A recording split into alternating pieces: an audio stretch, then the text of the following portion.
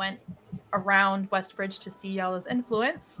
And we actually did a couple of things. So we took a look at the beetles that Eunice had mentioned, and Chara ate one, thinking that maybe it would give her some benefit. It did not, unfortunately. Parsoness was a little green after that. But we all headed to Yalla's temple, which was like by far the most colorful, joyous, laughter-filled temple that like really any of us had ever been in. And by us, Chara, Nina, and Parsoness. Parsoness even actually didn't look entirely out of place. He seemed more relaxed than you would have assumed. But we went to leave, and it was only then that Chara was actually recognized by an older woman, who was the woman who had done the seance with Chara, that Yalla was like first introduced into being.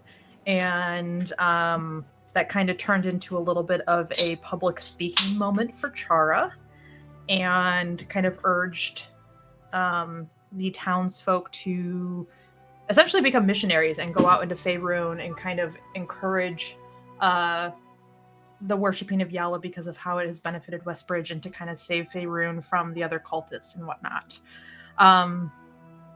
Meanwhile, Rowan, Nathan, Gulliver, and Hestava spent time organizing the guard schedules and kind of getting everything ready for that. Liam spent time reading his book and kind of learned that the Rod of Law, which is what Talon is essentially part of, might be, I don't want to say out of scope, but like kind of a very untimely mission. It would be a pretty big thing to go after. But we did the seance for Chara to get Scry, I believe, after we kind of adjusted her spirits thing a little bit to be able to accommodate that. And accidentally scried on the Deceiver instead of the Punisher. Which basically gave her a like communication channel with the Deceiver. So Megan whipped out this really awesome voice modulator, and we had a demon voice, but basically showed us where to find the Punisher, who gave us the name Heian, asked about Rowan, but didn't really go into too much detail there. Said that we weren't really ready to find him yet. And then as Chara tried to kind of snap back out of it, he basically said, "I'm not done with you yet," gave her some psychic damage, and then like really zeroed in on the location that we needed to go to find Heian. Chara knows that the only reason Scry really worked on him was because he let it, so that was like a manipulated thing. He wanted us to talk to him. Nina and Nathan had a moment talking about Nathan's memories and how what happened on the boat is kind of affecting her magic. And then we decided to go after the Punisher. So we took a long rest, headed out, using the Manta Rose. Hestava has stayed behind in Westbridge. Is that correct, Megan? I think she's training. Okay. So Parsoness is in Coer with us, but Hestava's back in Westbridge. And basically we get to this map where we came up with a plan, which was stealth forward and murk people as we go, and it worked pretty fucking well. Partially in thanks to the great new weather. It was like pouring down. So like Nina got rid of the torches to make it even harder to see, and then Nathan just like went to town on people as he does in the dark. Sorry, Liza, could you repeat that last part? Because it kind of sounded a little bit like you were underwater for a second. What was the last thing you heard that wasn't underwater? You started to say kind of what the strategy was. Yeah, and then we stealthed forward and took people out, and it actually worked. Nina knocked out the torches and the lights with the help of the weather, and basically putting everything in darkness. Nathan went to town on folks. But yeah, we took out all of them. We noticed that some of the cults are both wearing Crushing Wave and howling hatred. So this was an example of like them working together. And we learned after questioning the last person, the one that we had actually kept alive, and I will say interrogating, I guess, because there was some torture involved, a little Russian roulette, as it were. We learned that Heian worships both of the elemental sparks for water and air and is not punished for it. So that was why he was able to kind of like unite them and why the cultists followed him. But we eventually killed her or them because I can't remember.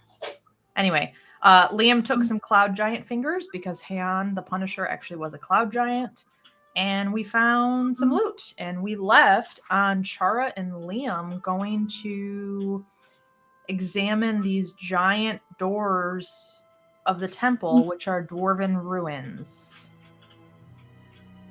Oh, wait, no. We left with Chara casting Speak with Dead on Heian. Right?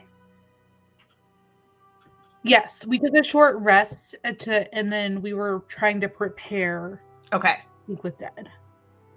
So doors and Speak with Dead are the two things that we kind of left off on and we're wanting to start with.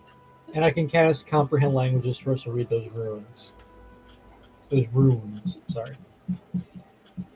Yeah, I don't remember what the abyssal we needed it for. We needed it for it was something that happened in the message with, or in the interaction that Chara had with the deceiver. Okay. Did you say what the name of this place is, roughly, that you figured out? I don't think we know what the temple of this is. It's just It's basically got a location. So where we're at currently is a passage that goes apparently in between the two cults, right? Yeah, it's like a back door into the temples below. Yeah. Okay. Oh, sorry.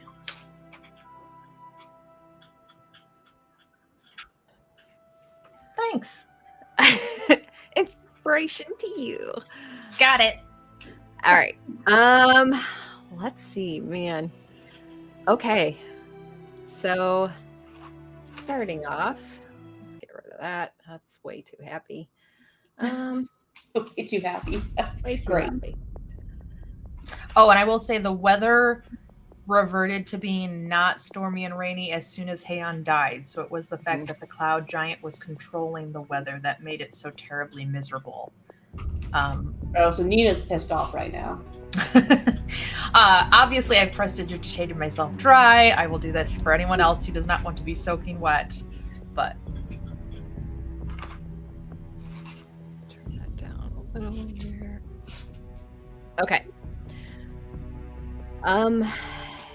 You all take a short rest in this temple area. The stone, though it's not raining anymore, is still quite soaked.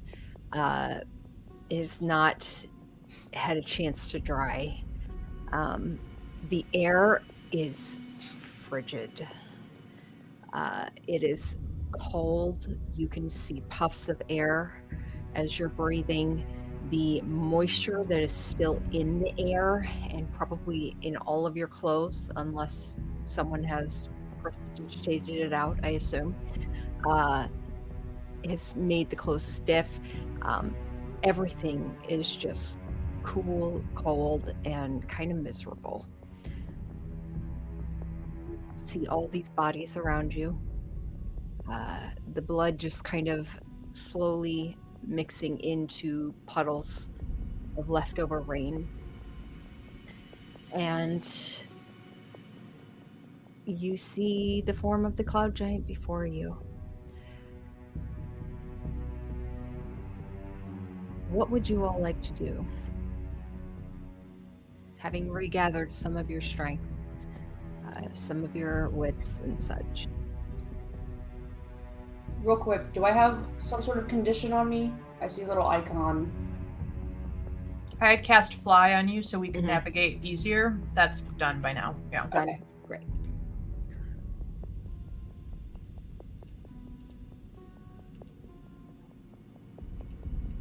Perfect. You all have already looted all of the bodies and such.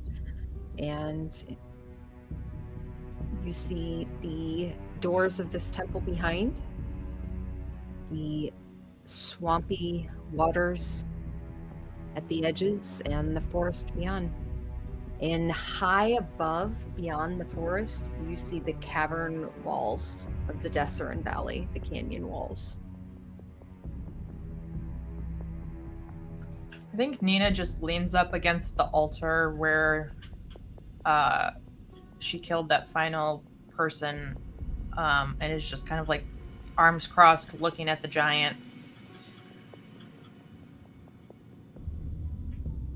So are we gonna do the speaky thing?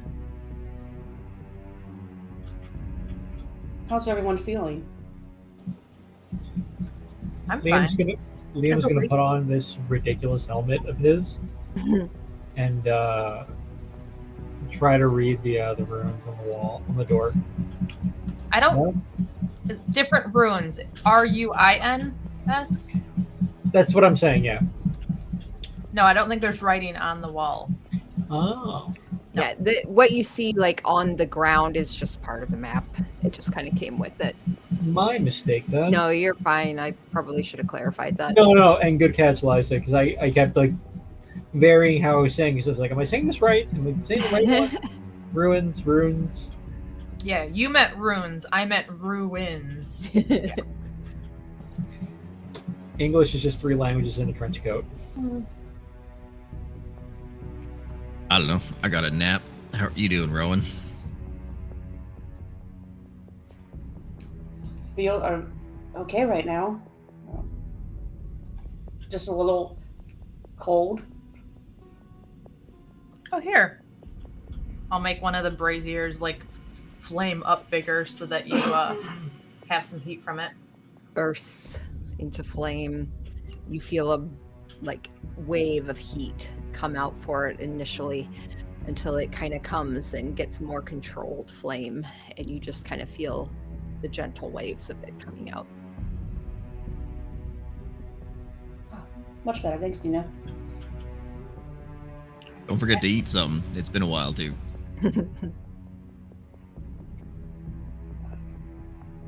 You got some pocket bacon to share? Yeah, actually. He just pulls out a bunch of, like, meat strips. I'll reach out. I'll give it a try, I guess.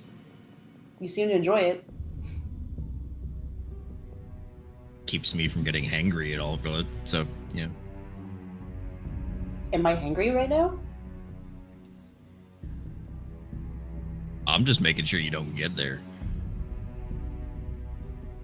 Fair. I observe it for a sec.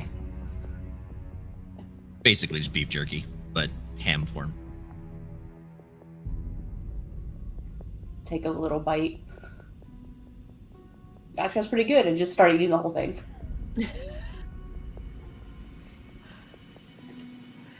It is salty, and it is somewhat warming. It's nice to have something in your belly. You know, it's I kind imagine it's warm from the ambient pocket temperature. Don't think about it too much. It's kind of crazy how effective we are when we don't go in blind.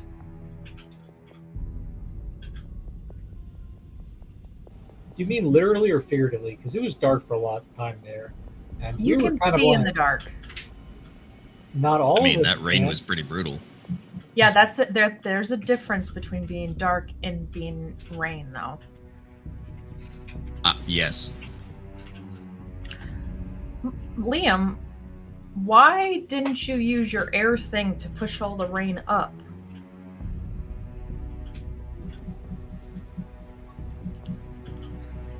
Eventually, I did.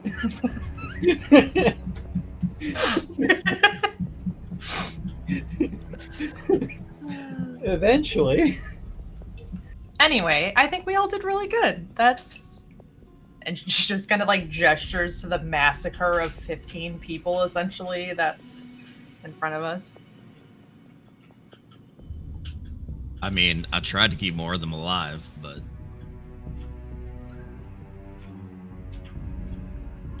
I took out one in a balloon, so Well, we want to talk to Hayon, right? I think so. What do we want to ask Hayon?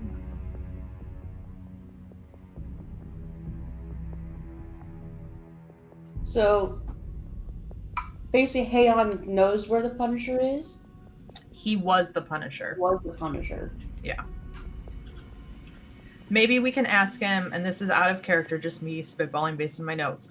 We learned about the Prime Servant, who was an old man, hunched, squinty eyes, looks like the oldest elf you could ever see, da-da-da-da-da. Like, we could ask him about that person, who I think has been speaking on behalf of the Elder Eye. Is that correct? He's, like, the one doling out orders to make the whole thing work, perhaps.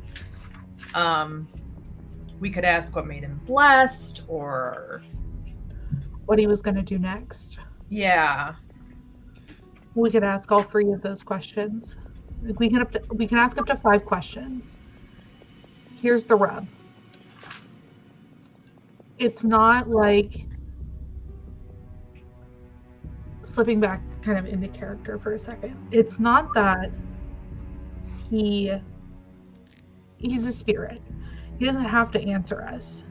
And he knows what he knows while he was living. So, if an enemy wakes him, then that's one thing. But if a friend wakes him, that's another thing. So we need to set the scene right before we wake him. This one should be less of the interrogation and more of the theatrics. Do anyone have a way to dress? I mean, we could literally take that person's robes and make it look like we're on his side and just need to know what to do next to fulfill his plan. That kind of gets us the same information, but from a friendly perspective. Friendly? That's what I was thinking. I'm the one that has to ask the questions with Speak with Dead. I don't think that he saw me, but I can also go from fox to elf pretty easily. so during this, do we need to be like play-like, where we gotta stay behind curtains and stuff and not be seen?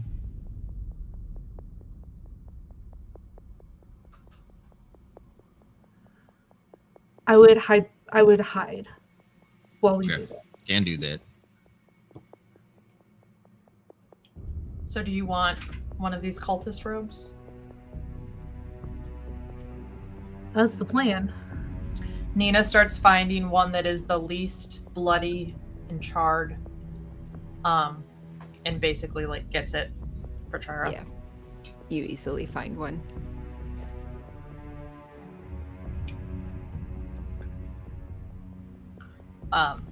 We like tuck up your hair or whatnot to make it look like one of these other people.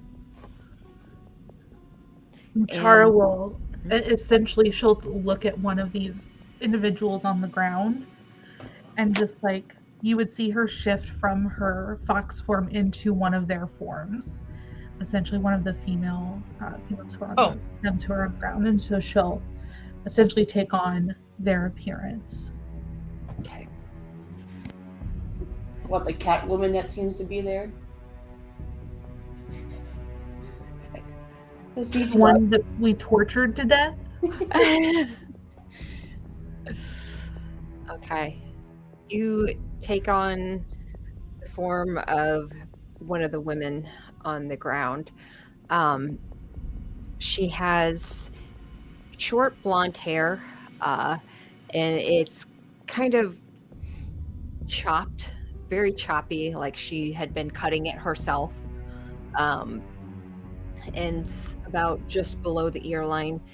And she has scars, you notice, along the back side of her neck and down her back. and very delicate features, surprisingly. You take on her form, put on the robe that has bloodstains along the underside of the arm. Other than that, you feel fairly confident. I drag the actual cultist behind a pillar, so it is also being hidden. Got it. Yeah. You drag it off to the side. Easily done. Easily hidden. I'll start doing that for some of the other bodies when I see Nina moving them. Okay. Yeah, dragging them off to the side. Some you tip over the side where there's an opening just into the swamp below. Just making sure everyone's kind of out of sight.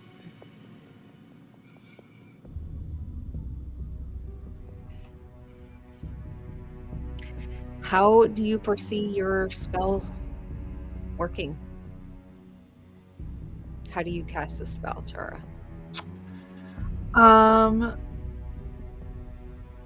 Chara would get close to Heon's head, essentially, and just start like over his head, like just like moving her hands, like, all right, we're gonna do this.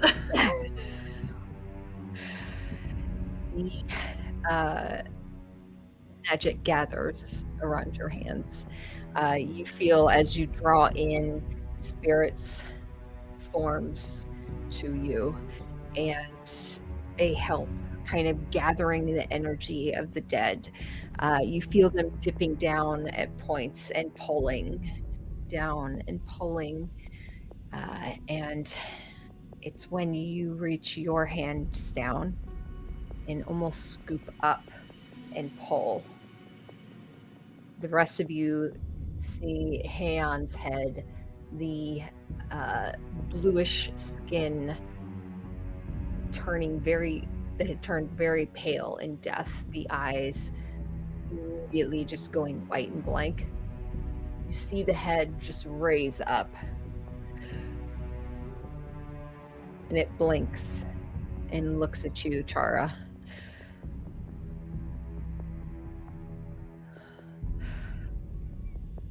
What is wrong? What is this? You're dead. You have died. How? This doesn't feel right. The cause lives on.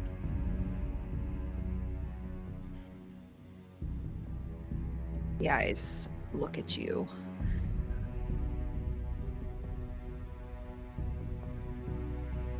I need what you knew to take back to the others, to avenge what has been done.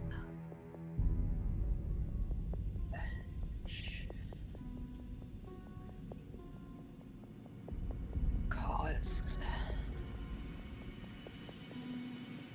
You failed the cause.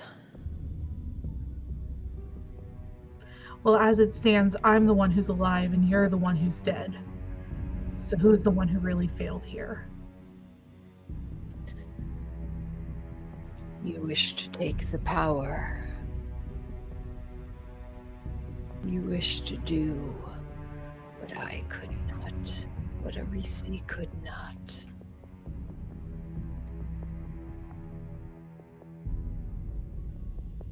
You'll need the staff.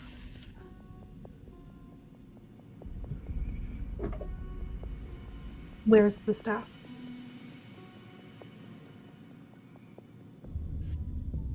They have it. The ones that I sent the scouts after.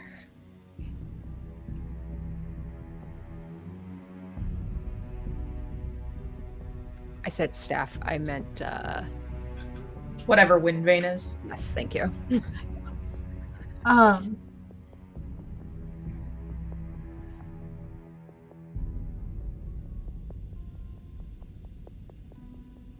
fuck. I forgot the words. The prime servant is someone we're interested in, if that's... Thank you. And Nina the gives the prime- help action from behind the altar. Prime servant! What of the prime servant? You see the blank eyes. The head tilts a bit.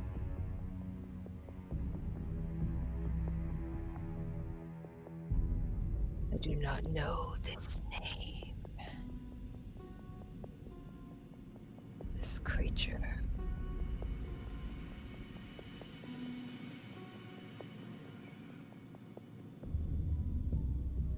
And your next move, what would it have been after retrieving Windbane?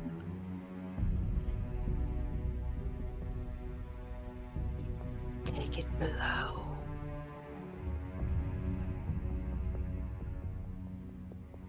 Far below. To the nodes where I could power it. And then take it back to the Fane and earn my rightful place as the leader of the cults of the Howling Hatred.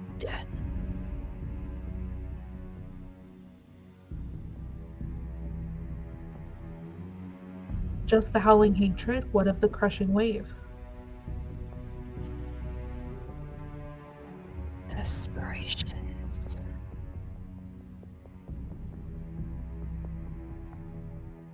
He nods a bit. I would have killed Venifer first. Then Marles.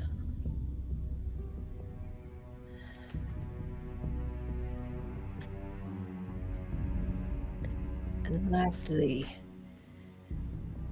the shark-finned Gar Shatterskew. Take all their weapons. Power them all, and take all the rewards from the Elder Eye myself.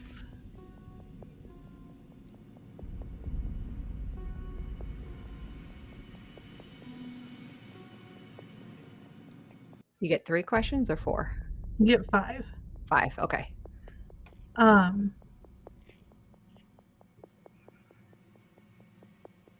think you have 1 more. I was counting, that was 4. Yeah. So I was holding up 4 of those because I was like, wait, I'm gonna remember. Do you want to ask where the Fane is, assuming that that's like a ritual circle to take the weapon to? Like, that You could got be to take more. it down below to the nodes, and we already know To power it and then take it to the Fane. to the Fane. Okay. Just as an idea. I mean, you can ask whatever you'd like, but...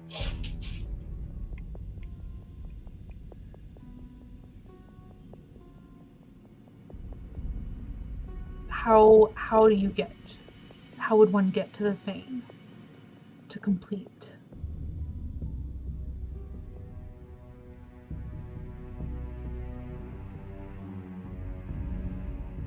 With the weapon powered. Head through the doors of the temple. Follow the path.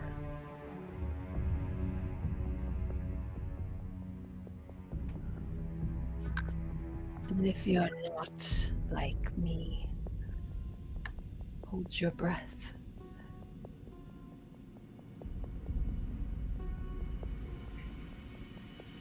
Into the temple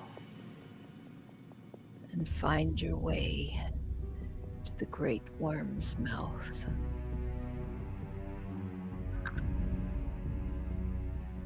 There you will follow it down into the vein.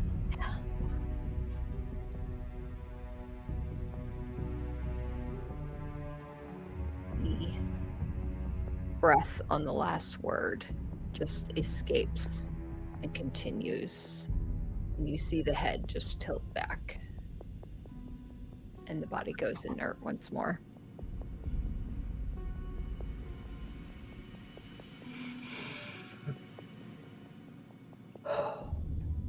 Chara will let out a deep breath. We all kind of emerge from our hiding places. Yeah. And she'll look at Nina and go, I hope you got all of that. Because I don't think we want a Chara translation of any of that anytime soon. All right. You okay, Char? You okay, Char? It was creepy. I thought you handled it quite well. Well, thank you. I like talking to the spirits. I don't necessarily like when they talk back through A dead body. Yeah. Especially one as big as this, and Nina will kind of like kick his shoulder with her boot. It doesn't move because he's a fucking giant, but But it feels good. yeah. All right. So his plan would have been to take Windvane to the nodes, then the Fane, claim his reward, kill Venifer, Marlis, then Gar, so fire, earth, water, take all their weapons to the nodes, the Fane, and then reap the whole pie from the Elderai. Which is essentially what we want to do. Well, I don't know that But, we like, want to reap rewards, but Less yeah. than to reap rewards, but like it's, same journey, different destination. Yeah, I feel like there was some good knowledge in there. Like, perhaps what he deemed as a strength, or like who he thought the easiest to take out would be, right? Clearly it's the fire cultist, which I'm a little offended by, but I'm not a cultist, so I'll try not to be. All of you roll insight checks.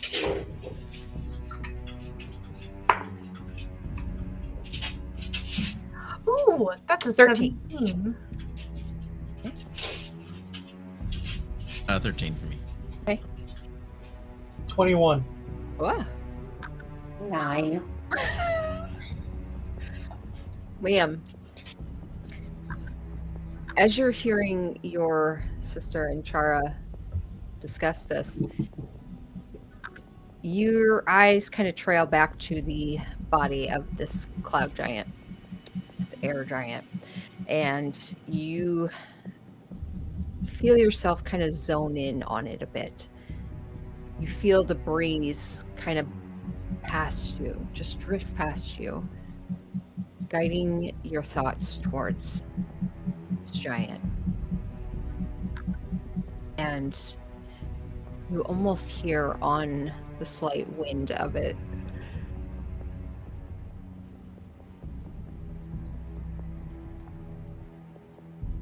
arrogance. This one would strike the powerful first. His fault was arrogance. As you hear Hazari's voice just kind of drift by.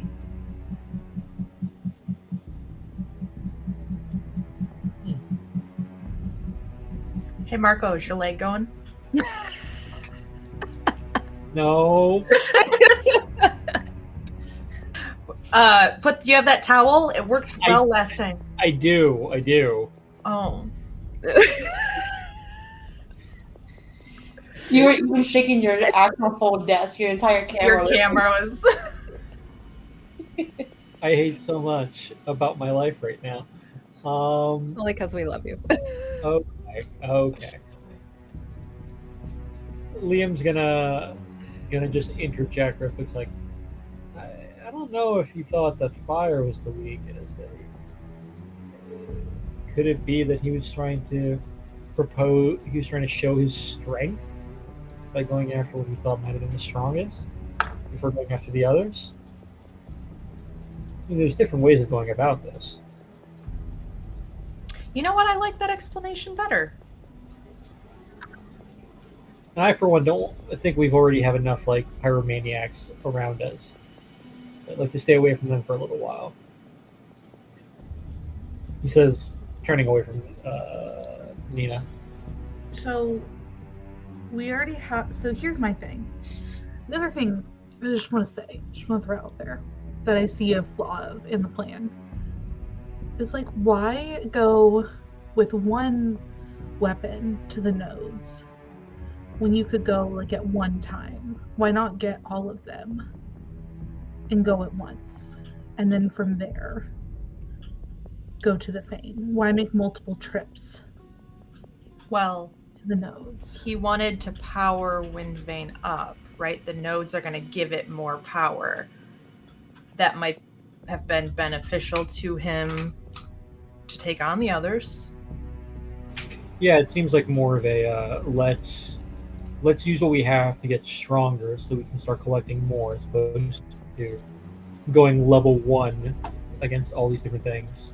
You gotta distribute those stats. Put them around. What's a level? What is this leveling system you're talking? It's something we talked about in the Shadow Thieves. I must be like a level 100 then.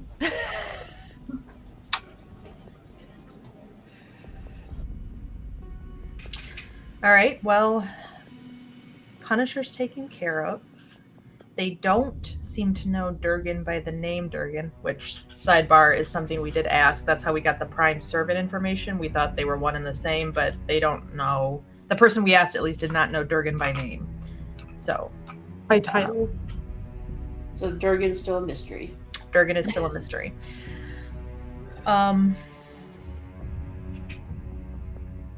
So we still have the Prime Servant. Who, it's weird. Haon didn't know them, right? Well, we said Prime Servant, we didn't say Durgan.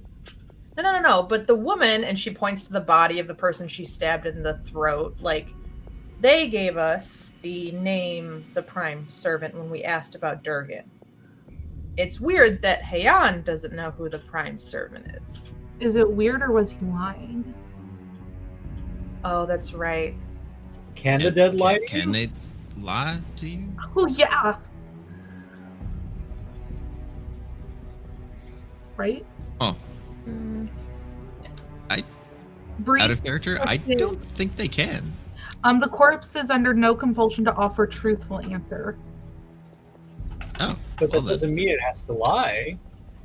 It could What just- is- keep that in mind. Zone of Truth is the one where they can't lie. They can stop answering. But here's my thing that I keep coming back to is like, maybe he didn't know. Well, I guess. I don't know.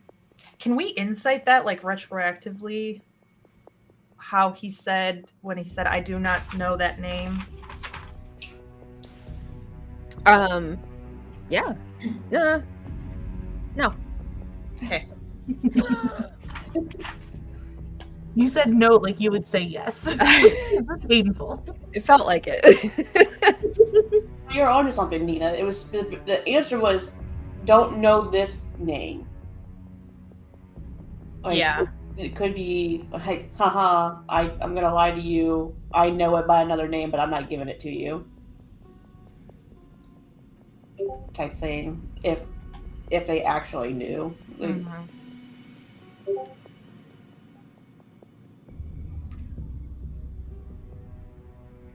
Well, it is what it is. I feel like we have some more information.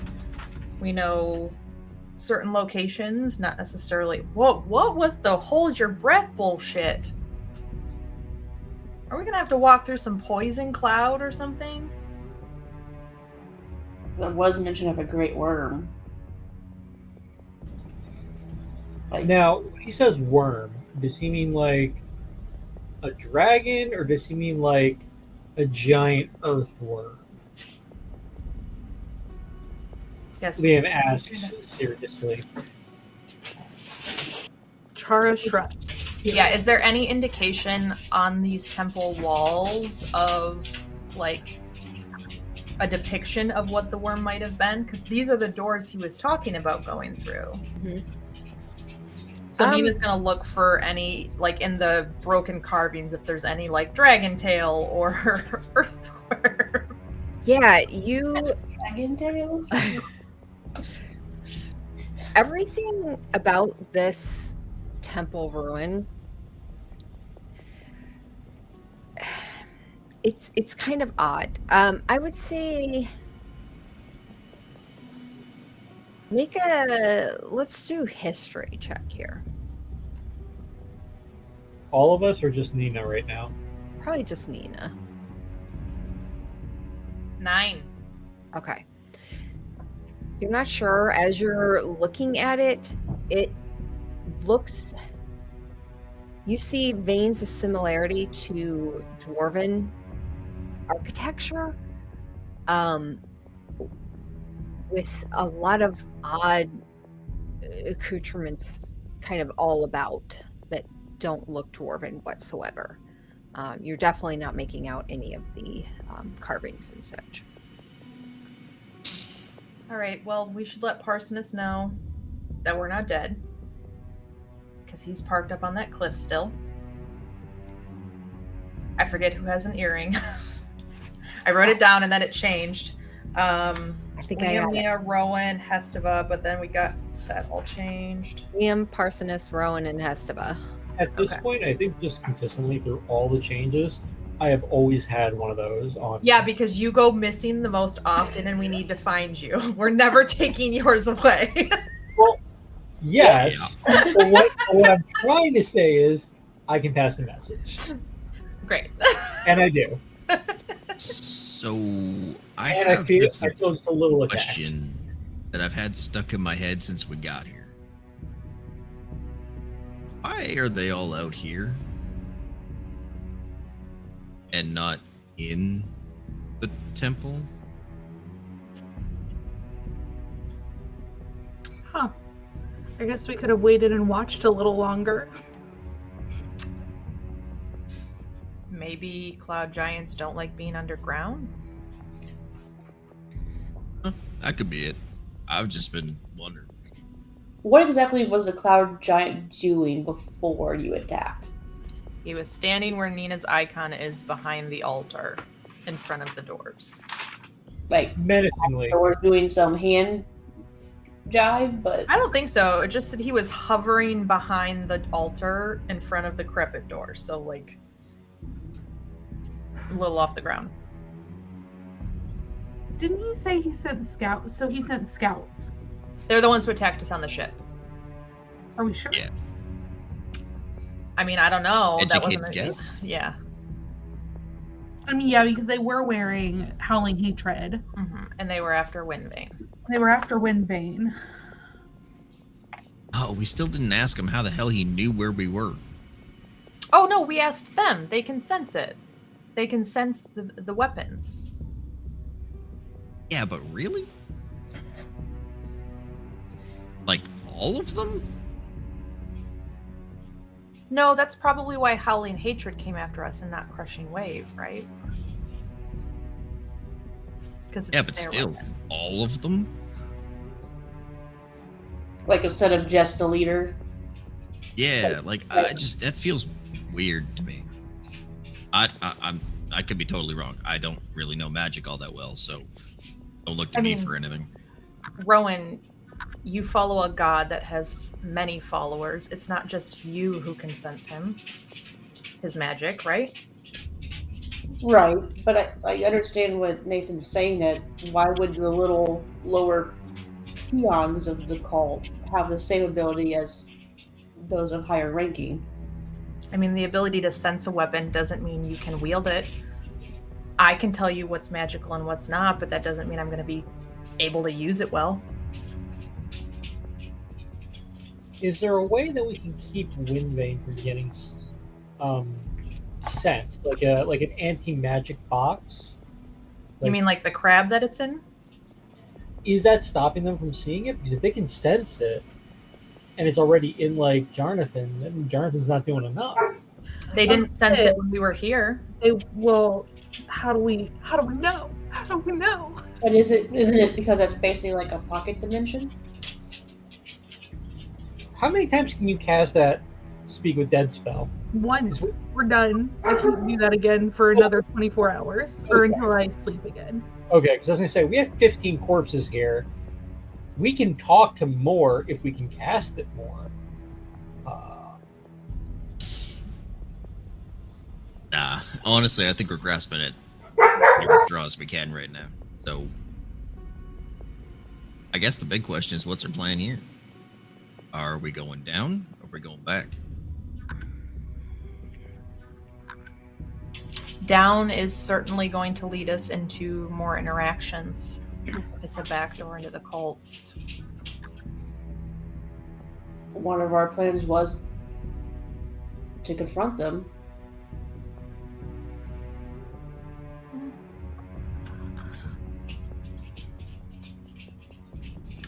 I'm a little tired, but I hate that I'm going to say this out loud, but I'm gonna. We have a wind spear that we can apparently make more powerful, and a wind warlock.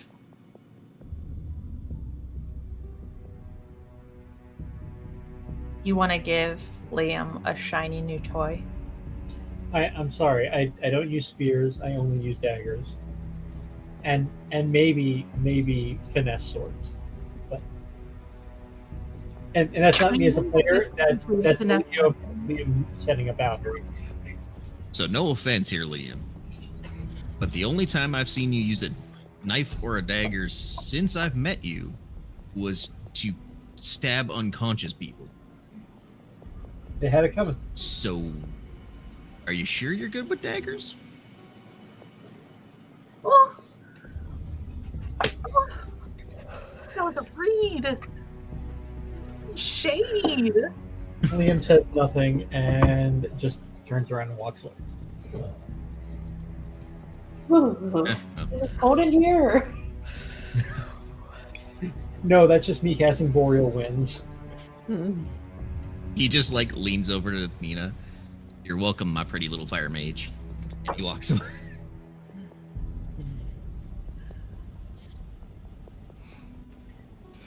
I mean, We haven't decided on what we're doing yet. I Yeah, think he's they're gonna all walk just over like, to the temple doors and kind of take a look at it. yeah. Okay.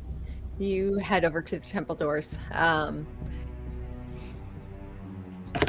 Are you looking to see if they open or looking at the writing? Kind of. It's or- like, do they open in? Do they open out? Are there hinges? What does it look like? Yeah, I mean, Basically, I think Nathan would look at it from more a mechanical point of view rather than a magical point of view.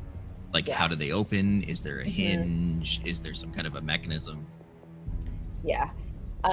And yeah, you would see scrape marks along the ground, half circle, and you definitely get the idea that these doors are pulled open. Okay.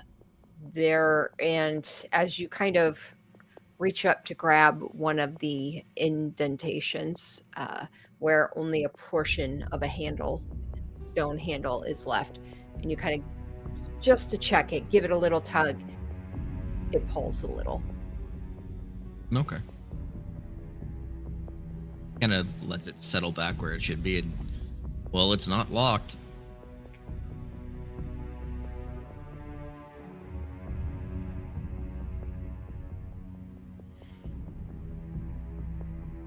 Well, I am good to go down if everyone else is. Out of character, I am going to spend my last 2 sorcery points to get a spell slot back. Okay.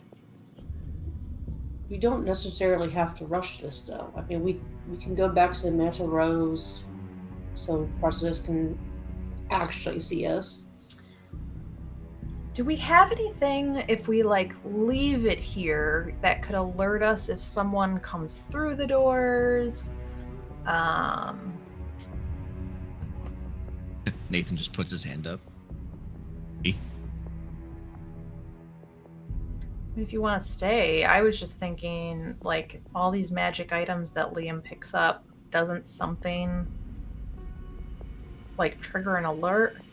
I don't think so. Out of character, I think I'm thinking of like the Echo Stone or whatnot, which is recording something, not alerting something, right?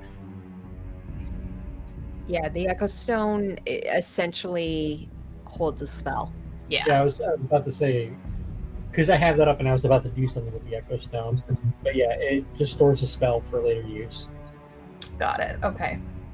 And on that note, Mhm. Liam is going to turn around, walk over to Nina and Nathan, and very awkwardly pull out the Echo Stone and say, "Here, I figure you guys might have more use for it than I would," and just give it to, at this point, to Nina. What? Rock. You. So Yeah, go ahead. this was given to me by Nina's ex-boyfriend. You can use it to store a spell and then use it later. So I figure it'll be useful for you guys. Nina can do something to help you out later, or you guys can do something to help each other out, to protect each other. I'm not using it, and I feel like it might be better used for you guys. And Liam's just going to push it into Nina's chest, and then quickly, well, not quickly, just turn around and walk away.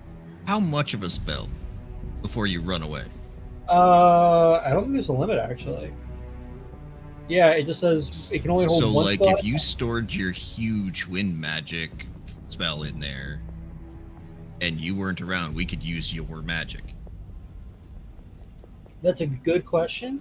I do not know, actually. Or Out if of we were to character. give this to Chara and she stored a spell that she only gets after a seance and then did a seance for a different spell, it would stay in there. Is that what you're saying? Theoretic, out of character, I think so. I don't know what the rule would be for like the spell that I was going to say, out of character, though, is there a limitation on how long it holds it or anything? no limitation for how long. It just holds one. If you want to put a new one, you're going to lose the old one. My holdup is I don't know if like the wind spell would go in there because that's Talon based. Like that's a DM like Okay. call. I Gotcha. really don't know. Yeah, it really has to be a spell that you can. It's not innate. It needs to be something that you can pull and bring together. So, more something that can be learned, as Okay. opposed to like it's a part of my patron or something like that. Gotcha. Okay, so I can't store any of my magic on there.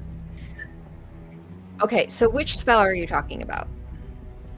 I think we're talking about right now my control wind spell that I get. Is from that Talon. from Talon? That's from Talon. Like I have to be Okay. attuned to it. I would hold it. say probably not that one because that comes from the weapon itself. I was gonna say like my lightning stuff, like I wouldn't be able to store that because that's not something that Yeah. That's- That's you. Yeah. But any of Right, your but other if you warlock learn- stuff, yeah. Yeah, absolutely. But I mean, for you, Chara, if you learned scrying one day and then threw scry in there Mhm. and then learned a different spell, scry would just be in there permanently. Until you use it. Once you use Well, yeah. it, it's But then you can always put a new spell in. Is there a for out of character? Just so I'm clear, is there a level cap? no. It doesn't say it on the thing at all. Okay. Because I was looking at that, and in all honesty, out of character, I've been thinking for the past week because I was looking at my inventory like last week, and I was like, I have this Echo Stone. I have not used it since I got it. I shouldn't be hoarding this. I should give it to someone who could use it. So yeah, there's nothing like, and yeah, as written, it says With stone in hand, whisper the dwarven incantation to awaken the rune stone, which gives the user the ability to spend an action to infuse with a single spell the user has the ability to cast and assign a word that will activate it. The user can then use a bonus action to speak the activation word, which will immediately unleash the spell. It does not need to be in Okay. hand to be activated, and as long as the activation word is spoken within 60 feet of it. It can only hold one at a time. All right. So Nathan will turn to Nina and just question for you: offense or defense? And he kind of points to the stone. You're the offense that could be stored in there. And then he looks over at Rowan. But she's the defense that could be stored in there if she's not around. I think defense. I don't have anything worthwhile to store offensively in it, I don't think. She can resurrect somebody. Mm-hmm. Yeah. Side note, how do I send this to like someone else? So whoever you give it to can add it to their inventory if you Oh, just cool. search for Echo Stone. Up to you, Nathan and Nina. Which one of you wants it? But Nina's got it for now. Okay. It's fine. Yeah. You, If the okay. spell you store requires a material components to have a cost to them, Mm-hmm. when you store it, it will consume those materials. Okay. So if you're wanting to also be able to, like, for instance, resurrection or something like that, you're probably going to need 2 sets of it. One for your own, Yeah. and then one to be able to store into the...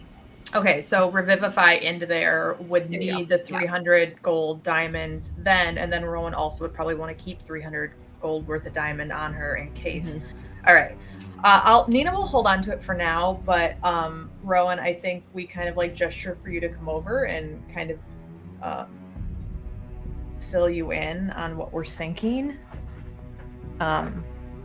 Just in the off chance of, another airship thing. So Nathan doesn't have to give up his immortality a second time. I agree. That's smart. I think it's a lot on your shoulders to be everywhere at once when we're everywhere all the time. So. It's not a burden. It's the nature of the beast. So we'll find some diamonds.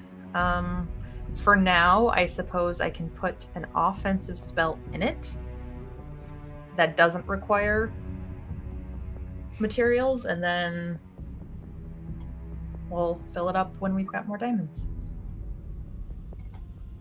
I could put in a healing spell that doesn't require components. That way, kind of the same thing of being separated. Someone's able to heal at a larger scale.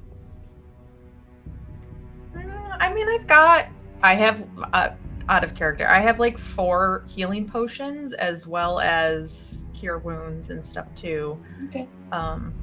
I think it's more just like the big time bring back from the dead that we need.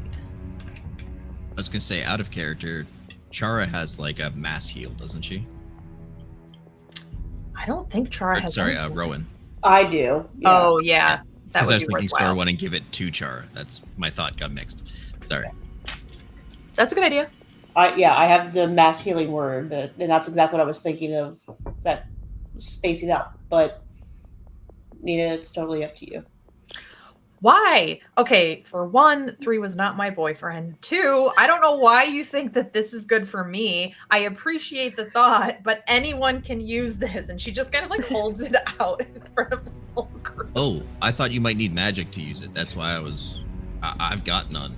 Or else I would undo it. I mean, I'm fast enough to get wherever needs to be gotten to. And Liam's gonna look at you both and is like, that's kind of the thought I had, that the two of you to help each other. You don't have magic. She can give you magic. You can hold it on to it. And yes, 3 was your boyfriend. Let's be real here. I'm gonna look at Nina and be like, I kind of have a bad history with stones, gems. Chara, do you have any interest? I mean, I will Oh, have. yeah. You mean I can do a spell on a bonus action? Give me that rock. Give me We that could, rock. Yeah. we could Does load it it fit on a up. ring? I'll take it. Yeah, I have the ability to bonus action a lot of my spells now since I have Quicken spell, so I would rather benefit somebody else in the group. It's a very sweet Everybody's, it's like gesture. hot potato, and Chara's just sitting there Like, very gimme! patiently, like, is it my turn? Can it We be could- my turn? Because, like, yes, I will take this magical could- rock. We could load it up before like we take long rests, just like every night for a long rest. Oh, let's put this here because Yeah. better safe than Um, sorry. Does Rowan have a mass heal word in it, like available in spell slot wise? Because you have to cast it right into the stone. Yeah. And then come up with a word that you're going to use to like unleash it. Okay. It could be something like heal and then boom, but it can't be a word that we're going to say often enough that if we're 60 feet by it, it's going to activate. So Right. for heal, maybe say something like asparagus. Because how often do you say asparagus? Well, you just said it twice. Well, that's an So- example.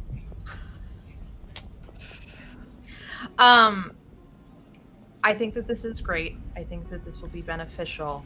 I also think the idea of doing it right before we go to bed is going to be best. That'll let us know what we have left over, because if we continue on now, Rowan's then down some of her magic, even though she's giving it to Chara. I don't know. Like, it just, maybe we hold off on storing it up for now and do that later.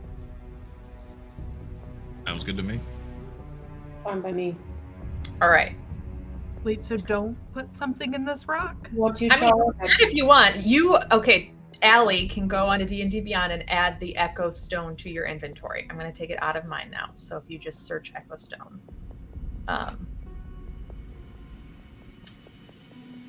And then Chara can do what she wants with it right now, as it is now hers.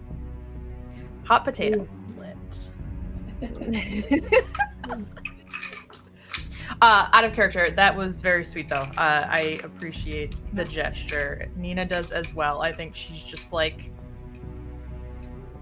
I don't know. She's not used to like this side of Liam, and then the whole boyfriend comment threw her off, and she's just like, I don't want this, I don't want this, I don't want this.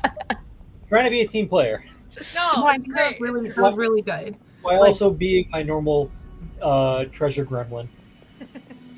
No, it's great. It was really good. You did find some potions though that you kind of wanted to look at, though, right? Should we maybe think about finding out what those are before going forward? Yeah, the 2 potions. Yeah, we never did discuss those. I can, maybe Chara and I can do some Arcana checks on them, or Rowan if you want to help with a medicine check. Oh yeah, let me sniff it.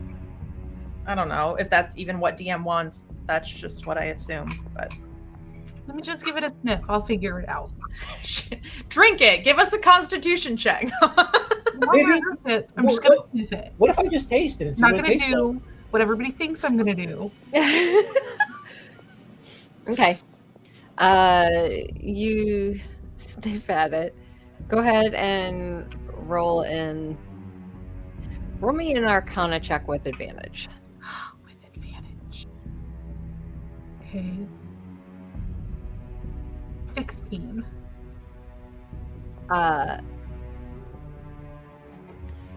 You sniff these potions and kind of shake them a bit. You smell faint traces of magic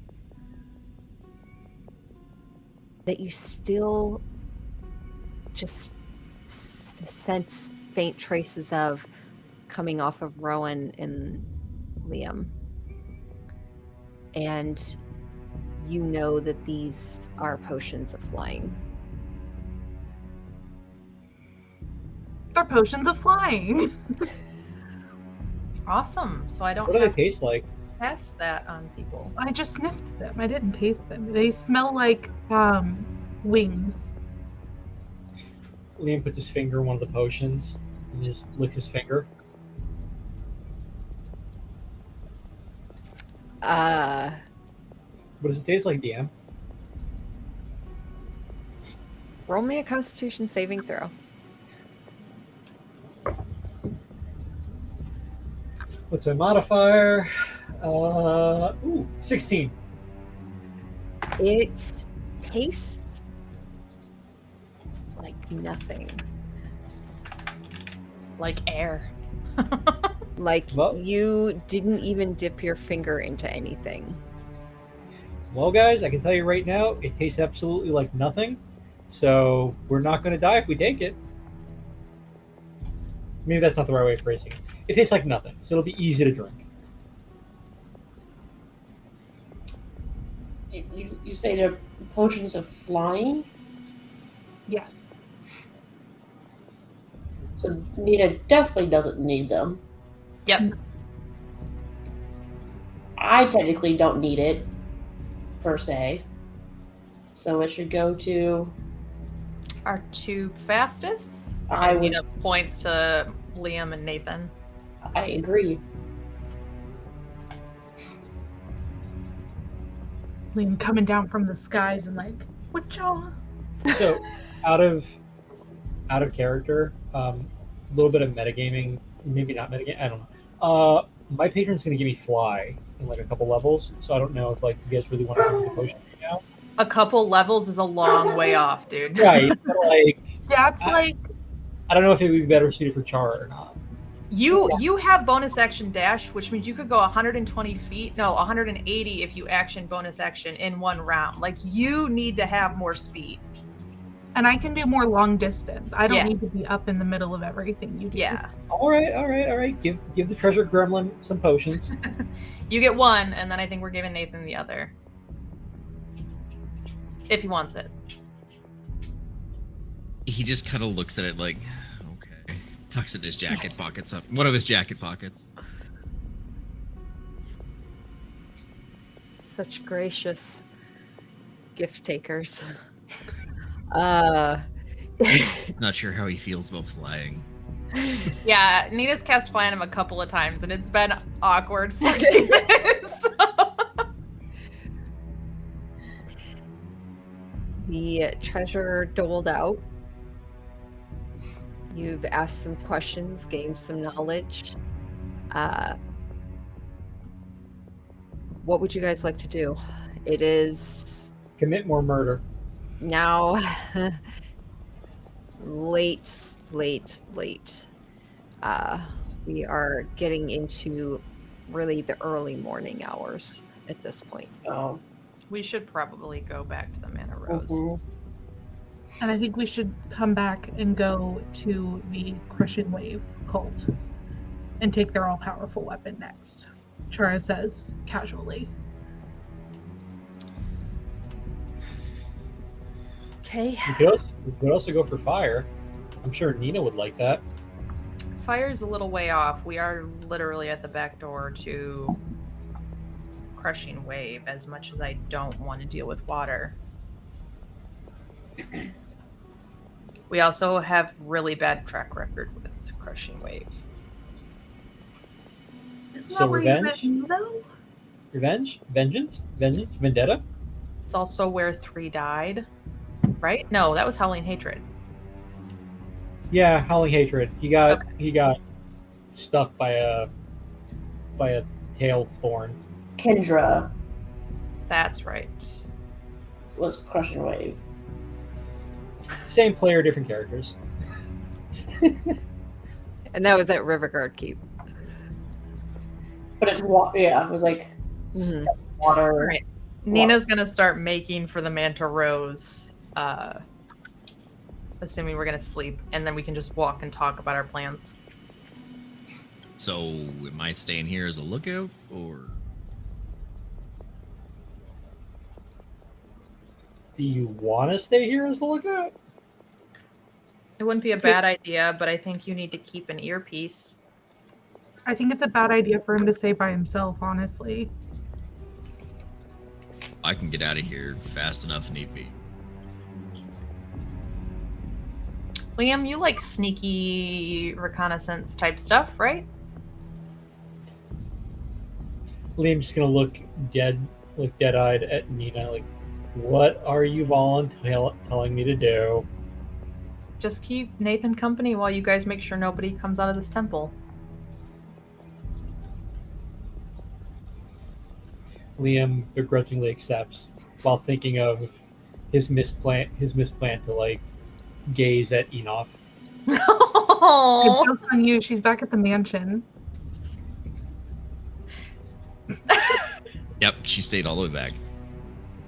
Liam is still longing. Liam forgot. Just sounds perfect. You guys can have a bro moment. Well, that's all exciting. All right, All right. we'll be back in the morning. No problem. You still have some of Enoch's rations on you, so you should be good. That's true. Party splits up. It's always a Why good don't- idea. Why do Never we keep mind. doing this? The ladies trudge back. Oh, sorry, timeout. Yeah. Before you leave, Nina, put out all these fires. She just- blacken the whole thing. Yeah, she just clenches her fist and they all die. I'll use control flame to knock out all of them. It goes very dark, specifically for you, Nathan. Perfect. Liam can see, and the bodies are harder to see when somebody walks. Mhm. Yeah, and all the It's bard, a massacre out Bardies. here. all of the Bardies have been pulled to the side. You guys have pulled them all, kind of dumped them off into the swamp, kept them behind columns and stuff as well, as the ladies trudge through the wetness, through the forest, and up the canyon wall back to the Manta Rose. Nathan and Liam, as you're left behind in total darkness, None of that sounds fun. you start to hear normal sounds of nature kind of coming back into play. It is November, essentially, or Ugar, the rotting. So it is a cold night. You don't hear many animals, but every now and then you'll hear just some owls and some other skittering night creatures like lizards, or at one point you hear a little bit of crashing, and only Liam, you think you see what looks like might be like a fox-like creature. And it's odd and kind of creepy, but you two sit together. Any discussion you would like to have as you both sit? Where are you sitting? Are you sitting like on the I was I muted was when I gonna say, just. do you want us to pre-roll stealth checks just to find hiding spots or whatever? yeah, are you tell me where you're going to kind of hide out. Probably find some height, right? So like the third level? Yeah. Or that third, basically where you're at right now, Nathan? That or like if these are here, over here, maybe up top of one of those, just like try to get some height. Okay. If that makes sense to you, Liam. Okay. So yeah, if you're wanting to get on top of those, I would say, yeah, go ahead and roll either acrobatics or athletics just to make sure you can climb up there. Would it be against what you're planning there, Nathan? If Liam decides that he's just gonna sit on the altar, keeping an eye on the door? Oh, go for it. Nathan's just trying to be a little more hidden. 26. 6. All right. Yeah. Easily. You grab some vines, scale up onto the top of that column, kind of sit down, hunched, and Liam, you want to sit on the altar on the opposite side, like kind of hunched down? You want to just sit on top of it? On top of the altar. All right. Facing I the figure doors. it's dark enough. Go ahead and both of you roll stealth checks.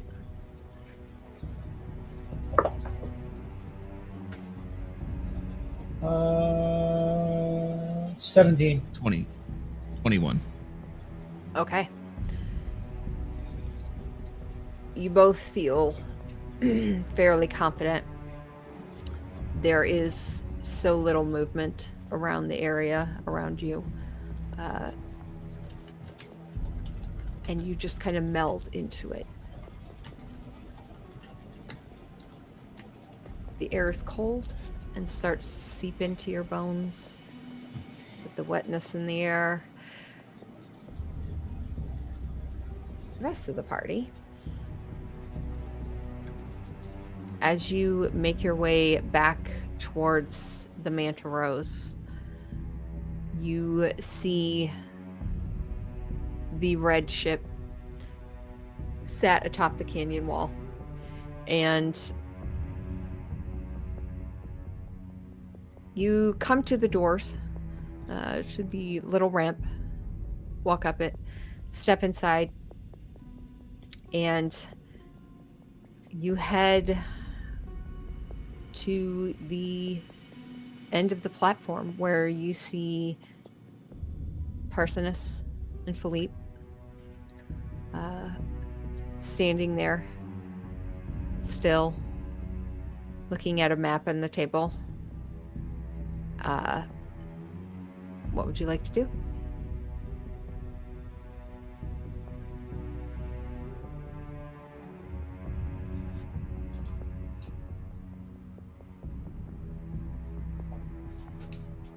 I'm sure, Chara, you want to go see Parsinus? Yeah. Tara sneaks up behind him and tries to make roll a just stealth. just for funsies. Just for funsies. Oh, that's a 21. 21. Okay.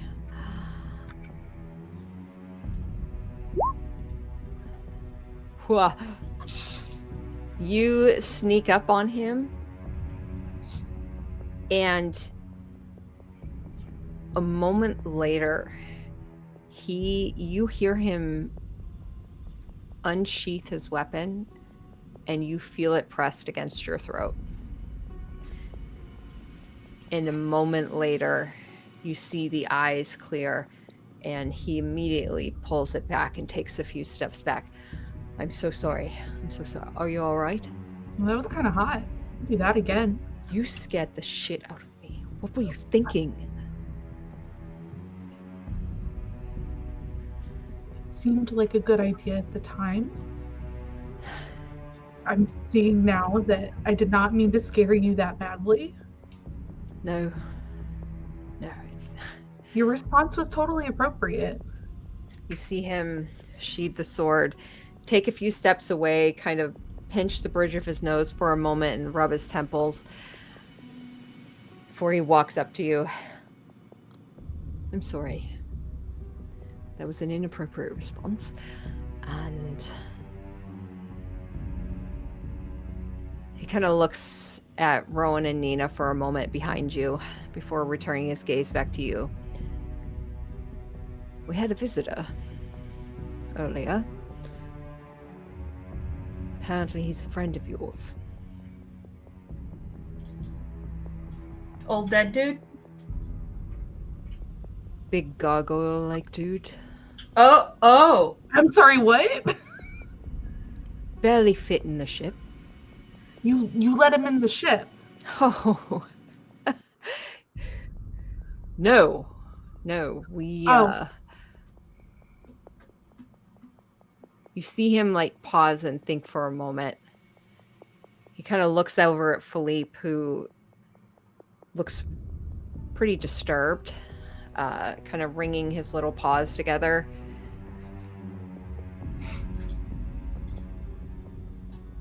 I don't know what we did. Everything's kind of a blur from...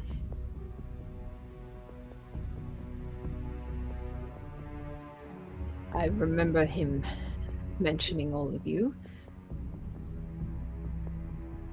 saying something about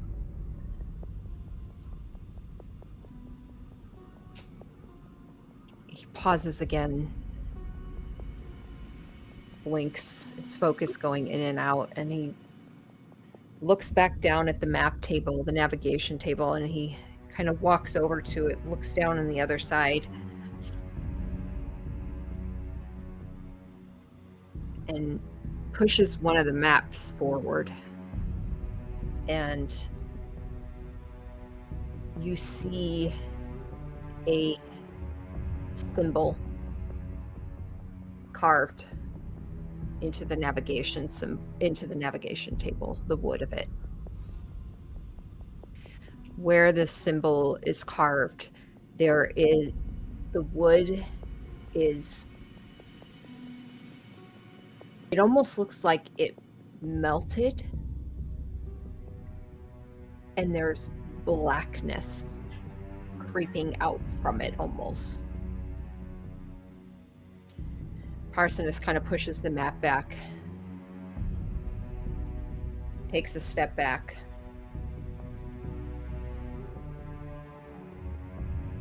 He said you needed to see this. Does the symbol look familiar?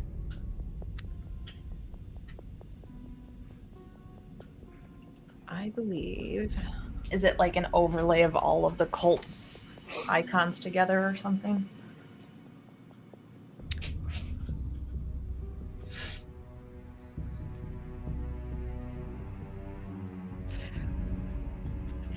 Anyone who wants to try and roll can roll an intelligence check. I can tell you that it'll be a very high DC. Straight intelligence? Yes. Oh, Or why? you can do, Nina, you can do history check. The other two of you. Okay, 15. I got a 15. And okay. Nina, yours you can do with advantage actually. 15. Okay. You're not sure?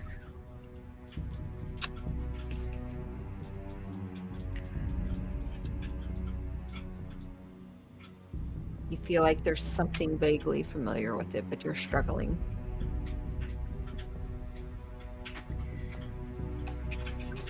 So, I don't know what this is, but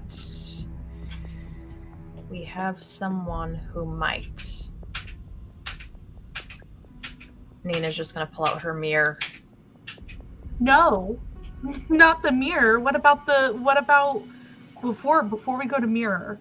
Have you considered Shush. thank you. Yes, I was Yeah. thinking owl. Yeah.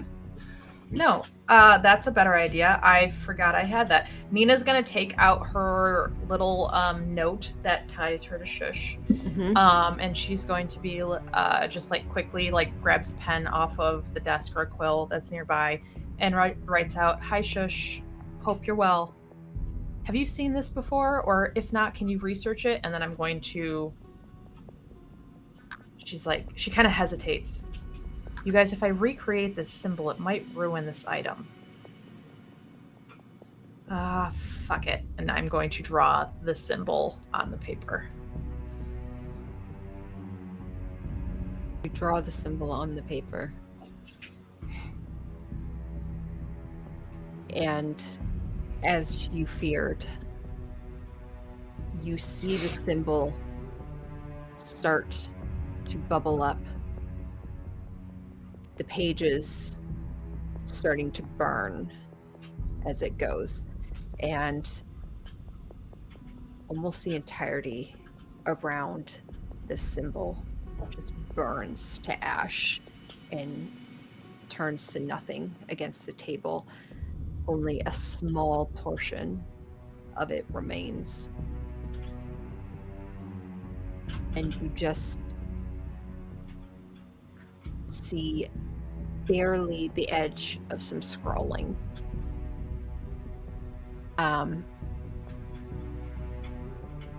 It's not enough to be able to see the response.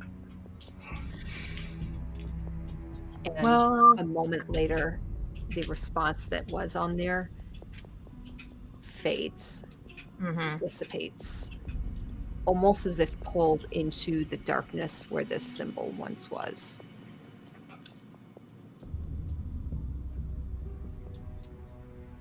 does it seem like this, so with Nina having been like playing around with the teleportation circles and stuff, does this seem like some sort of symbol to allow the deceiver, someone to find us? Does it seem like this is more indicative of the Elder Eye?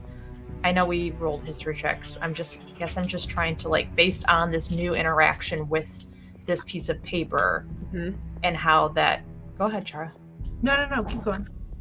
I guess just how that kind of interacted. Does it seem more like this is tied to the Elder Eye and not to the deceiver wanting to be able to talk to us more? Do any of you speak deep speech? Read or write deep speech? Mm-mm. No. Okay. Damn it, Liam, we need your comprehend languages. Liam actually speaks deep speech, like naturally. Would we know that? Have you ever done it before in front of us? I don't think I have. It's never come up. Yeah. No, it came up last session. Deep speech? We talked about the languages that we knew last Oh, session. and you that did is say- true. Yeah. That is true. We could ask Liam. He's got an earpiece. We should have them come back. All right. I mean, not that I think that he's gonna make a move tonight. But better to have us all in one place. I would like to blow my bubble wand of snooping to try to see the thoughts of Philippe and Parsonis. If they're thinking about that memory, to try to like try to glean Interesting. something from it. Interesting. Okay. I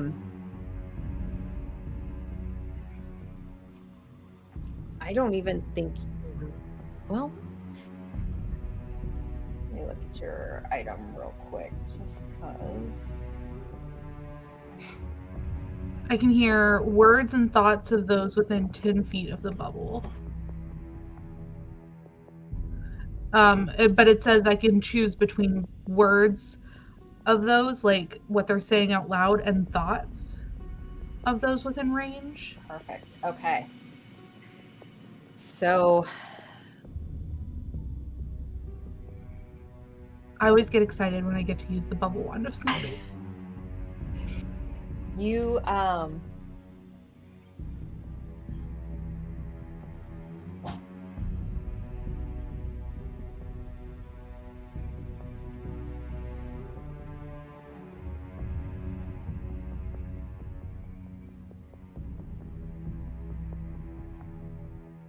Okay, so are you looking more for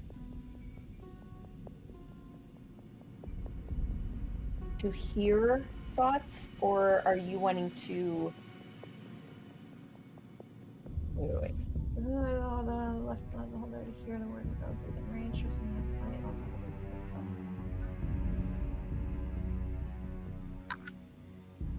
Oh. Yeah. You're going for the thoughts. Got it. Sorry, I'm with you now. Helps when I know the own items. You kind of sweep the bubble wand just kind of behind you, doing it kind of softly behind your back, so the bubbles just kind of float behind Parsonus and Philippe and throughout the ship. You hear the questioning thoughts of your party members around you. Very familiar with their imprint of thoughts and their voices. You hear Philippe. His tone is worried and scared and frightened. And you just hear, this doesn't feel right. Everything feels wrong. Even the walls feel wrong. Why do I feel sick in my gut? And then you hear Parsonus.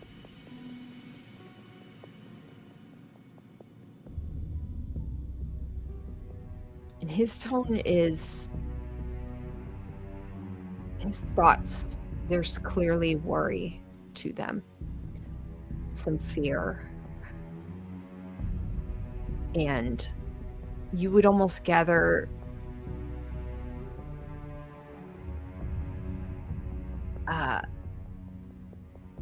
not self-doubt, but disappointment in himself, as you just hear his thoughts of, I let this happen.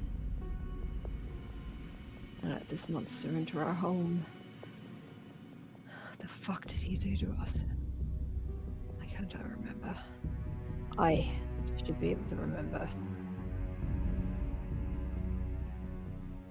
And you just get a sense that they are both very offset and not feeling great about everything that just happened. You specifically are looking for what happened to try and get a vein of the time. Is that correct? Yeah, I was trying to gather like time or like if he did say anything while he was present that stayed through like whatever he did to their memories. You get flashes of Philippe and his hand. You see a vision of him through his eyes pushing open the hatch, seeing a hulking shadowed form taking a step back, and then looking back to Parsonus, who's at the end and looks over. And then you almost see a flash as you switch to Parsonus. You see his vision as he is running down and then stops as you see this large hulking form like lift a taloned hand. And Parsonus just freezes as his hand is like in front of him.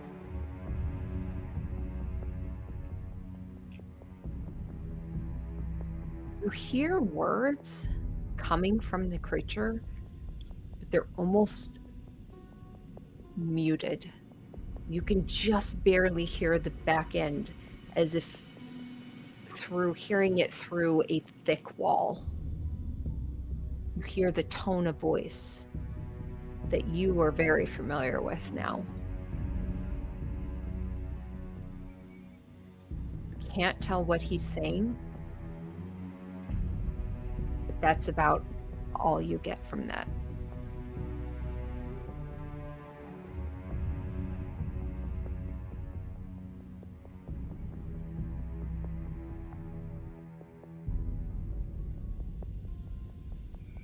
Chara's like lip would curl and she just would look like pissed off. I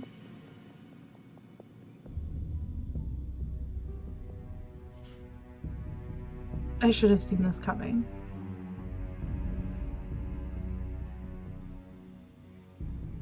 We knew it was a trap. We didn't know what kind of trap.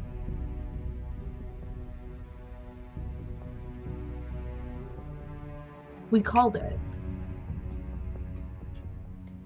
But we thought maybe not. Maybe there was some other reason. And now he's showing up, messing with your memories, doing whatever the hell this is, and she will like literally slam her hand on the table. Thumps loudly. And you see Parsonus once again, that kind of shroud of disappointment in self. Oh, wait, hold on. What did you find down at the at the ruins?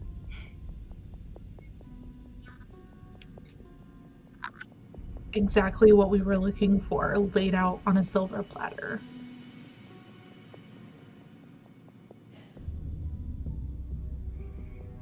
We Where are found the others.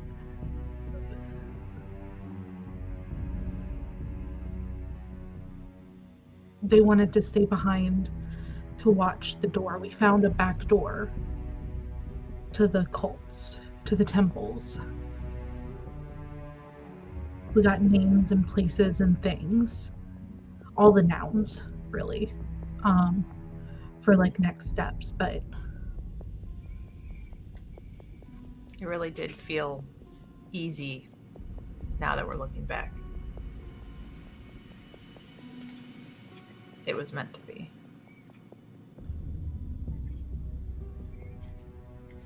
And what did he want here? Some way to keep an eye on us? You said he wanted us to see this. You notice he doesn't look at it, like he's purposefully like avoiding looking towards it. Yes. Yes. Yes, he wanted you to see it. Well, we need to figure out what it means then. Mind calling Liam? One of you? I don't have an earpiece. Rowan and Parsonus do, I think. I got it. I'll call him back.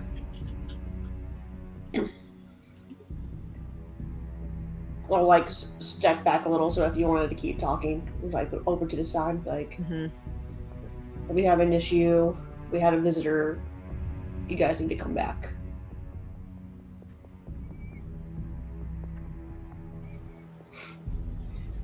Liam just says 10-4 on my way back.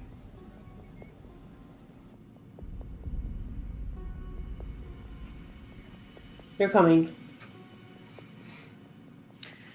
They're coming or just Liam? Fair.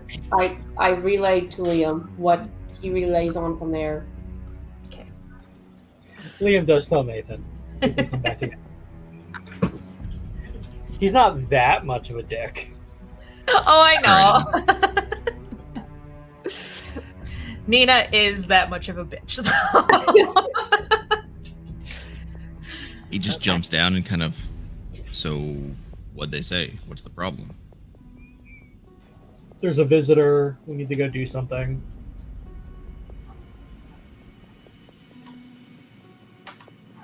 A visitor. I got as much information as I'm given, man. Might want to get Oh. those pistols of yours ready, though, just in case. I was gonna say you might want to keep up. And he full action dashes and goes. Liam All right. doesn't. He just walks. Because he didn't hear any, like, emergency in the voice. Nathan darts off.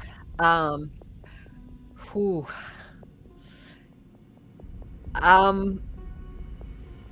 Roll me a.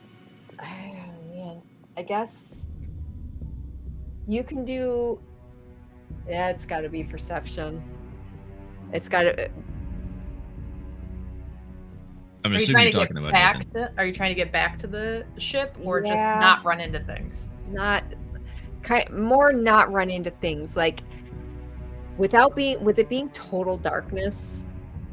You have a certain level of sense around you. But at full run, I think it's a little bit of a, you're going to struggle with that. So I would say it's Oh, that's totally fair. I rolled a 3. okay. I'll have some banged up shins. It's all good. Yeah. Slaps in the face from wrenches. I'll take it. Yeah. You like me to roll a damage dice? Yeah, let's just do a general. You take 3 damage. Okay. From scrapes, some bruises, but you are able to make your way, probably not as fast as you would have liked, but definitely faster than Liam, who is going at a normal just pace. You get back to the ship. Liam enjoys the stroll. Probably, I would say almost 20 minutes before Liam can get there. So the rest of you, before the boys arrive, was there anything you wanted to discuss beforehand?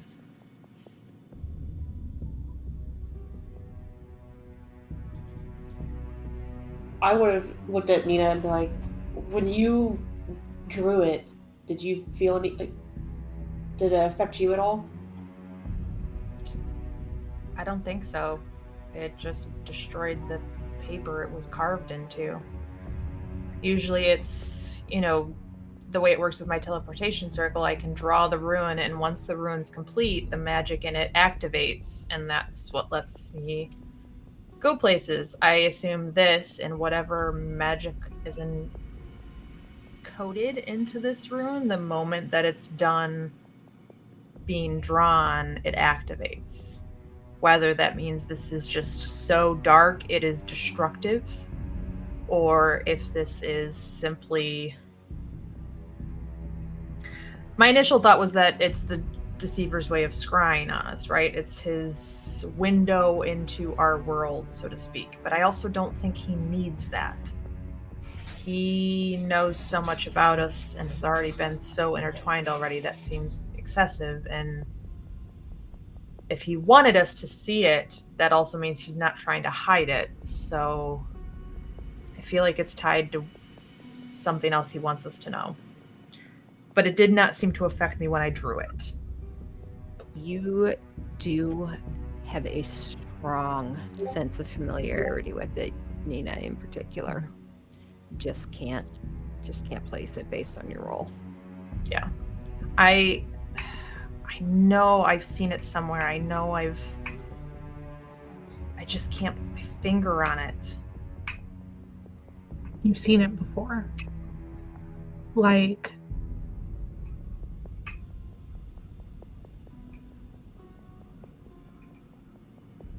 maybe it's the reason I didn't have my memories before. Did Maybe your hide and deceiver have a connection? Yeah.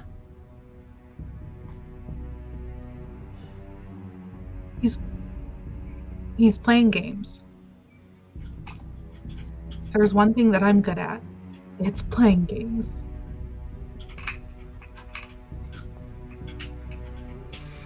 I don't know if this is...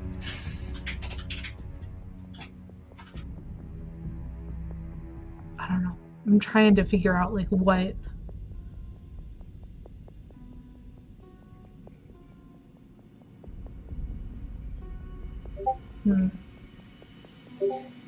We should just wait for the others to show up. I mean, Can I tell what he used to carve it into the wood? Because I'm making assumptions in my head, but I think that that's relevant to what it does. You can do, I would say that's probably like a survival check, I would almost think. Oh my gosh, I'm rolling for garbage tonight. A 12? It doesn't look like it was done by a sharp weapon. It almost looks like it was done by like something sharp but blunt. Almost looks, you would gather like a claw had done this. I have. Now you know what it makes me want to do. You know what it makes me want to do. I don't. Liza does, for sure. I know what I want to do. Do it. All right. Chara is going to, and it's gonna, I would even say idly, like not even just like tracing it with her own finger, like tracing the symbol back onto the wood with her own finger. Okay. And then like as she like starts doing it, then she's gonna get more. As she starts, then she'll definitely. It starts out like an idle tracing at first, but then like with more purpose, tracing it like as she moves. You trace the symbol. As your finger comes close to it to start with, you feel almost like a slight vibration. And you can feel it's almost like pushing through like thick oil or something as you push your finger into this. And you start tracing it over and over, pushing along its edges, and you feel it is an odd sensation start to trail up your arm. A numbness to start, and then it becomes more complete, and you can't feel your hand at all.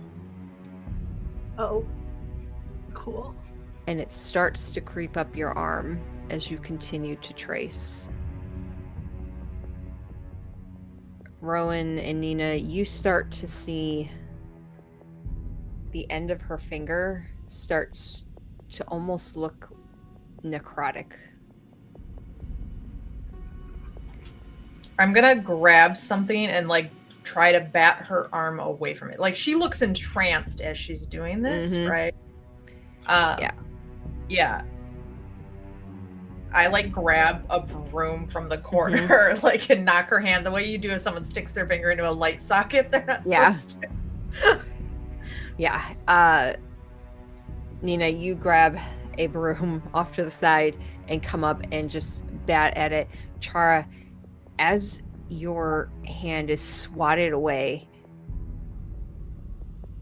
these whispers that you didn't even realize you were hearing suddenly stop.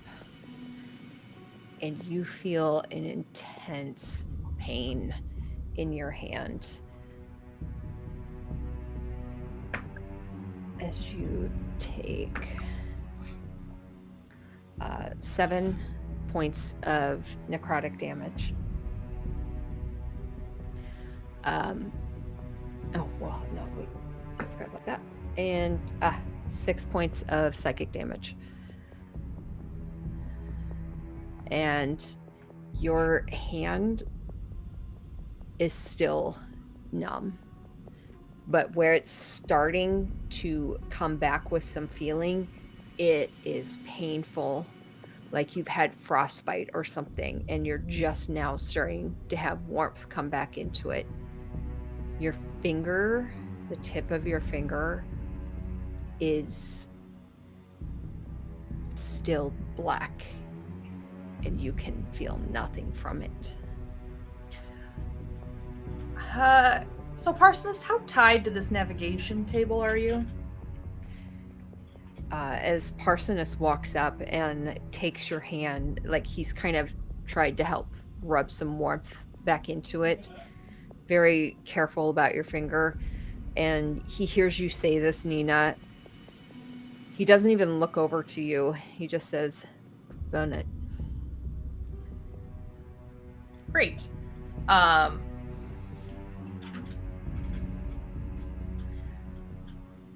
Does this table look like I can get it out of the hatch without like taking it apart, or do I need Rowan's help to like knock the legs off this thing and get it out? I don't want to start a fire in the middle of his ship. Yeah, no, let's not do Yeah. that.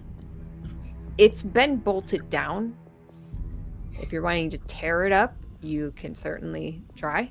I think Rowan and I probably go get the stuff to start taking it apart, Sure. right? Find anise and fennel and Yeah, the girls would come up also looking quite shaken, but they grab their materials, and I would say probably by this point, you guys pull it up and start to drag it down. Just for funsies, make strength checks for me. We want Liam to see the symbol, right? Right. I just want to get it out of the ship for now, outside. We won't burn it until Liam sees it. Okay. But I don't want this in Parsonus's ship anymore. Okay, so strength checks.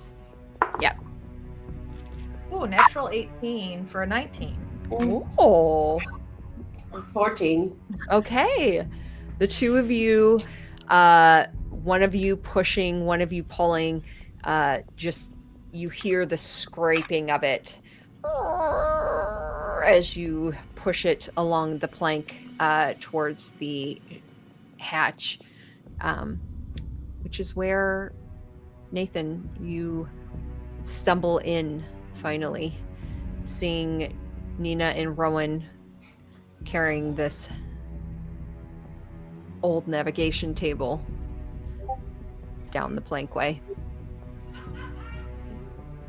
I think immediately he would just move out of the way and wait till they're done. Mm-hmm. It just goes, what happened to your face? Yeah. What happened to the table? Deceiver stopped by. Carved some nasty symbol that we need Liam to read into it. And it's making Chara act weird. And everyone else can't remember what happened. So basically, it's just all around evil. We're getting it out of here. Okay. Looks like you two got it. I'll just, he puts his hands up. Go inside, Chara can catch you up. 20 minutes later, Liam shows up. You guys easily get the navigation table outside. So he stays probably with the both of you outside with the table and Okay. asks for a fill-in. Yeah, Chara, Parsonus, just kind of as he's rubbing your arm and taking stock of your finger, he kind of turns your hand over, looking down at it, and he's just kind of, come with me, please. And he would lead you back, kind of following the girls as they drag that table out, but pull you off to the side into his room, where he would grab a cloth, dip it in some water before you see him with the cloth in hand, and he casts a spell on it, and the cloth wreaths in flame for a moment before you see him just kind of wrap his hands around it, and they go out. Let me see your hand.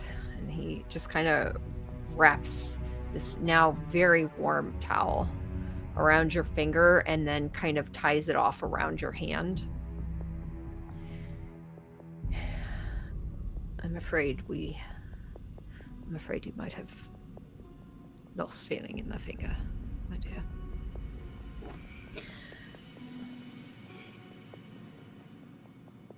Sounds about right. You all right? I'm okay. Anything happened to you? No, it was easy. We walked in. We didn't walk in.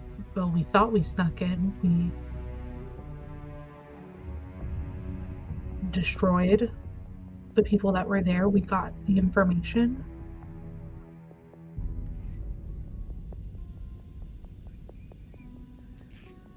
Kind of looks back down at your hand for a moment.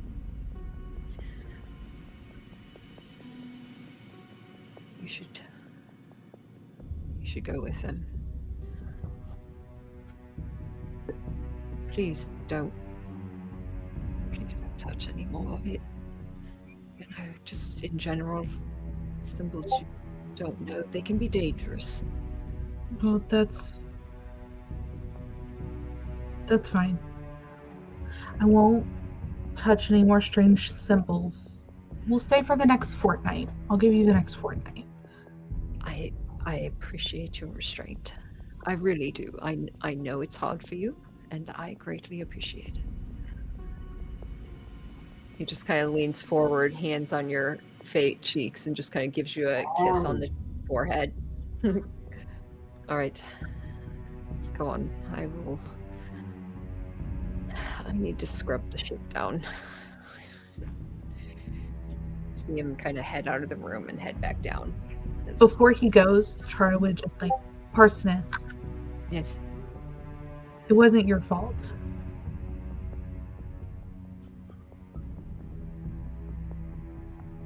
Just kind of gives a bit of a smile with a nod before he turns and walks away. And Chara would join the others outside with the table. You all stand around this table for probably another 15 minutes until you see Liam strolling across with a mouthful of Enof's Hardtack. hardtack. Just chew it up, man. He strolls up to the rest of you, makes a surely sarcastic remark.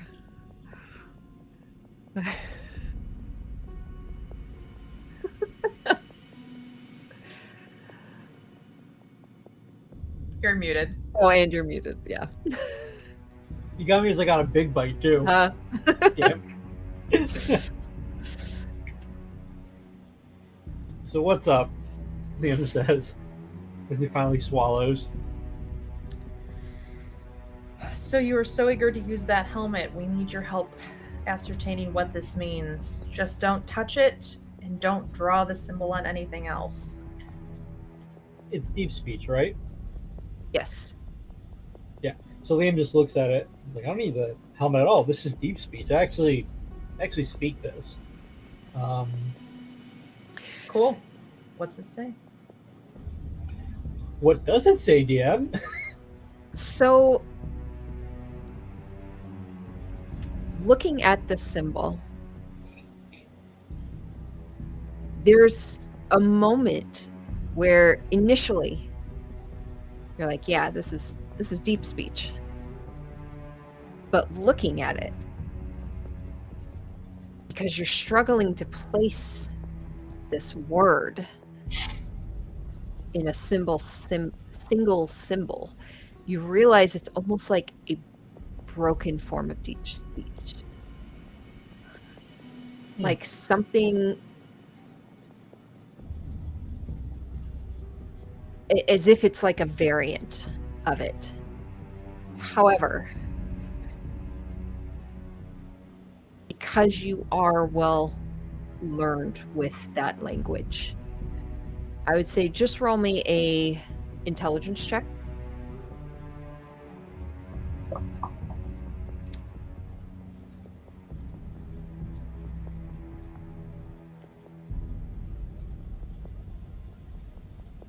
I'm gonna use luck. Okay. Nina leans over. You sure you don't want to use the helmet? So why aren't we touching it, Nina? Okay, that's a little bit better. It's a 12. Okay. Chara started tracing it with her finger and kind of got entranced by it, and her finger now looks like she has it's deep. It's necrotic, damn it. It's decaying. It looks. Oh, it's dead. That's right. She came out to join us. Yeah. That's the moment Chara walks up. Yeah. Sorry.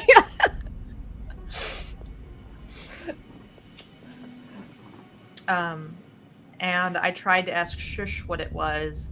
And when I drew the symbol onto the paper that I write to Shush with, it essentially set fire to that piece of paper. And now I no longer have that. So. Liam, with your Yeah. roll, looking at this broken form of deep speech, you put together a name. And it's not one you've heard before, but in the ways it's done, you get the name Theris Dune. There's Dune. There is Dune. I will type it. Oh, in. That's There is or there is? Theris. It's one word. It's a god. It's the one that we read about in the library.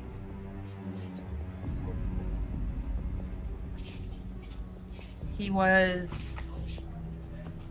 Hold on. Nina thinks really hard. Right? I'm trying to remember, is he the same person as the one who's trapped? Like, is he the Elder Eye? I can't remember. I thought he was one of the brothers. No, I think. Hold on, I gotta get to my notes. We're going back. We're going back. It was so far ago. Yeah, hold on. So while the group is thinking, Yes. Nathan will actually walk up to the table and kind of just look at the symbol a little closer. He just mumbles, "So it's death." And he pulls out death and pushes the barrel into it. You push the end of death into this symbol. And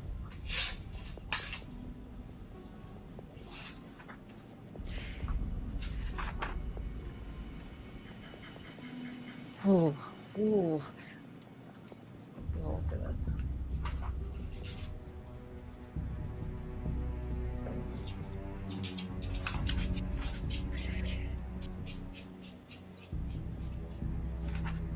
You start to see the end of the barrel start to oxidize, and rust starts creeping up before the very end of it. You see, as it continues to press down, pieces of it just start falling away. Very small pieces where it's starting to rust. You continue to hold it. He just pulls it back and looks at it. So don't touch it.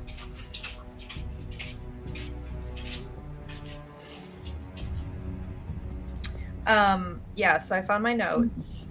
We had Shush helping us decipher scrolls about the Chain One and the Unraveler. Light must be snuffed out in order to be unraveled, and the mind's fragmented. And then it got into Thrazidunes, Black Pyramids. We found like a little piece of stretched skin that had the symbol on it. Who was an evil deity predating the Dawn Wars, the one god that got a hold of the primordial spark. So he's the one that's trapped in that pocket dimension. The Void Harrow.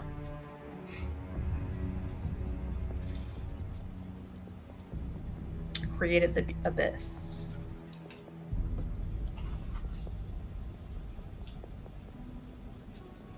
Oh, that guy. Whoopsie. So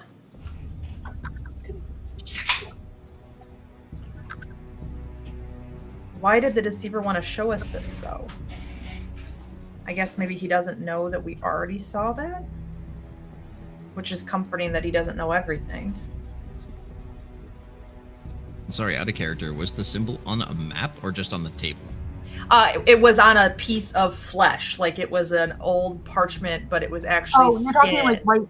No, on the on the table. It's on the table. Oh, on the table, yeah. Okay.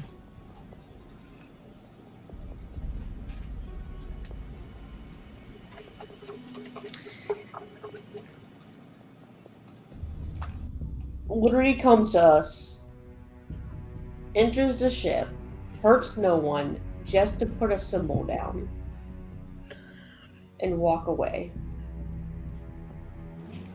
Sounds like someone's trying to show us that we're not as safe as we think we are.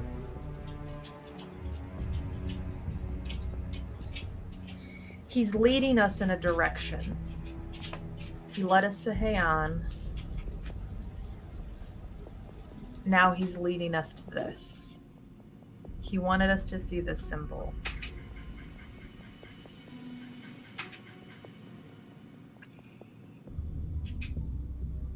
Could it be that maybe he's what Heian's trying to do? It's actually that he's trying to use us to take out Tharizdun so that he can claim the power?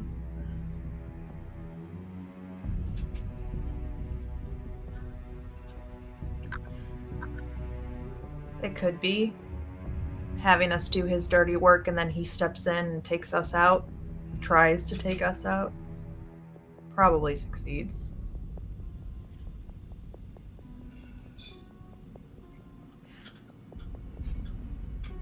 And we still don't know the full connection to all these shard pieces outside of the weapons. I mean, what true role they play if they were combined. It's another source of power, I guess, but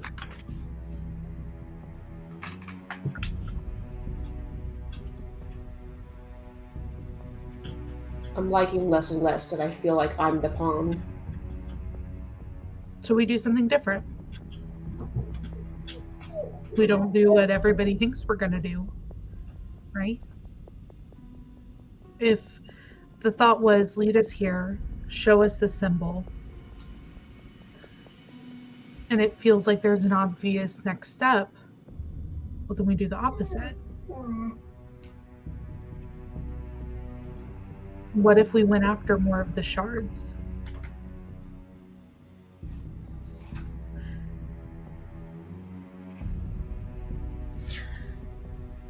We did learn that there aren't, I think, out of character, I think we learned that there were no more orbs of destruction in play.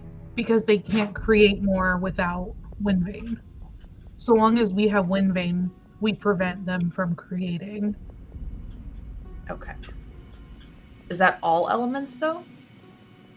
Or just wind I think orbs? it's just... Well, it's funny. I think it's all of them. Like, I think you have to have all four to create the orbs of destruction.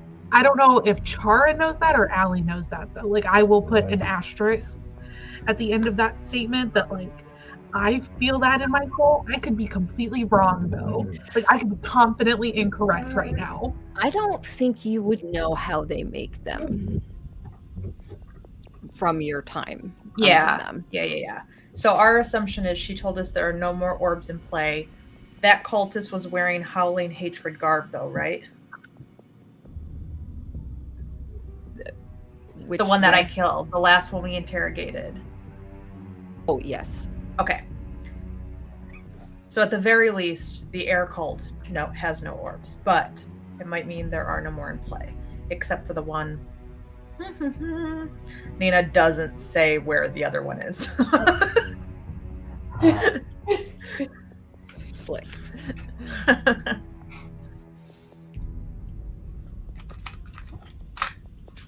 I don't know, gang. I need a nap.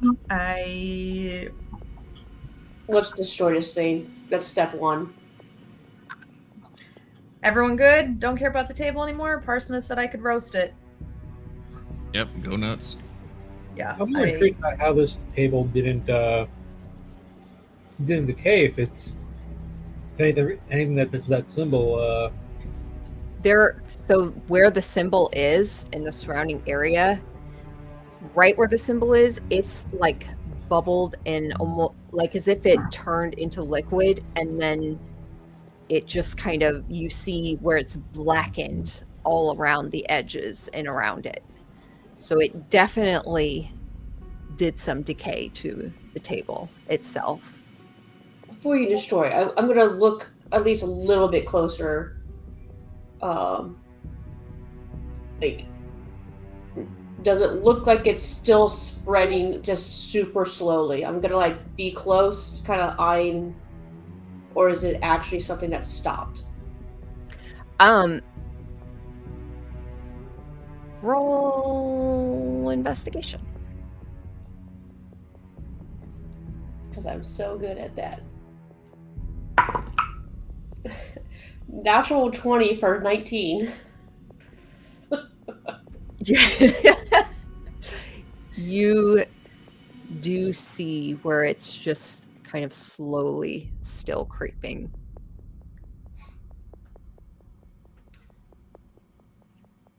Yeah, I think we definitely needed to destroy this. It wouldn't stop. It would keep going. I will then look down. I'm going to look underneath the table now that we've picked it up and we've pulled it out here and see if there's anything different on the underside. You just, where the symbol is on the underside, you can see where almost the symbol has gone all the way through, and you see almost the same pattern, but then the necrosis just feeding off on all ends.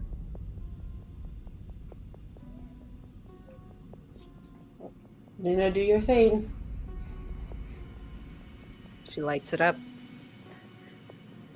and it just burns brightly, a bright bonfire outside the Manta Rose, top of cliffside. And it's the only warmth that you have outside at the moment. It's an odd warmth, considering. I assume you all head inside after. Nina stands outside for a long time, continuing to watch as it smolders. Mm-hmm. I'll stay with her too, and specifically watch the flames, especially once they touch the symbol. Is there any change to the color of the flames, reaction to it? Yeah, you watch as the flames, so she like lit it up, and the whole thing just kind of lit up and is being eaten.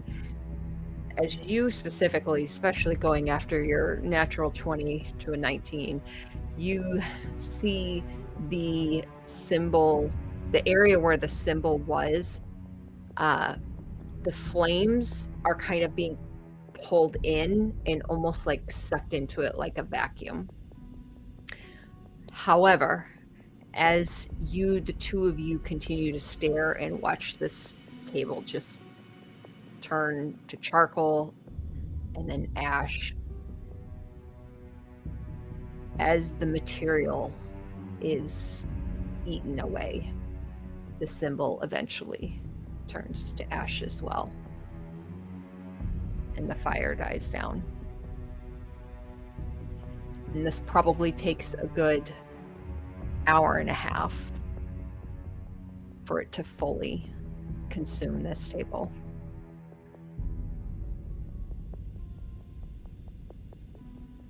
And the two of you are left outside. It doesn't feel great.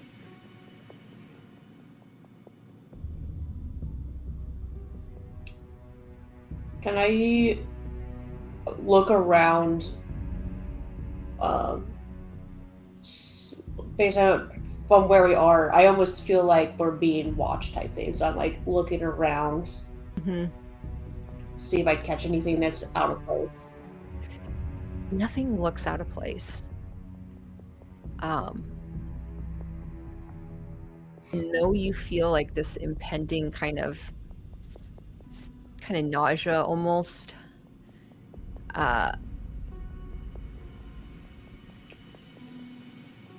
You don't necessarily feel like there's eyes on you.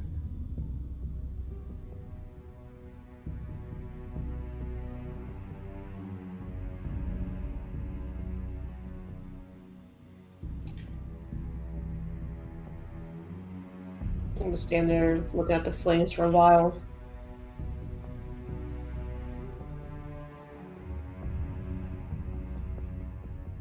Almost feel better to take on your hag now, wouldn't it? Honestly, I've been trying to suggest it for a couple of days now. Not to discount what you all went through, but she has information.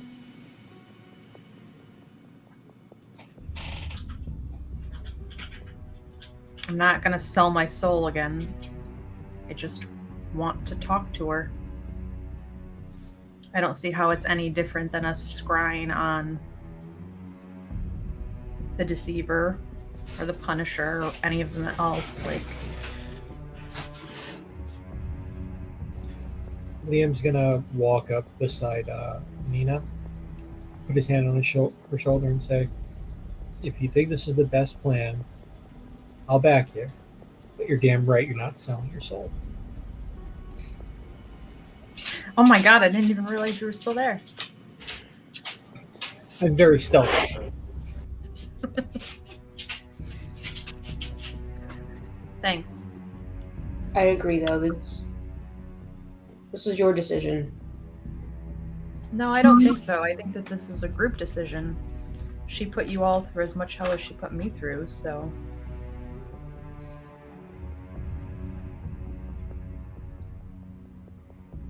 Fair, but that aside, this engagement, we know we're here. And she probably, like you says, has answers. And may not be from a source that we like, but it's a source nonetheless. And if she doesn't, well, then we can find a way to be rid of the mirror once and for all, in a way that doesn't leave it for somebody else to pick up. Do you think she'd even cooperate? I mean, does she have animosity towards the Deceiver? He's the one who trapped her in there, from what I can tell. She came after me, after us, and she kind of gestures to Liam. And she picked me.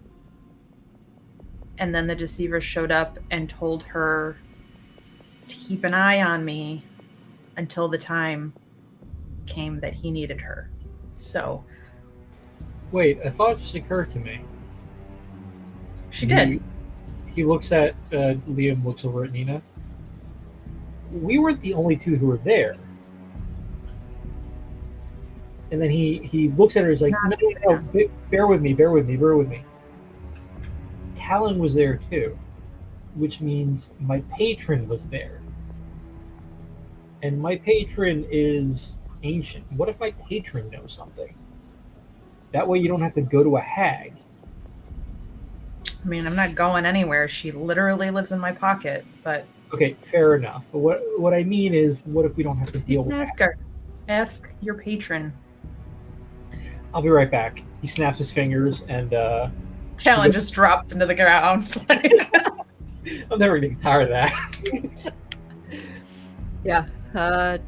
Talon drops to the ground, blade down, just right into the dirt. Nina picks it up, contemplates throwing it over the... No, just kidding. He comes back like midair. He comes back.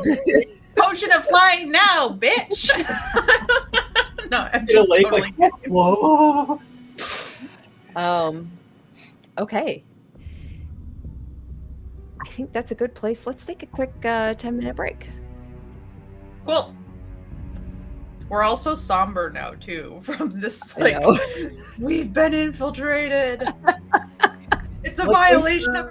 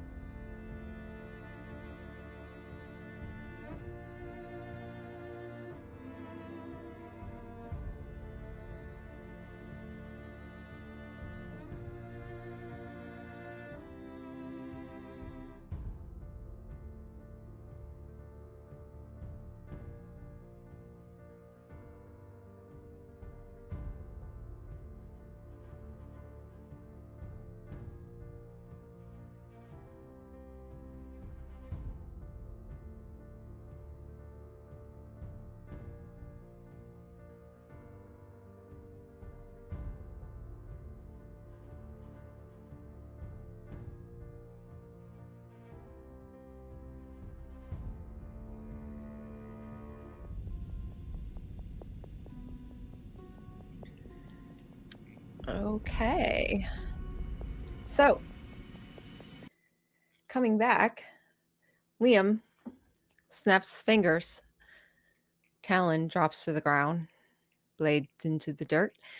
Liam, you find yourself in the familiar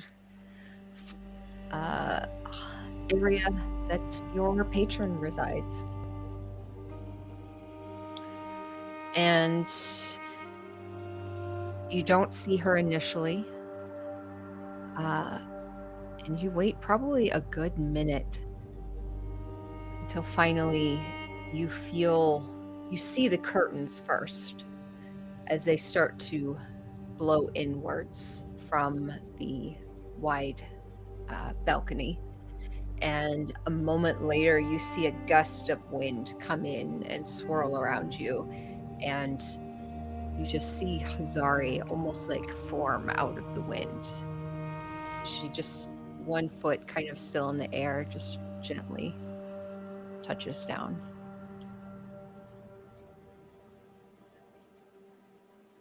Did you come for safety, or did you come for questions?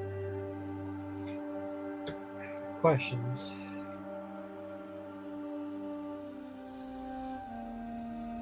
But before that, how are you, Hazari? I don't want to lose, formalities here. Not formalities. Appropriateness? How have you been? I am well. Splendid. How are you? I You can look be better. disturbed.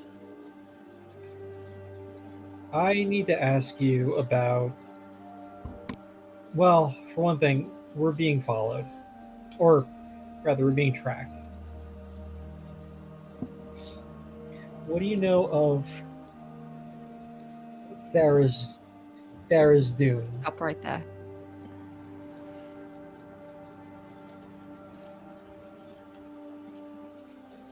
She kind of just slowly walks around you and comes up in front of you. Do you know this name that you speak so lightly? Who it belongs to? Liam looks at her and says, I genuinely do not.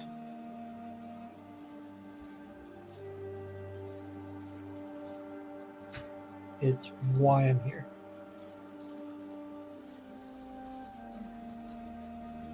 Where did you hear this name?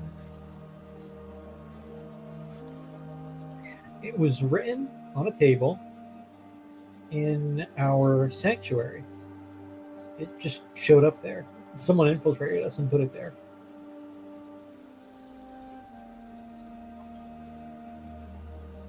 That's concerning. You don't know who?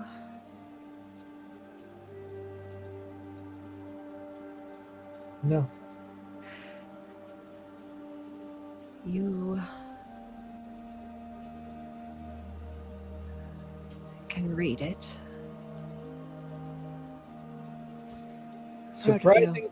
Surprisingly, I can speak Undercommon or Deep Speech. Deep Speech. There we go. I don't know why I thought Undercommon. Yes, but you also managed. This is that name predates most of the things that speak that language. Okay, something ancient. Yes. We're getting somewhere. It's Should a we- being that has should we been be locked away. Is this something we should be scared about or concerned about if it was written?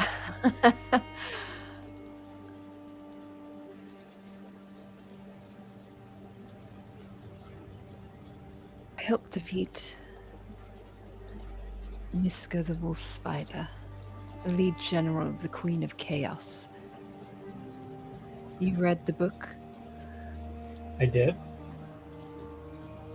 Then you know how significant they were, how powerful they were. They are what came from the power vacuum when Tharizdun was put away.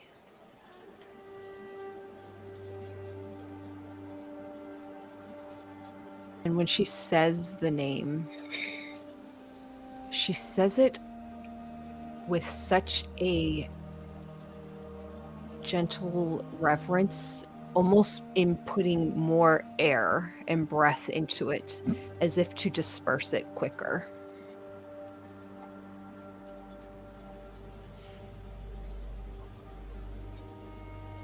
This is not a being that can come back into the plains.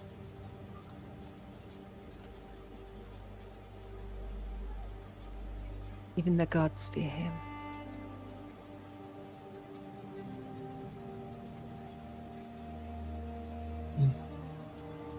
It concerns me greatly that you have learned this name.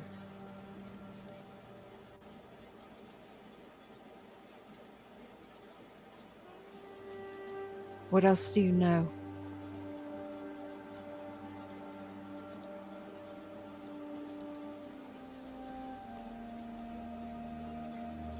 Help me out, guys. What else do I know? You would have known everything that Nina kind of just rambled off about him being the creator of the abyss. Hold on, I gotta flip back to that. Too far.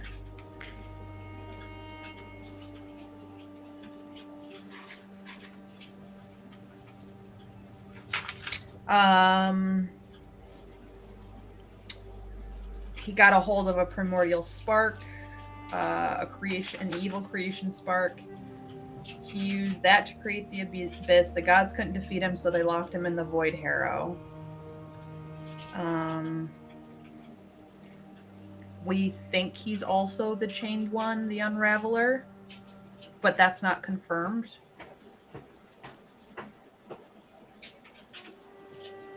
That's it. Okay. I convey all this to Hizari. Okay. Thanks, friend. She just hands kind of clasped behind her back, nodding as she listens.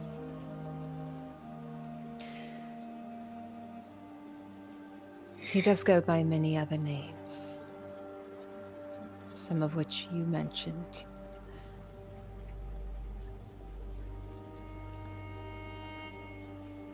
He is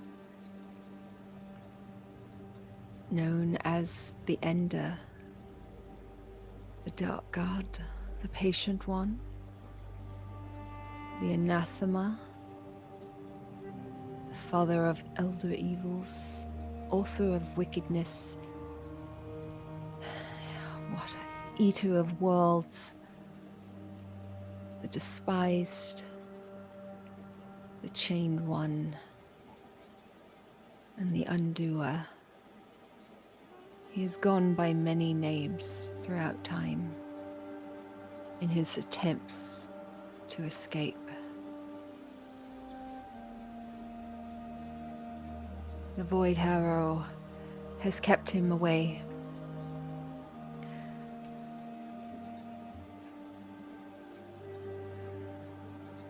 But we've always known he could reach out.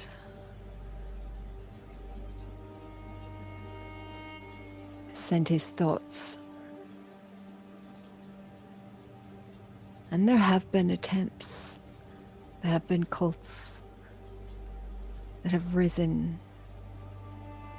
But they were always quickly snuffed out.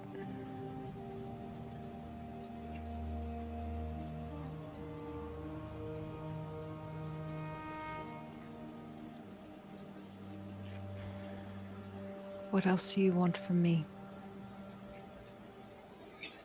How can we stop them from finding us? How can we? What is this name being written on in our sanctuary mean for us? I cannot tell you how to stop them from... You don't even know who left it. Hmm. How can I know the thoughts?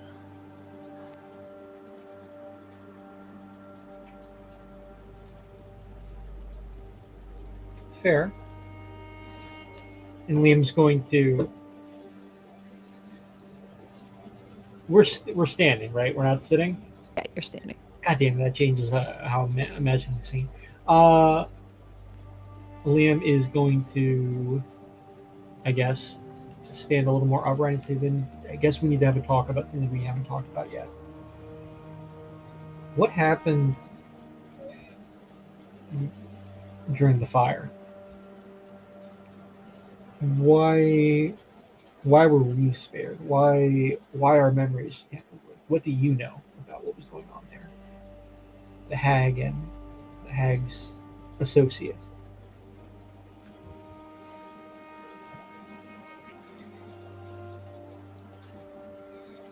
You're speaking of when you were a boy. And when Zell was a girl.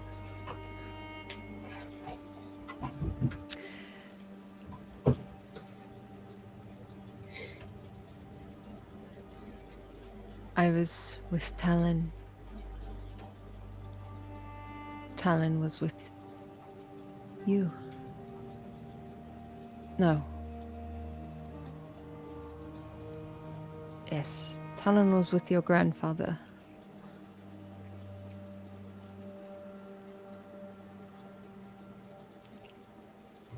Do you know why we were attacked? Do you know why we were chosen? Do you know anything of what was going on that day?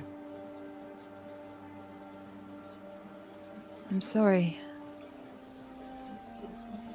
All I did was bear witness.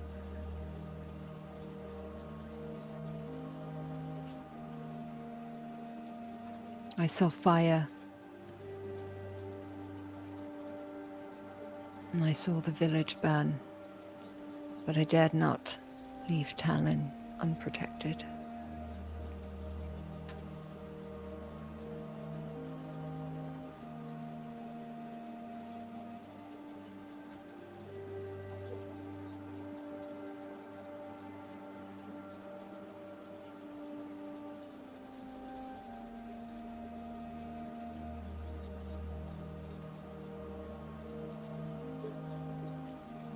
Okay.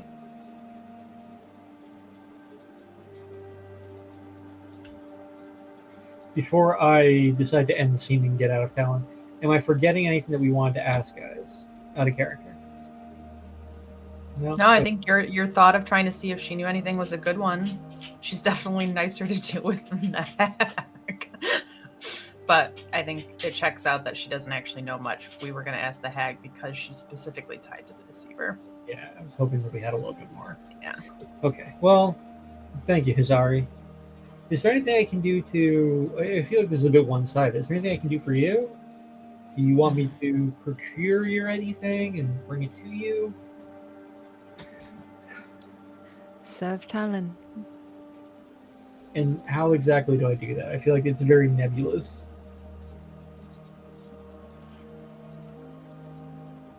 You know what?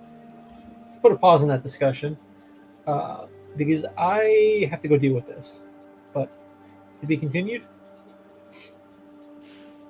Goodbye. Respectfully. Thank you, Hazari. Liam bows and snaps his fingers and gets out. You get out. Yeah, you wind up back outside the Mantaros. I just pop out of the dagger. Whoa! Like a jack in the box. Pick up Talon, sheath it, and I share everything that I learned. Sorry, they don't know anything about the Deceiver, but I do share a little bit more about like how concerning that name is. Well, yeah, we knew that. We got kicked out of the library for even looking about it. And now an ancient badass. But you did confirm that it's the chained one, so that's Yes. new information.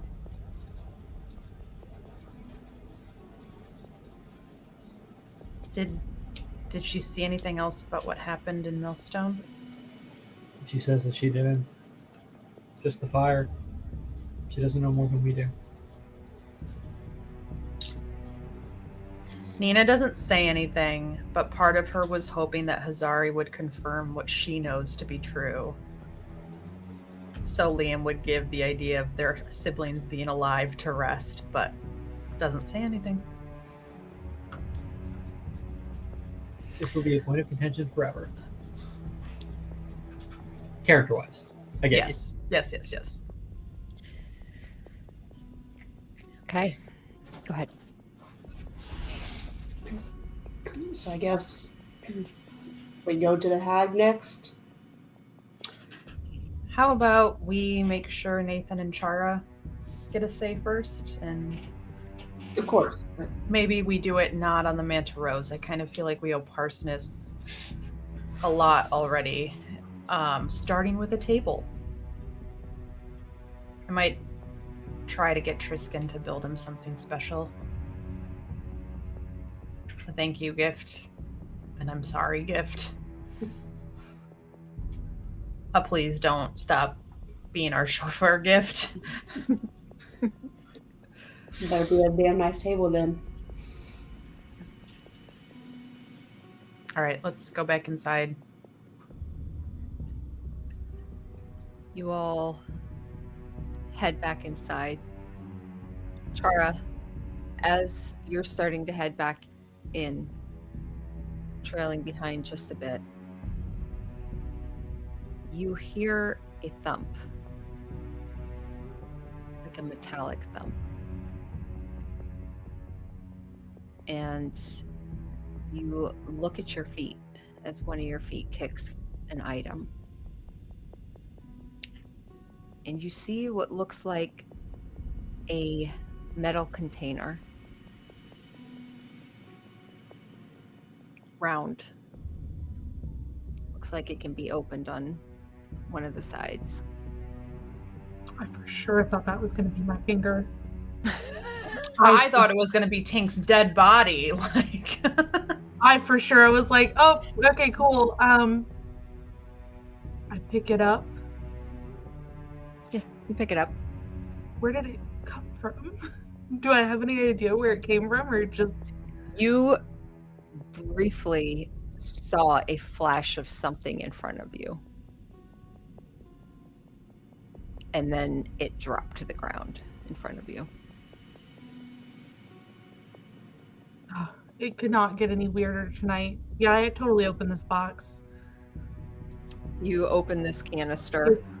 It's not a strange symbol, so I'm not breaking any rules. Like, The rest of your party, having gone inside, you pop open the end of it, look inside, and you see rolled paper.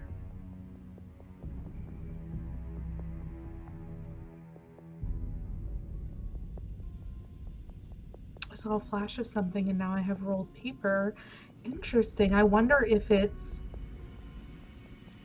Char would say that out loud. I wonder if it's that rabbit dude. Open it and open the piece of paper. You dump out the paper and you unroll it, and you see several pieces wax glued on top of it, and it's multiple pages. And you see what looks like a contract. Oh, this is less exciting. This is much less exciting. I thought that it was going to be something Fae related. Chara And- immediately starts reading through it. So Yeah. what member of the party can speak legalese? At You this point, it should be everyone. Everyone has a damn contract.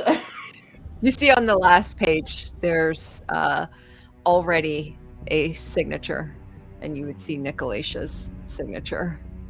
And there's an area for you to sign as well. And you start looking through this contract, and it sounds like a lot of mumbo jumbo, but I mean, as far as you can tell, roll an intelligence check. Sure. That'll go great. Hey, I rolled a 13. Hmm. I mean, I know, right? Like, it's It seems like it's legit to what you guys discussed. I'll have my lawyer read over this and mumble as I stuff it back in its little canister. Pop the cap back on and head inside. Out of character, you should totally call the satyr the Inquisitor dude. He'd probably know how to read all that shit. The satyr, not the bunny, not Yeah. the rabbit guy, the satyr. I totally knew that. That way you can get your face shit, your shenanigans going. Can I? I keep hearing satyr like that Jewish custom of sitting satyr. Oh. Maybe it's because I'm just praying for that from our earlier discussion, but Sitting satyr? Do you mean sitting Shiva? Or is satyr something else? Because Shiva is the Jewish tradition of sitting for 7 days when somebody dies. Anyway, not important. Not real. it's a Passover tradition. It's a dinner. Okay. So can I think that's a great idea, Nina, and totally what I was intending to do. Even though I totally thought he was a bunny, like Alice in Wonderland bunny. And I was like, Sure. how can I contact this satyr person? I know sending now. There you go. So Look at us and our high level spells. We're great. I'm gonna cast sending to my Inquisitor dude Okay. and just be like, hey, what's up? I got a contract and I can't read this. Okay. Can you read this? You seem smart.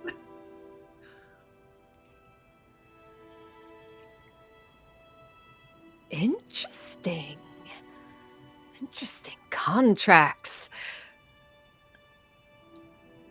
What's it for? Did you sign it? No, I haven't signed it. Are you sending again?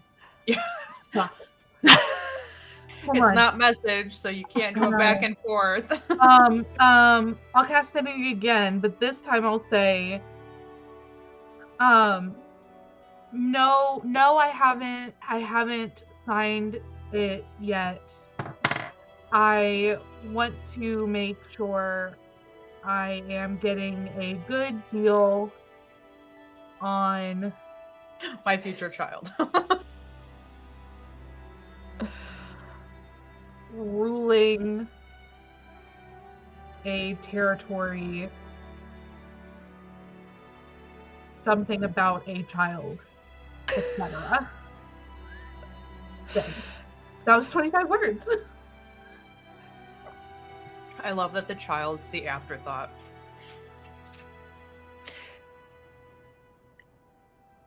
Chara. Liam's ears perk up at the thought of adopting a child. Truly a fey creature. Stealing children.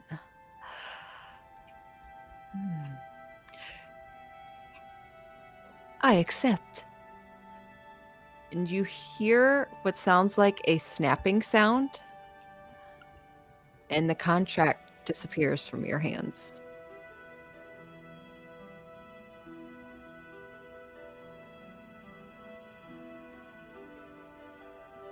That's it.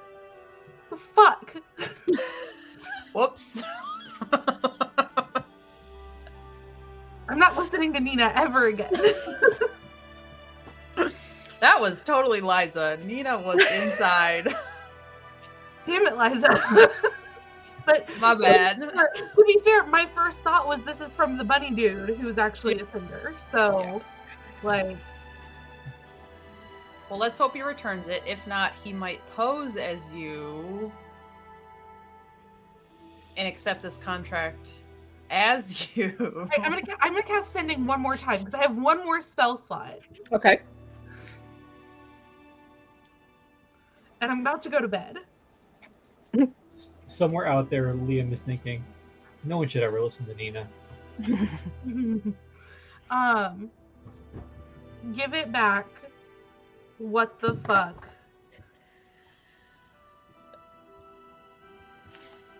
Send. Give it back. What the fuck?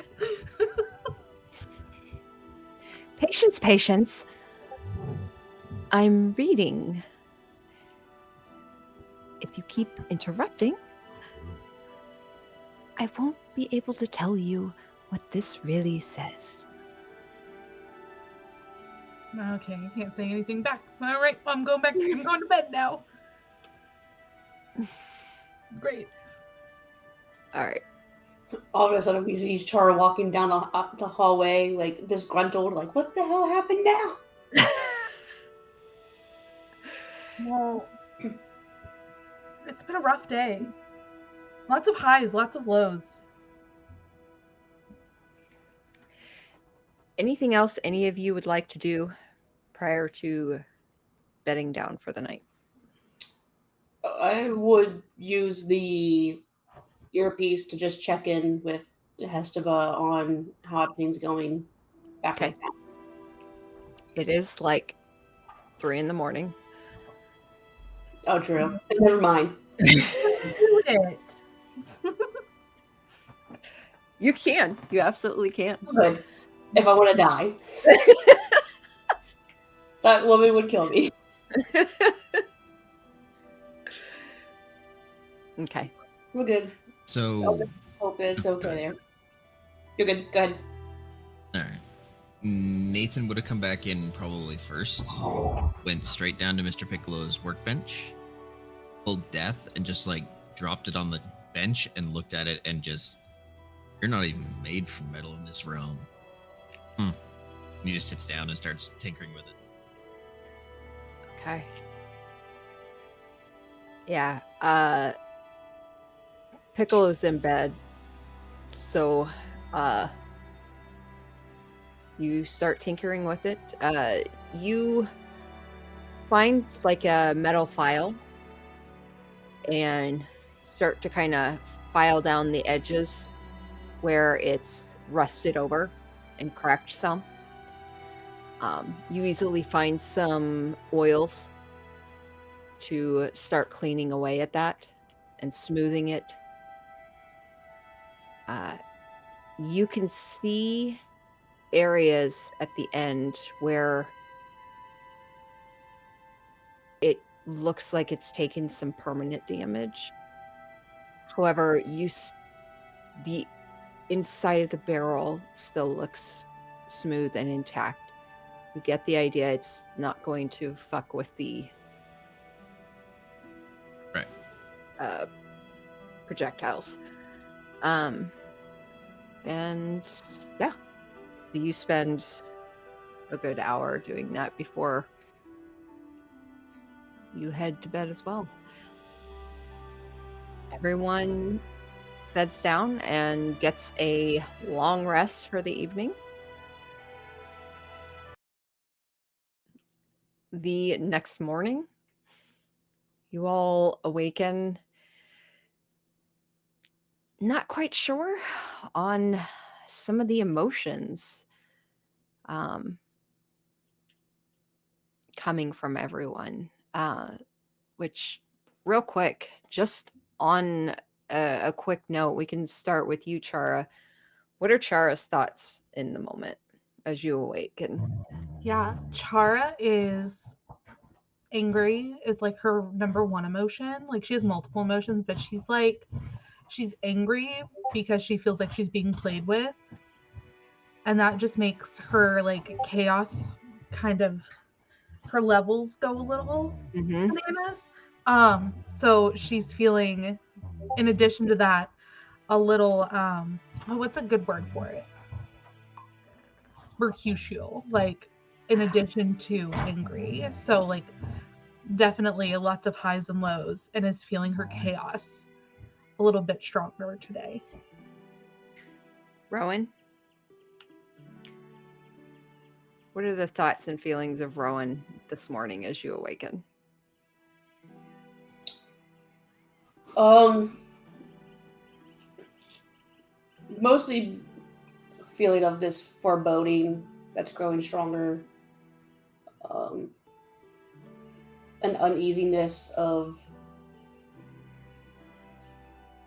feeling more lost on what role we are playing, of if we are in control or if we're being used. Um, worry about the members of the Manta Rose and their connection to us, and the fact that they were just so easily infiltrated, and we could have come back to them being slaughtered, which then extends to what could happen back at Westbridge and anyone that has a connection to us. So just a lot of worry, but also knowing that like we might have to confront something that directly with the hag as well again. Nathan?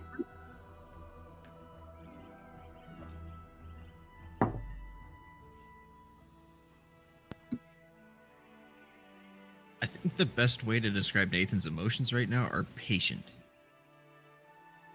He's just waiting for somebody to point left or right, and then he'll make it work. Liam? Liam he's scared. For one thing, he's thinking he's just a thief. It's all he's ever done, all he's ever known, and this is bigger than him. But what really scares him is the prospect of losing his friends and family, especially after just finding his sister again. And going for the hag is not something he's happy about, but he's not gonna fail again. And Nina? I think Nina is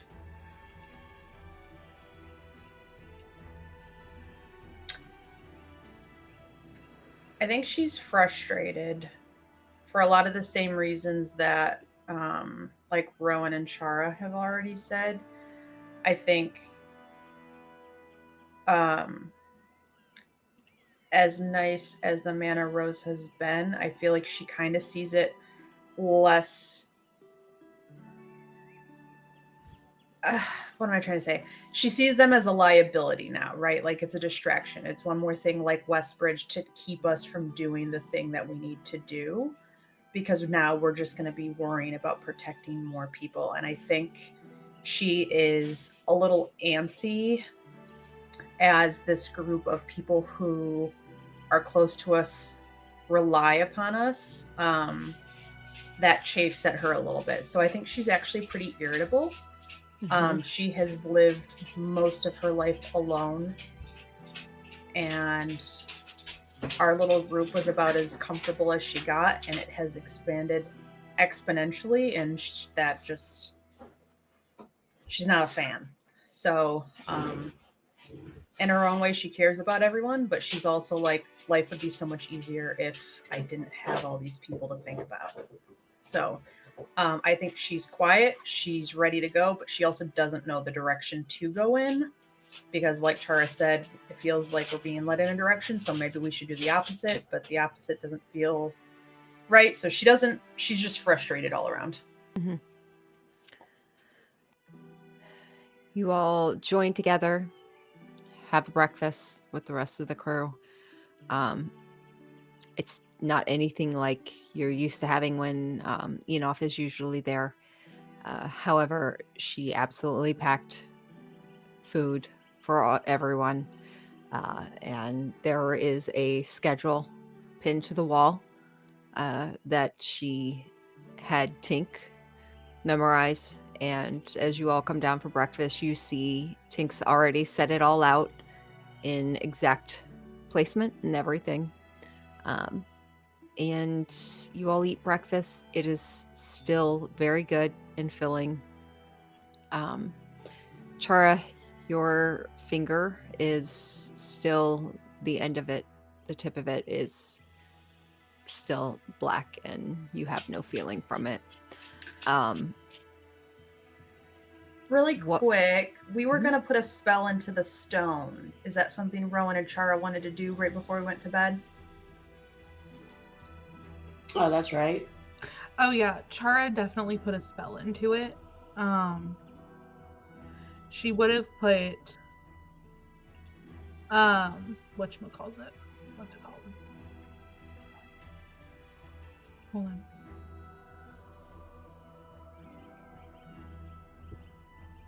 It would have been one of her 5th level ones. For sure. Because she had a 5th level spell slot. Did you use that to cast Sending, or is Sending 4th? 3rd. Oh, nice. Sending is 3rd. So I would have done Synaptic Static. And what word did you choose for your activation?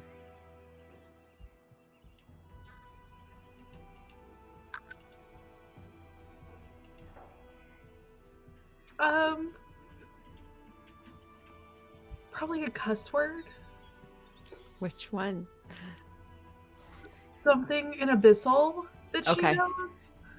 Okay. Let me look up Abyssal. You can send it to me in private too. Okay, I will. All right. Okay. On So, yeah. Chara's finger, has it stayed the same it was the night before, or has it extended up her finger? No, it has stayed the way it was.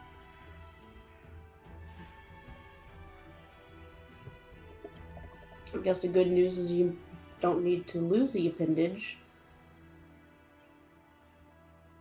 Yes. It is very good that I'm not going to lose the appendage. I was prepared to, but I'm glad I get to keep it.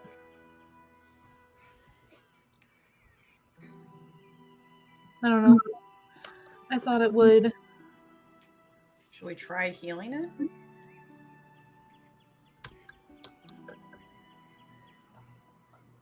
Oh, goodness.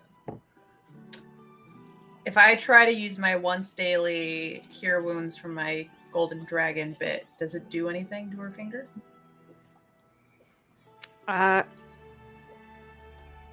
Which are you doing? Cure wounds? It does not. Okay. Might be a curse. Yeah, considering it's literally the digging at the floor. Brand new Literally, floor. trying to summon a evil god, so you know, it's fair. So, have we decided what kind of chaos we're going to get into today?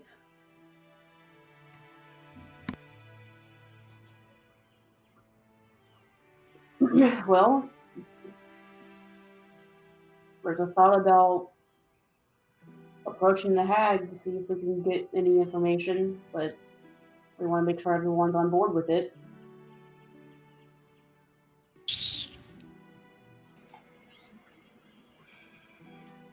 Sorry, I was distracted. What did you say? So there's a thought of approaching the hag, but we want to make sure everyone's on board with it. Liam tried asking his patron last night about the night that we were separated, and they didn't have too much more information. So, given that we know that the hag and the deceiver made some sort of deal that he went bad on or just corrupted in some way, we thought maybe she'd be willing to talk. If there's a chance that she can get back at the deceiver, maybe.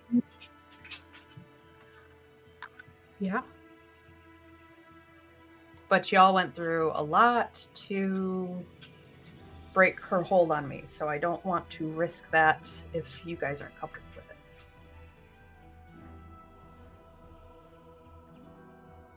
Out of character, I will say I have no intention of getting back into a warlock pact with the hag. As much as I miss having Hex, that's not something Nina would do. At the end of the day, it's your path. And if you're ready to confront that, then I think we should. Liam looks at his sister and I have your back.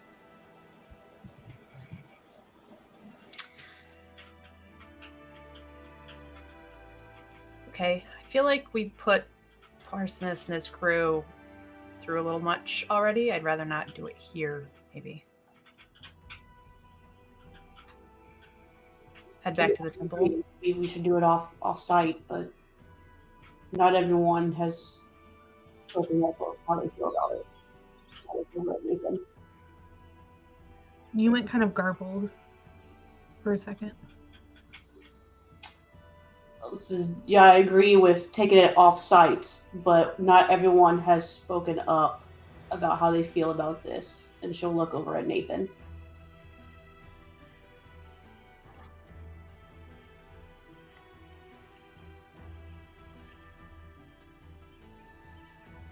Well, it's pretty simple. I hate it, and every part of it.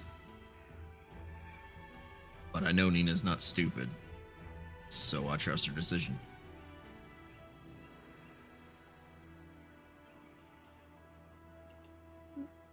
So should we do it right And if away? I have to kill a hag, I will. That makes two of us. I told Rowan last night, if she doesn't have the information we need or anything that's useful, we can find a way to get rid of her for once and for all. That doesn't leave this mirror capable of falling into anyone else's hands. I only Should've kept kept it. the table then. Well, the table we burned. I know, but you could have put the mirror in the symbol and left it. I think she. Yeah. I think that while I agree with taking it off site in some aspects, if something happens to all of us, if, like, let's say we're trapped in the mirror, we need a, I don't know, a DNR or something. All right. So, do you want to fill Parsonus in and get his take on it?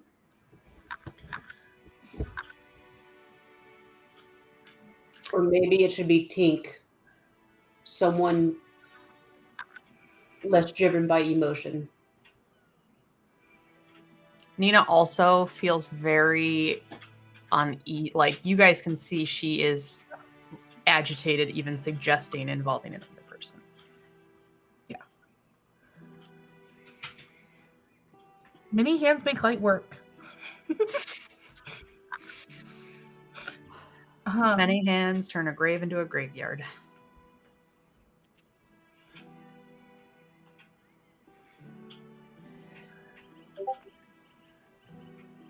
Do we bite the bullet and do this now?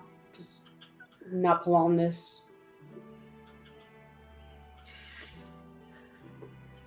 Well, considering has the rest of the crew joined us at breakfast, or are we by Yeah, I ourselves? mean, you guys were eating breakfast together. I assume when you're having this discussion, you probably did it in your own room.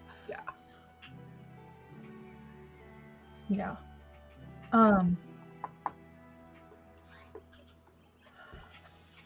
Can fill him in, check in.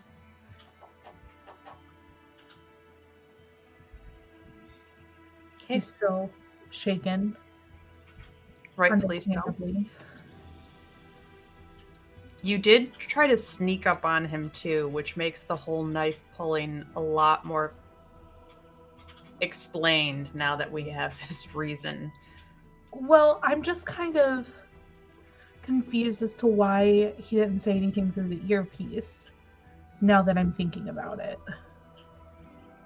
Well, they seemed kind of confused until we even made it back. Yeah, but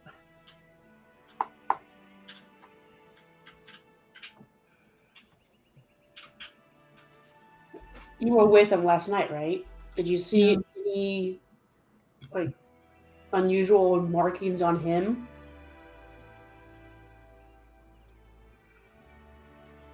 No. DM, did I? Do you think you were looking for any? No. Probably wasn't looking for any. I was like hoping that my natural perception would have picked up on something if there was something to be picked up on. Natural perception, you didn't see anything. Yeah. I wasn't looking, but I didn't see anything. I just think he was shaken after the whole, having your memory messed with, having your home invaded. But It's a theme with these guys. yeah. Easier when you don't have a home.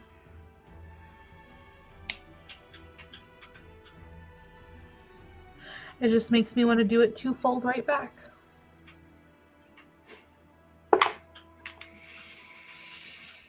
Well, then let's see what Groat knows. And if it's nothing, we'll be right back where we started, hopefully. And if it's something, maybe we'll have more to go on. I'll go talk to Parsonus and see what he wants to do. Okay. You head to one of the viewing decks where you see Parsonus's sorting through various items. Seems to be taking stock of things. He kind of looks up at you, does a double take, gives a small nod before he kind of goes back to it. Do you need me? You doing all right? I did need you. But I am doing all right, if that helps. It's just we think we have a plan, and we're just checking in to make sure that it's something that you are comfortable with. That does not instill confidence in me. Well, it should, considering we have a plan. This is truth, yes. All right. What's the plan? So the plan is we're going to go talk to this hag that's trapped inside of a mirror. Nina's. Yes. Nina's, yes. Yeah. Okay. So I we're believe- debating on like the wins and the wheres of that.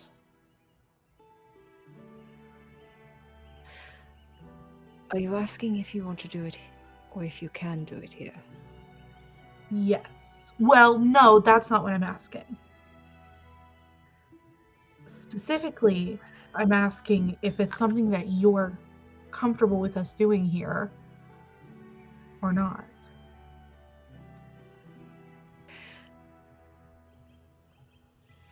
I do my best not to bring things on board that will endanger the crew. However, our line of work endangers the crew. Therefore, it's a fine line. Well, in theory, we're going in, not bringing her out. All of you are going into the mirror. No? I think I'm just opening the mirror to have a conversation. I don't think we're going anywhere. Sure, I thought we were going in the mirror. Well, all right, cool. My understanding is that we're going in the mirror. Well, then you are definitely doing it here. I mean, what if you get lost? What if you get stuck? Well, You need someone out on the outside to be able to try and figure out a way to get you out.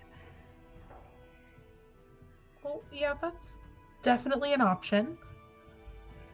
Or just, give it a good old smash kind of thing. Would that work? I haven't thought that far ahead yet.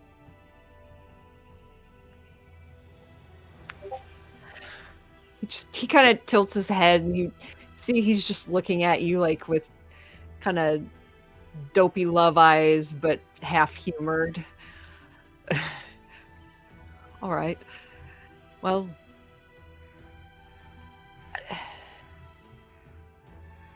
can I at least be there in case anything happens?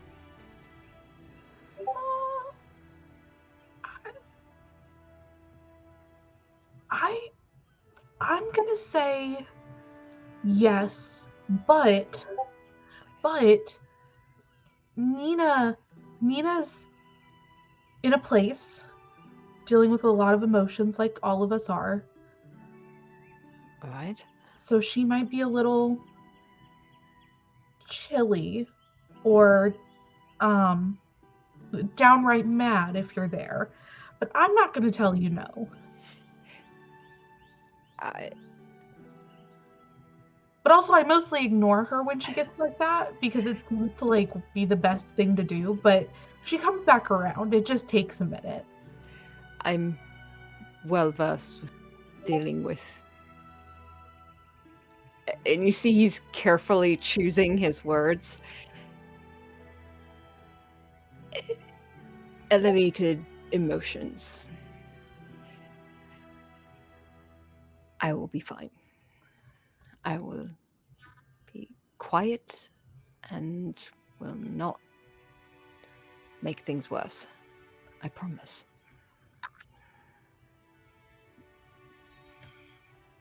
Okay. Well, I think we're going to do it now. Of course you are. Kind of I don't know, snaps his I don't book know shut. if you thought anything different, but No, of course not. Starts kicking some things aside. Lead the way.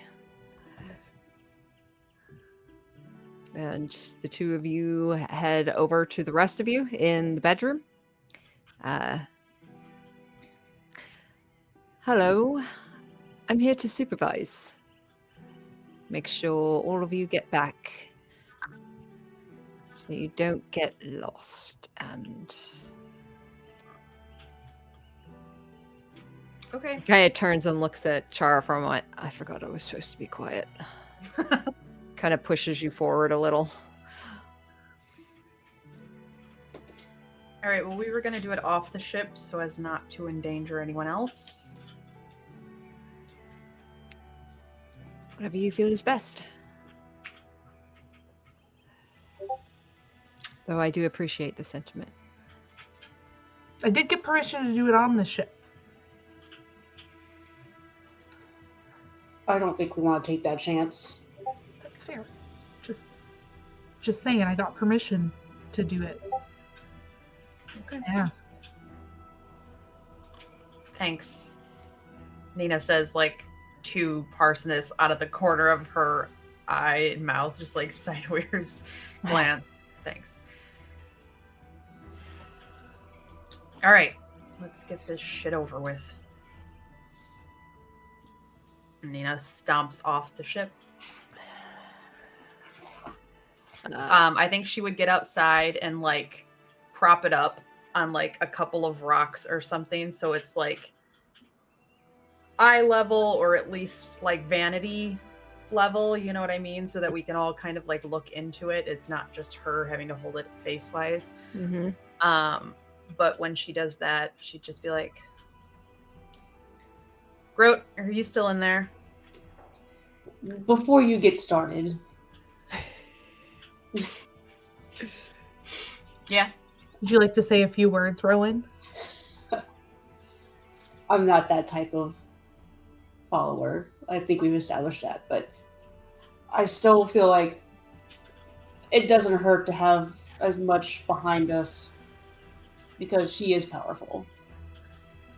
So Oh, you also did that spell in the tavern, the truth. I don't have that right now, unfortunately, unless you talked to me about it, which you did not. I did not. No. But I always forget that you guys have to prepare your spells. I mean, at least we have a lot we can do. Hmm. Same thing over and over. And that serves you well. If I remember to change. Liam just looks at both of you and like, what are you guys even fighting about? He says with his like warlock magic. It's literally that like you're trying to avoid doing the moment, so you're like, Yeah. No, she's gonna pick a fight. She's gonna like nitpick a fight at everything right now. She's being snarky. I'm going to cast Aura of Purity on myself. Okay. Basically, purified energy radiates from me out 30 feet radius. Okay. And basically, each non-hostile creature in the area, including myself, can't become diseased, has resistance to poison damage, and has advantage on saving throws against effects that would cause blinding, charm, deafen, frighten, a bunch of different stuff. What other stuff? Okay. Blinded, charmed, deafened, frightened, paralyzed, poisoned, and stunned. Okay. As a quick note, Nathan is within 5 feet and like arm reach of Nina and just stops and closes his eyes and just waits.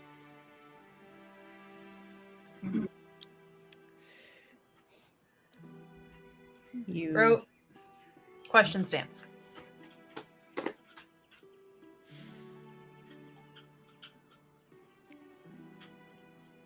You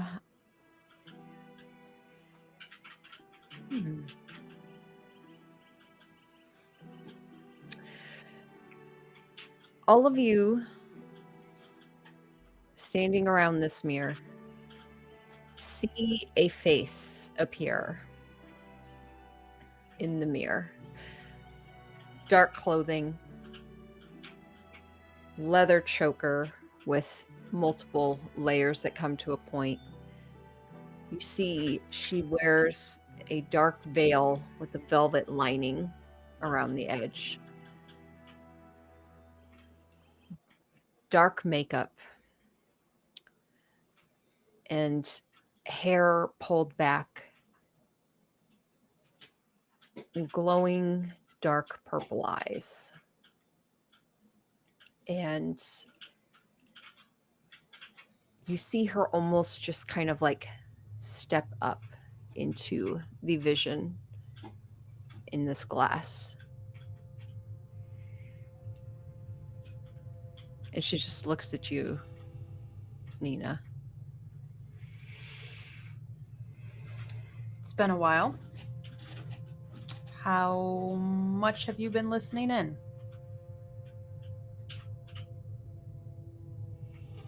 I hear things. So you know why I'm talking to you again. What do you want? I want to know why he put you in the mirror and what you were doing to deserve it in the first place.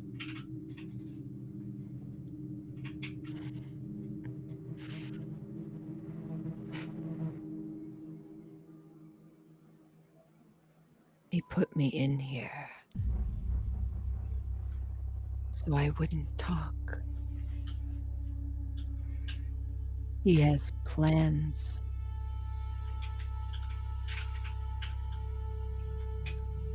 And I needed to keep an eye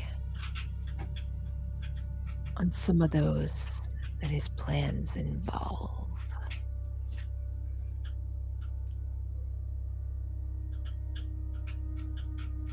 That's my best guess. So he dubbed you a babysitter. It certainly feels like it. That's gotta chafe a little bit, huh? I'm patient. So we put you in here not to talk, but does it prevent you from sharing what his plans are?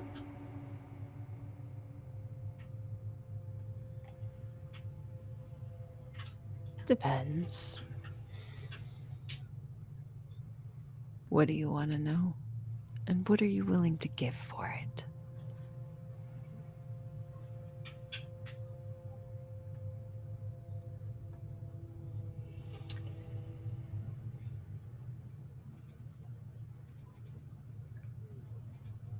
I want to know how Liam and I tie into this.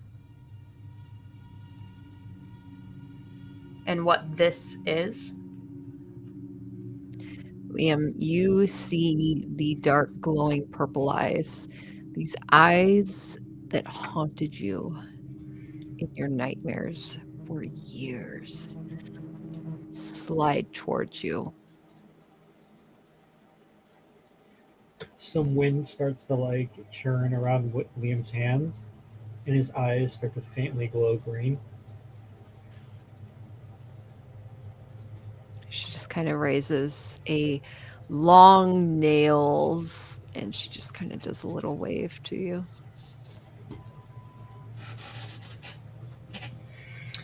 As for what we will give you in return, I don't know, you need a new couch, some window cleaner for your side of the mirror. What do you want? Back rub.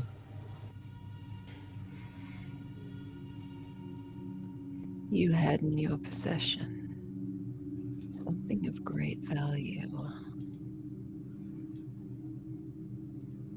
I don't know what you did with it, though.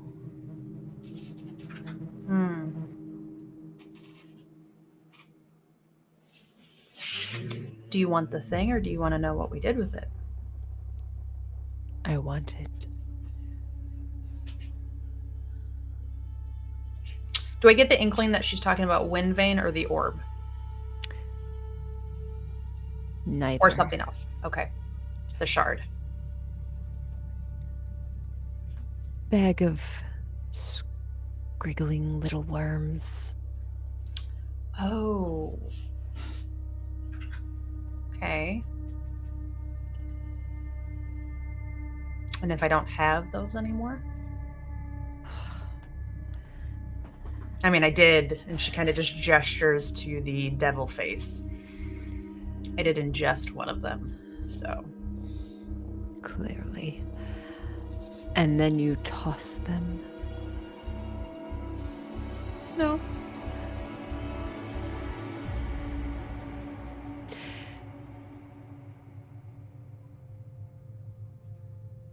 Not one that wants power, then, do you? I thought that's what you always wanted.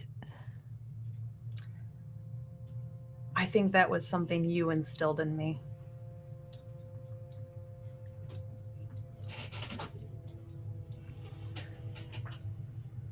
What do you want? You and your brother? Your involvement?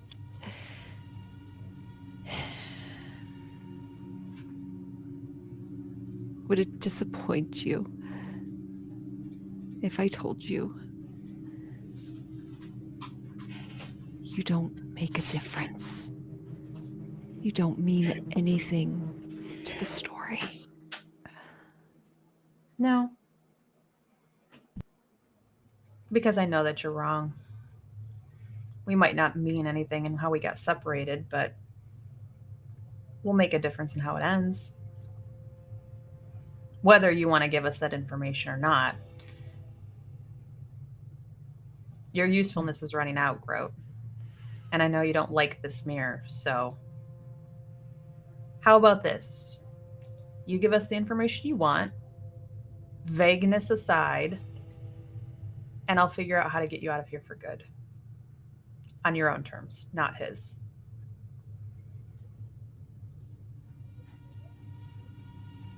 After that, consequences on your head.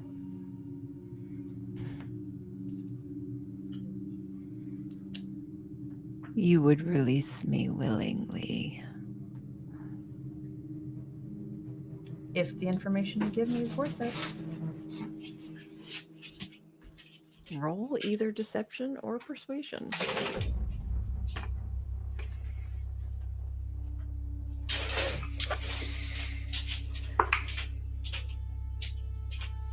It is a dirty 20. Do you want me to tell you which one it is?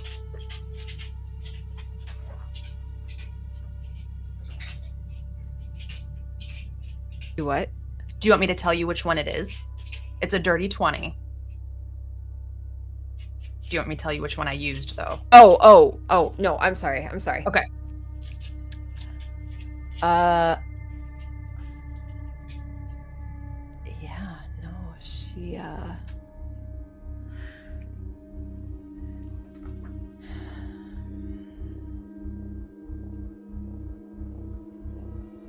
fortunately, he felt the same way about you.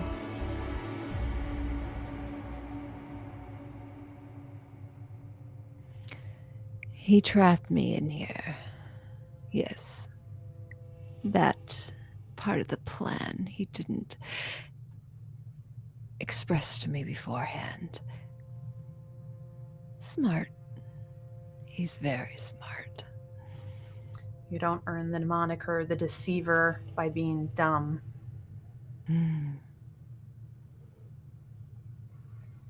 However, though he's paying me for my part, I can't say I'm not also invested.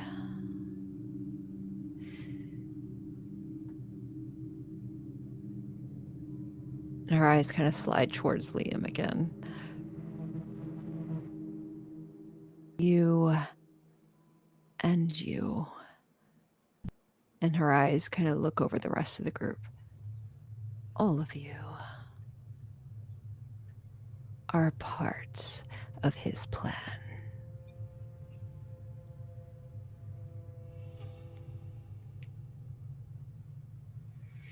And does his plan involve releasing the chained one, or is it something else entirely?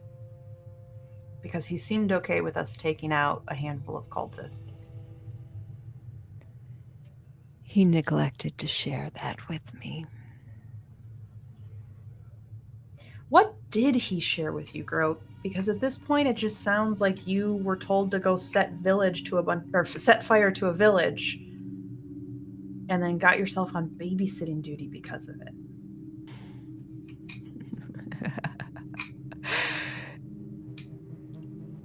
The village was just playing. I was bored. Exactly.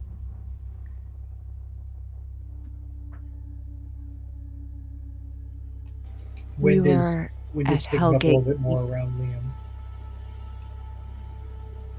He's getting angrier.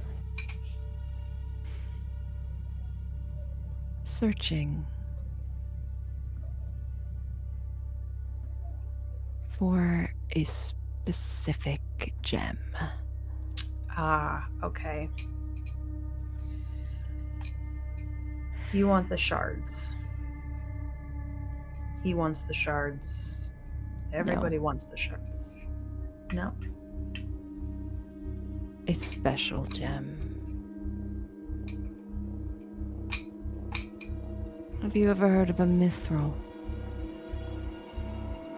Have I heard of a mithril? Roll history. Actually, That's a 4 anyway. Okay. You have vague remembrances of mentions, but they also come from mentions of Hellgate Keep and mithrils, but they also come from memories that you also know weren't real the time that you were there. So you don't really have any basis for any of it. Chara perks up at the mention of a powerful gem. Mm-hmm.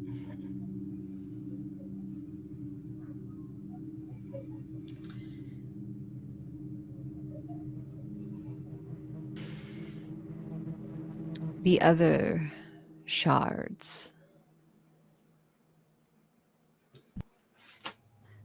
We have no interest in those. Okay. I got carried away after we found the gem.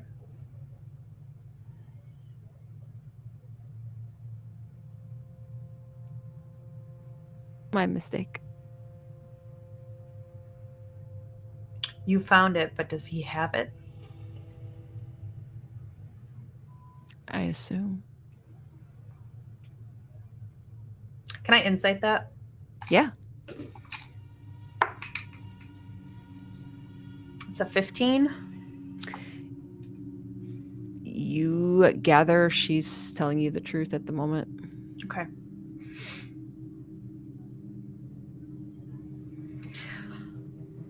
Well, that was slightly helpful, but I don't know if it earns you your freedom. I don't need it. Okay. Then unless anyone else has any questions, I think we're done here.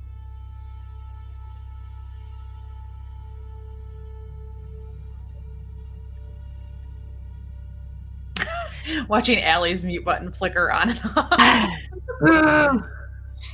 I can't think of anything else. Like, I just wanted to know how she was involved with the Deceiver, and it sounds like she was just going after the gem, which is part of the thing that trapped him, right? Like, he's looking for it, the Fake Queen's looking for those pieces.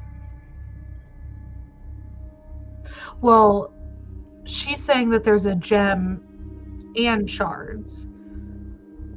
Not that they're the same thing. Yeah, isn't that what the Fake Queen told you, though? That there was the gem at Hellgate Keep's come up before in regards to a gem, and there were like pieces of things that had been used to enclose the Residuum. Am I remembering this correctly? Or am I thinking of the Rod of Law? There are. There's No, been a I know. lot of gems and a lot of shards. I know. I know. There are the shards, which are relation to There's Dune's prison. Okay. And then there are the gems. 3. One was with the Fey Queen. One was with Heronius. And one was lost within the depths of Hellgate Keep. Okay. And we don't know what those do, though. Or we do know that they're tied to Tharizdun. I feel like we know that they're tied to the end of the world, which, like, okay, kind of thing. Like, we know that they're okay relevant. So I almost like when you say, like, does anybody else have anything to say? Chara's like, tell us more about the gem.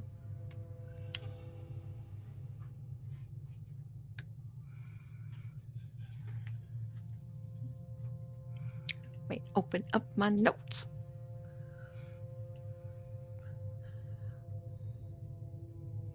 Where is Liam in relation to Nina right now, by the way? Are you next to her, behind her, several feet away from her? I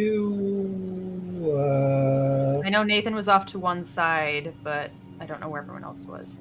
Nina just wants to try to, like, put a hand on Liam to comfort him, but I don't know if he's close enough for that. He is. He's close enough that he's, like, to your right, but like the wind around him is really starting to, like, pick up, and he's just really trying to hold his temper right now. Okay.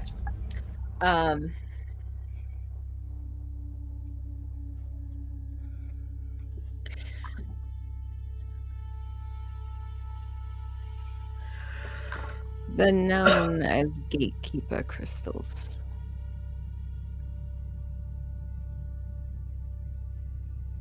Obviously 3. When combined,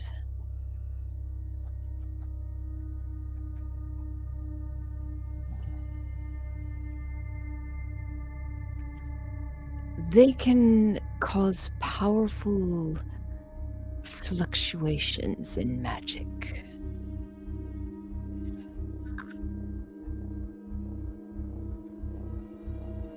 Some of it can be unpredictable. Other ways, it can nullify it. They've been used to trap other powerful items.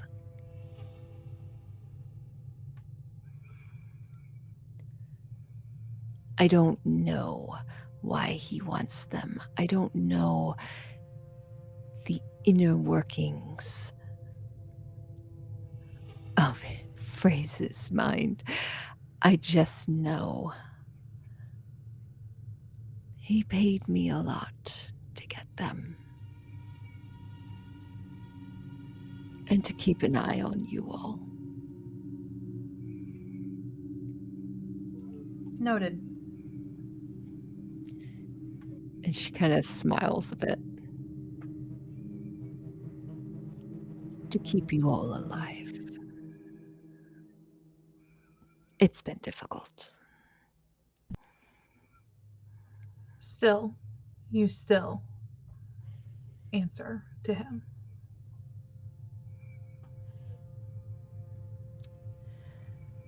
I don't. I haven't seen him since he trapped me in this mirror.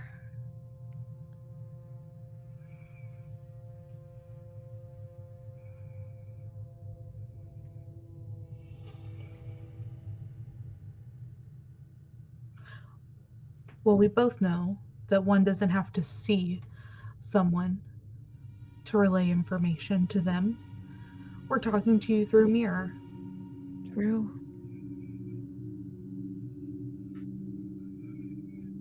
Can we insight that? Mm-hmm.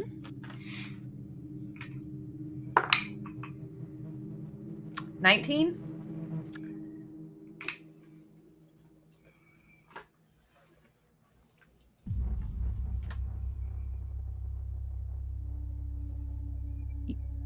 With that, you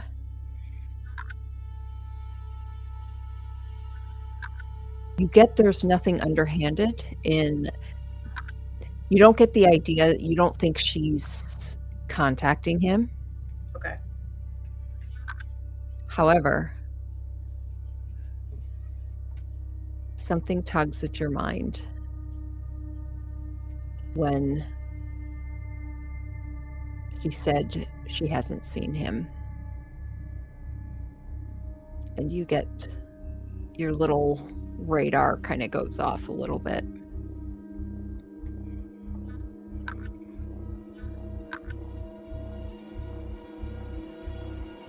What did you mean you haven't seen him? Why aren't you telling us about that?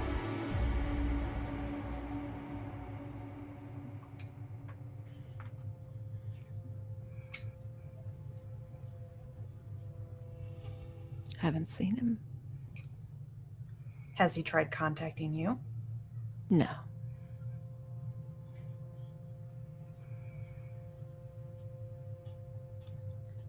Is he always in his gargoyle form? No. What other ways have you seen him? He takes many forms.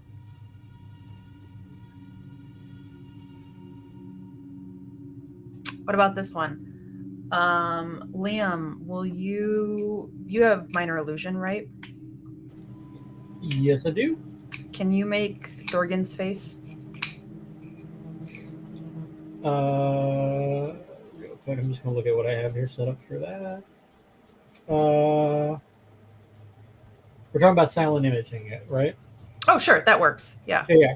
Liam's just gonna whisper Hazari and snap his fingers, and the face just appears in the air. Is this one familiar?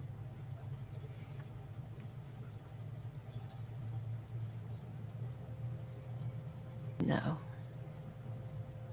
Damn it. It's like someone I ate for breakfast once. Gross. I want to insight check that. Go for it. Especially in the connotation of how she says no.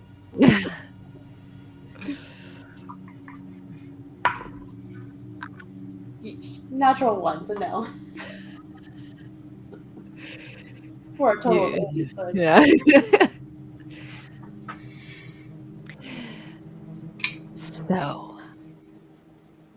So good to see all of you. Where do you plan on going next? How can I help? Would you mind if I just do something real quick? Not to Go for miss it. anything? Liam's gonna jump in and say, "What happened to our family that day?" Her eyes slide over towards you.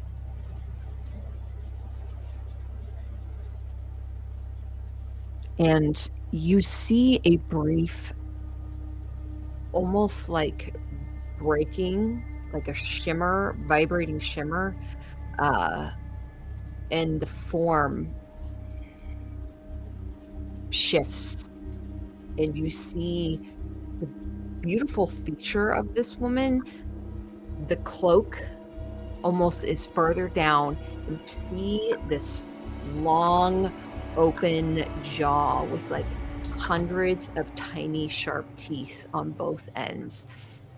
Huge, wide, goes back far, and it shifts almost immediately back.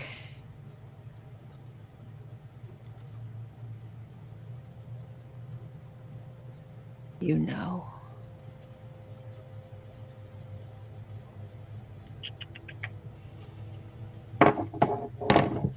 Don't let your emotions cloud the truth.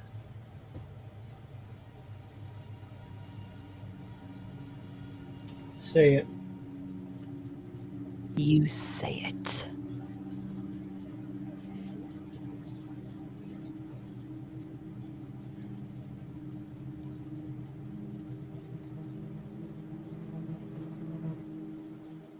She kind of like just leans forward a bit. I think as she leans forward, Nina reaches out and kind of grasps onto Liam's wrist just as like a protective, like if he was smaller, she'd shove him behind her sort of vibe, but he's obviously not. So it's more just like a protective, reassuring, but she doesn't stop or say anything.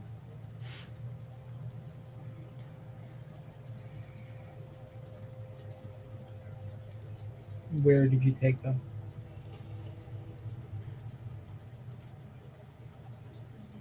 And her eyes kind of slide towards you, Nina.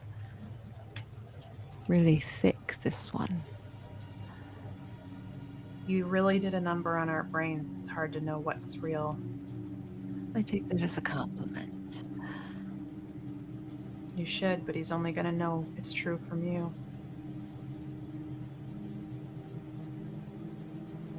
Her eyes slide back to you, Liam.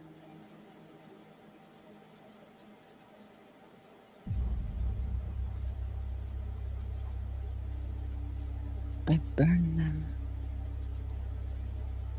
And Nina's hand goes slack.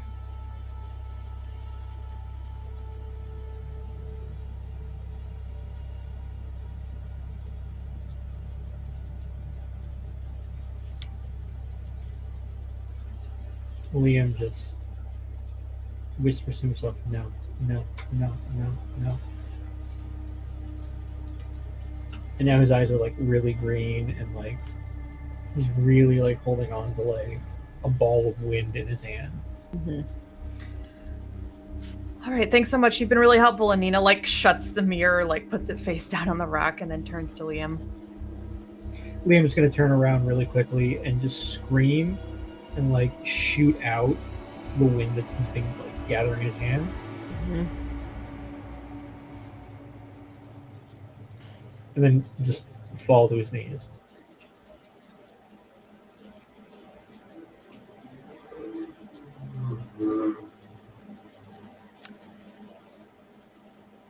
Parsoness kind of looks between the group of everyone.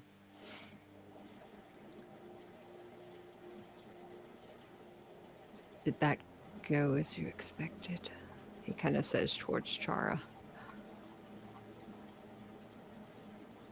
Expected is a strong word.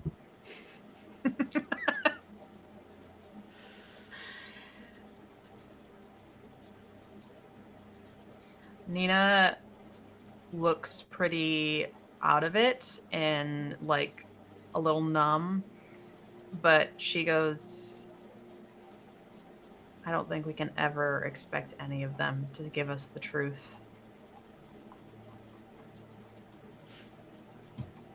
So yeah, I'd say it went as expected.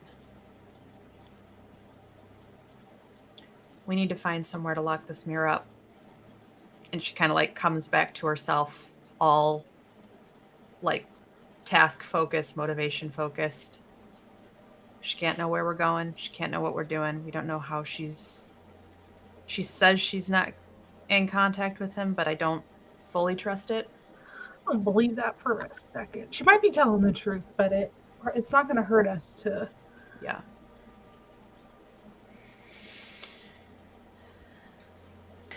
So do you So want to let's- store it? Like store it away? Store it? I mean, we can start with the crab so that she doesn't hear things. But I don't know if Nina knows this or if this is a player thing. DM, you can't store extra dimensional spaces in another extra dimensional space, right? Wait, didn't like Flick try to Yep, think of something yep, like that and then yep. like make a bomb? Yep, yep. I guess my question is do you believe the information was worth that deal? I think Nina looks up and makes eye contact with you, and in her expression, you know that she was lying. I was gonna say the odd thing for you is he still has his eyes closed, but he's looking right at you. All right then. Do you remember what that symbol on the table looked like? Yep. Perfect in the glass.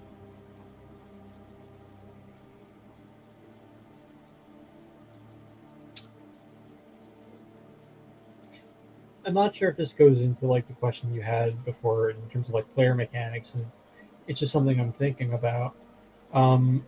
Does the like where Hazari resides in my dagger? That's an extra. We can't do that, right? That's an extra dimensional space, or is that like something else? Because my Yeah. thought is, if we want to like get rid of it and we also want to keep it safe, Liam could always ask Hazari to. Asking a lot of Hazari lately, but ask Hazari to hold this and keep it. Like, Liam, under you wraps. would know because she's said it to you several times. Her job is to protect Coelum. If you tried to bring an evil into her area like that, even to protect it, she wouldn't even, the second she felt that trying to come through, it would not be good. right. I was thinking about the argument like, wouldn't it be safer having an eye on it than having it out there, letting people know where we are? But I get what you mean. Okay, never mind. Yeah. You know where her allegiance lies and where her main thing is. Just figured we might. Was wondering if there's a way we can like shift that or use that to our advantage, but no. So if we draw this symbol on the mirror and it corrodes it, she might still be able to get out via another mirror, but she might also not be able to spy on us.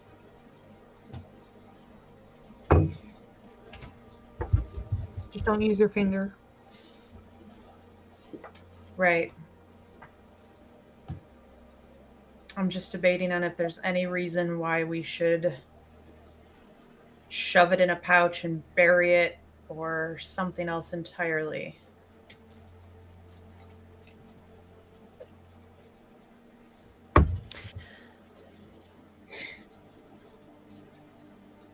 Ultimately, Nina, it's your call. And I know that's not the best news, but we can give you our opinions. but I don't think any one of us can make the final determination.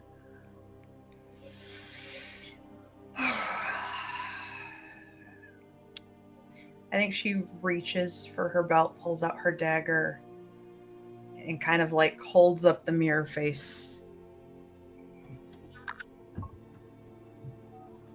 And if nobody stops her, she will start to carve the symbol of Thrasidune into the mirror face. Liam's gonna get up and put his hand on yours and help you do it.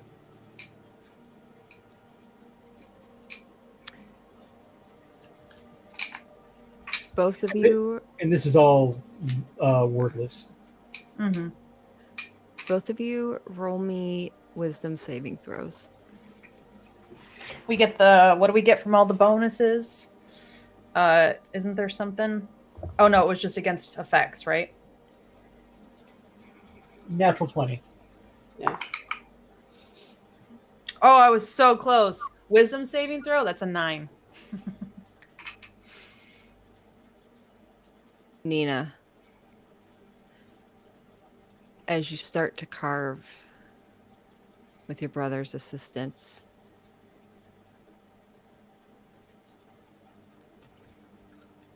you hear the whispers. You hear her voice again. Don't do this. If you don't take me with you, this will end badly. You were always meant to bring me with you. Our futures are tied together. As you continue to carve. I think back to her. I don't say this out loud, but I think back to her. Tell me why you need to be there, or there's no reason why I'm bringing you with you.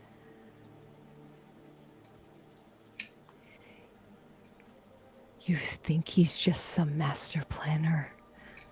He's not. He's not omnipotent. And her voice is kind of getting a little more rushed and sincere as you continue to carve.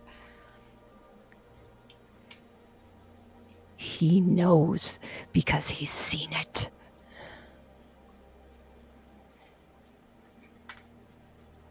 He's not a prophet. Think. Use your goddamn brain. Who do you know that was a prophet?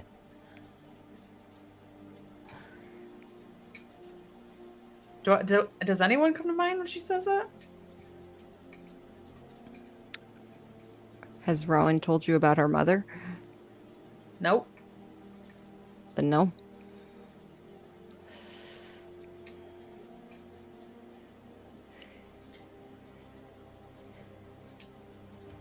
You're still speaking in words that are about as clear as mud. And I'm like we're like a quarter of the way carving this at this point, and I'm still going. Speak plainly, or it's over, Grote. As you're carving on the backside of this, you start to hear a high-pitched, almost like glass when it is being pushed to its limits. Fine. How's this for plain? If you don't bring me with you, everything will be undone. I'm a part of it, whether you like it or not.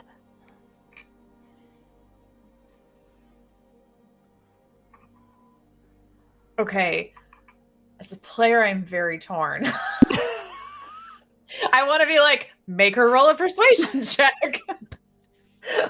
I'm going to roll an insight. Okay. Liam's hand is still going to carve this. He's still Okay. like moving your hand with it. And this Oh, is that's not going to a- be in your head, right? She's not saying it through the mirror. Mm-hmm. That's a natural 1. She sounds as sincere as you have ever heard her. Does she get any sort of advantage since her brother is right there?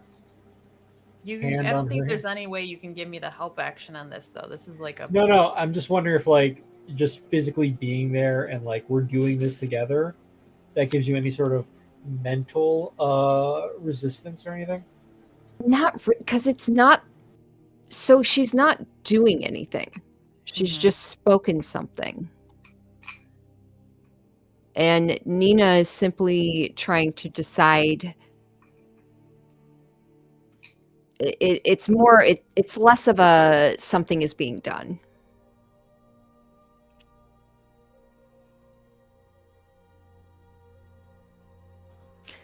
Do you continue?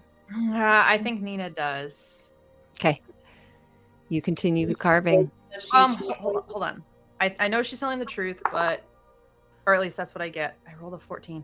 Yeah, I think Nina's rage wins out, especially I think that's what Liam's presence does. Is it reminds her of how much this hag has taken from them and how she's still trying to manipulate and beg to keep herself as part of it. Whether or not that's true, Nina has also always believed that they work best when they do things on the fly, as it were. So I think she says,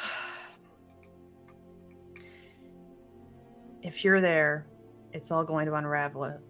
Is that what she said? Whatever word she said, it was all gonna. If she's not there It with will you, everything will be undone. And because you rolled a 1, or I'm sorry, a 4, I think you said, right? That was my wisdom saving throw. Yes, Okay. or 9, I think was my wisdom saving throw. What was the most recent roll you just did? Insight. That was one another was insight. What's Yeah. that? Okay. Because you rolled a 1. Oh, no. Mm-mm. This is so hard, gang. Nina is so tied. Like this Mhm. this person like has haunted her since your childhood. Yeah. And she was so dependent on this thing for so long. It's so hard. I think she's gonna keep carving it though. I think that's what Liam does, and she'll figure it out. Well, here's a question too. Like, are we physically seeing her slowing down? Like, Unless and, Nina, Yeah, like and I Liam mean- feels himself have to put more pressure Yeah, on you it. see Nina kind of, her muscles kind of lax, and Liam still kind of pushing the hand. You all kind of start to hear that high whining sound of glass being pressurized and like the high screeching noise, and you hear a crack.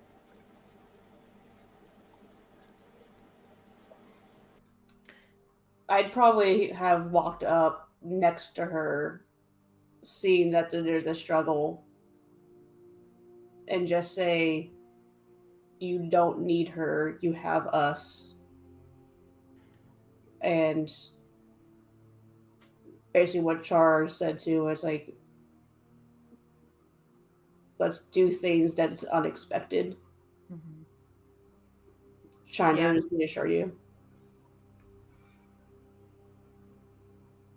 Nina's tired of being told what to do by these omnipotent beings or like these mega crazy beings that are just manipulating them. So I think she just like screams in frustration. Like it starts out as like a growl and then it's like a full on scream as she and Liam finish drawing the symbol in the mirror. You finish drawing the symbol. You hear the glass shatter. The wood on the backside boils, turns to liquid around the symbol.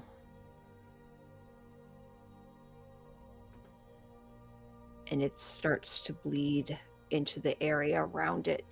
And this is happening very quickly as the symbol is completed. Nina and Liam.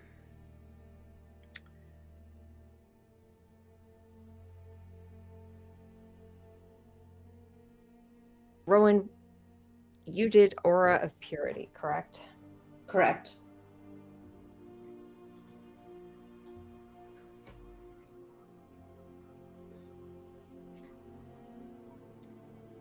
Give me 1 second while I just look at that again.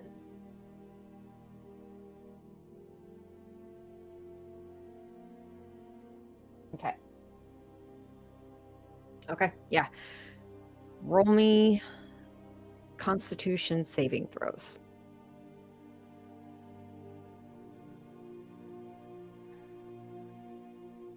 That's a 12, but it was a 5 on the dice.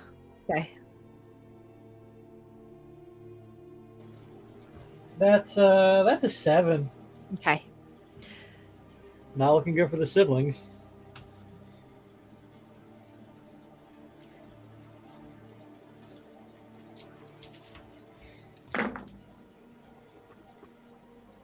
Oh boy. I didn't like how many dice I heard roll. We'll be fine. We just had a long rest. I'm gonna do one more thing after we're done.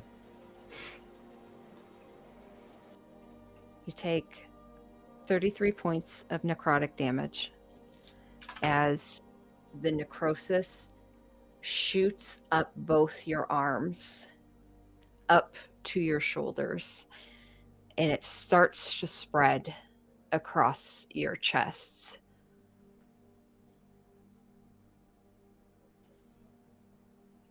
Do you do anything in the immediate aftermath? I think Nina just probably sinks to her knees, winded and crying, honestly, of anger. Yeah. With the arm that isn't like essentially burned with necrosis, Liam's going to shoot this remnant of the mirror away with a hard blast of wind, Okay. as far as he can push it away Nina from him. falls to the ground on her knees. Liam throws a gust of wind at it to throw it. As you do, the hardly wooden piece turns to ash. The glass is in pieces on the rock.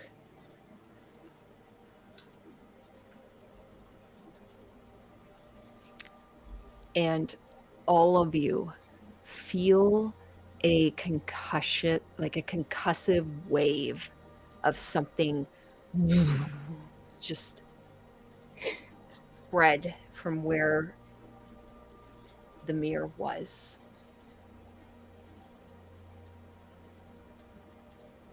Question, DM. Yes. It's technically a little bit of retroactive, but as I see Nina taking this damage, this necrotic damage, and all the pain and everything, would you allow me to activate the Grace of Ilmater? Forgot my other shit.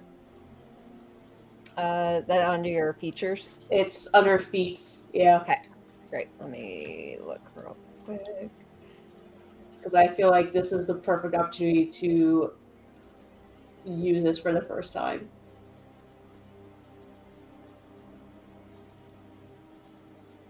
Yeah.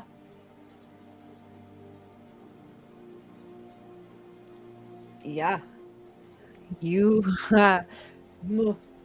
Okay. Because Rowan is seeing someone she cares about going through immense pain and stuff. Okay. So, and this was a quick occurrence, which, as its feat, it is something that's just innately done. And yeah, so it's just a reaction. So it's Mhm. yeah. So as this necrosis starts to go up both their arms, Rowan immediately reacts and just, how do you foresee this occurring?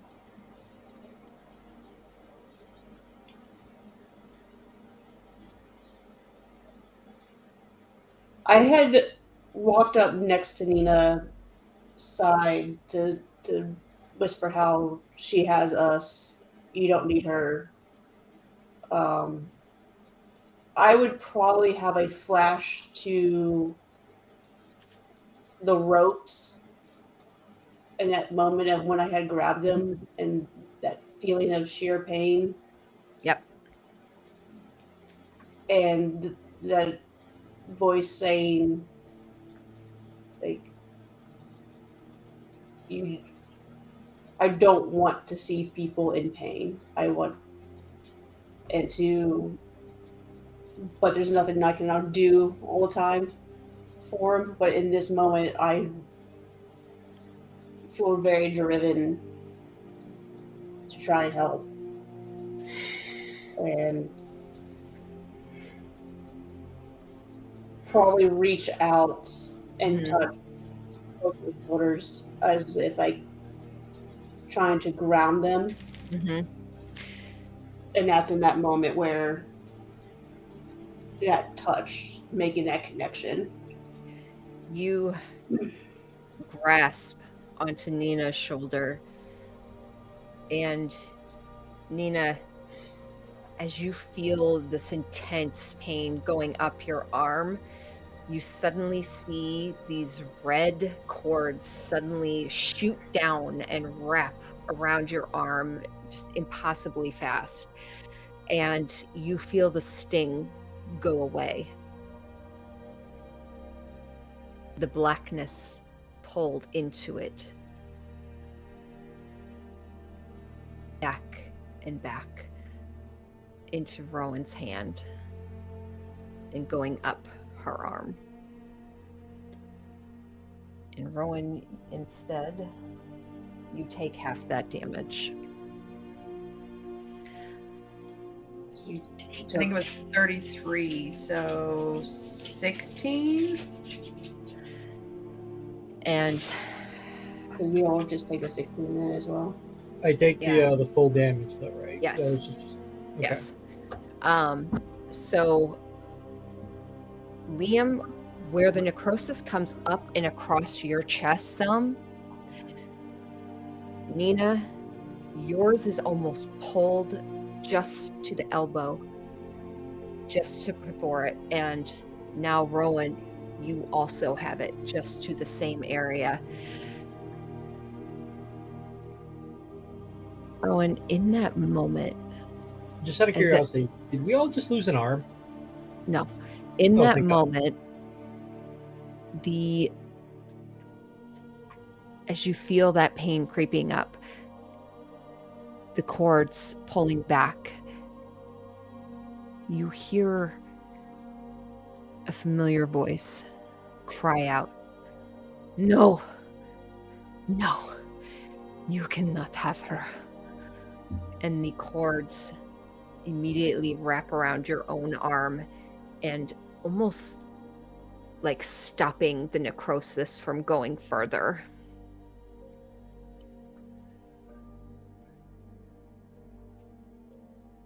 And as things start to die down, at the end of it, Rowan, you just hear, "Oh, my child, what have you done?"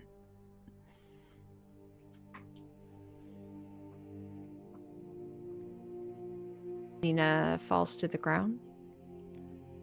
Liam, you also stumble back and fall to your knees the opposite direction. You are struggling to breathe as this necrosis has just crept across a portion of your chest. The pain is intense.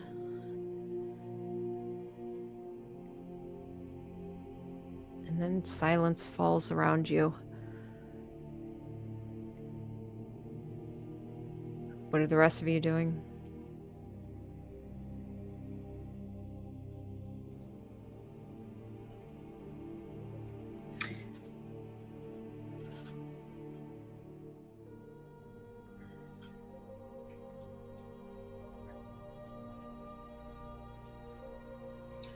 Well, Rowan probably drops down next to Yeah. Nina. Yeah. I'm, as a player, trying to decide if I think Greater Restoration would fix this, and if so, Nina would teleport all of us to a temple. But I think she also is whispering, just what have I done? Which kind of echoes the same words that Rowan heard in her head. Liam breathes laboriously as he's surrounded by darkness.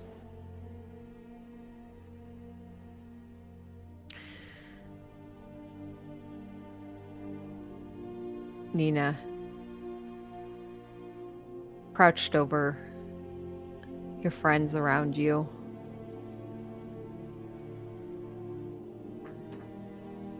You see the bottom of a dark cloak. And you see a form hunched down before you.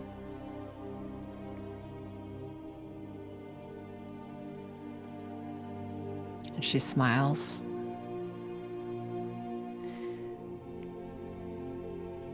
Thank you.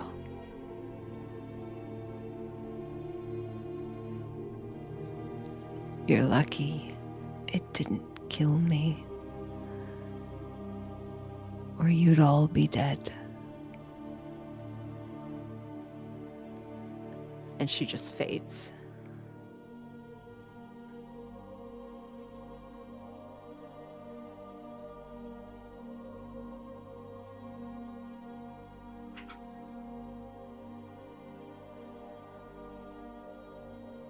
Nathan would move around in front of Nina and kind of go down to one knee and just sit and like look at her, I guess.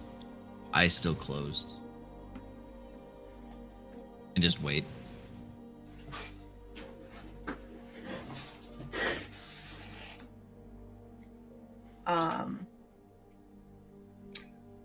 I think she flinches away a little bit at first.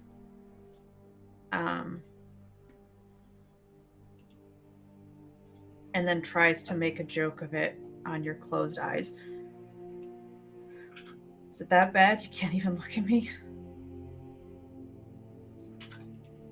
He smiles and doesn't open his eyes, but reaches out and places his hand on your cheek again, wraps his fingers around your neck and kind of holds your head up. You could see what I could see.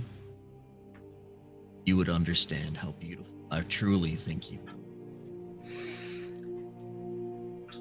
Then why are your eyes closed?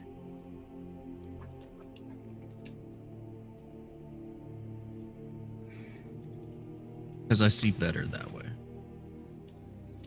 On top of that, he opens his eyes. I can see you. Real you. Nina just starts crying again. But I also think she kind of glances over to Liam. I think we need to get him help. Whatever Rowan did, it helped me, but we need to stop that. Parsonus would kind of give your arm a squeeze, Char, before he would kind of shift past and kneel down next to Liam. And he kind of pushes you up a bit to look at you. Kind of like gains eye contact. It's going to be all right. And he pulls back your shirt, like just kind of ripping it open, pulling it up. Oh. Mm-hmm. Let's get you inside, why don't we? He would help pull you to the stand and would start to walk you inside. and the two of them march off. He's going to take you to one of your bedrooms.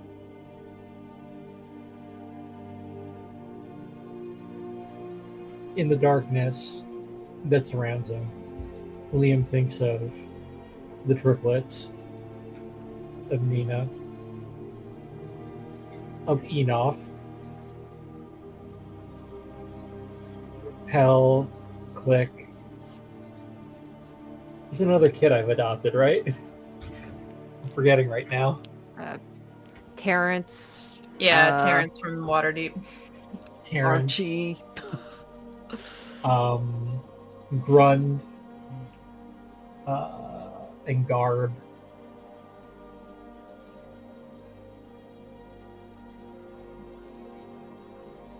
And that's it.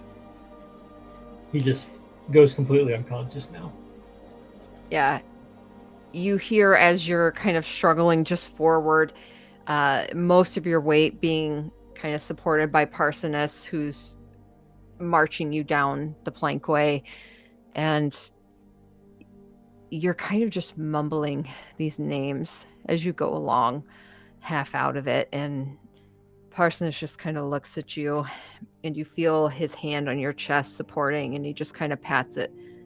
It's all right. It's all right. Okay. Hey, DM, I have a question. Yeah. Is this... If Chara wanted to try to cast Dispel Magic, would that be something, like, can I try to do that? Or, because it says specifically, the reason why I'm asking is it just says you can choose a magical effect within range, and I'm wondering if, like, knowing how it felt when it happened to Chara specifically, I'm wondering if using Dispel Magic on the effect itself of the necrosis, if that would combat it. I want to try at the very least. Yeah, so with that spell, let me take a look at it real quick. I just want to make sure if there is a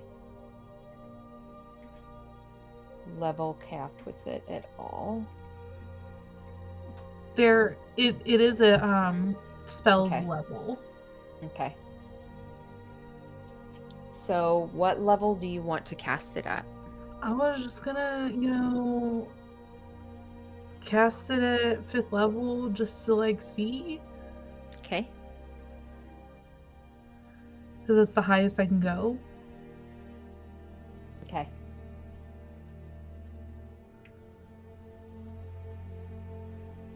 Go ahead and roll me a...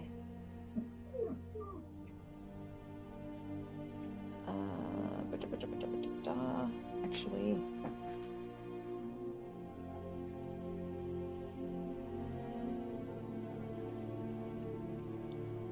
Yeah, go ahead and make a ability check with your spell casting. So, charisma check. Okay. So, charisma check. That's a 17. Okay.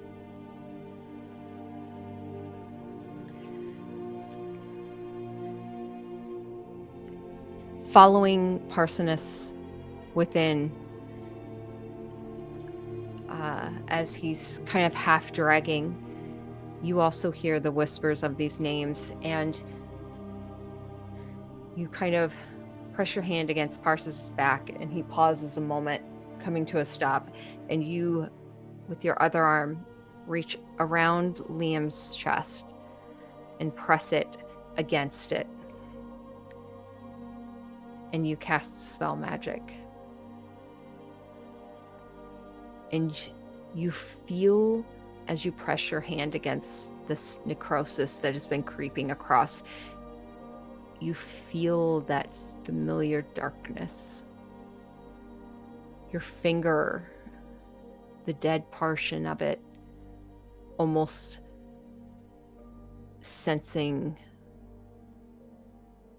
the numbness below. And you cast the magic, and you just feel it release. and the necrosis stops. Liam, for the first moment, you actually feel like you can breathe again. You are still in a good deal amount of pain, but you feel the hold of the magic finally let go. And that is the point that you just fall unconscious. And Parsonus says, "Oh, okay. Considerably harder, but thank you, dear." And he continues to pull Liam into the bedroom and would help lay him down. Rest of you outside.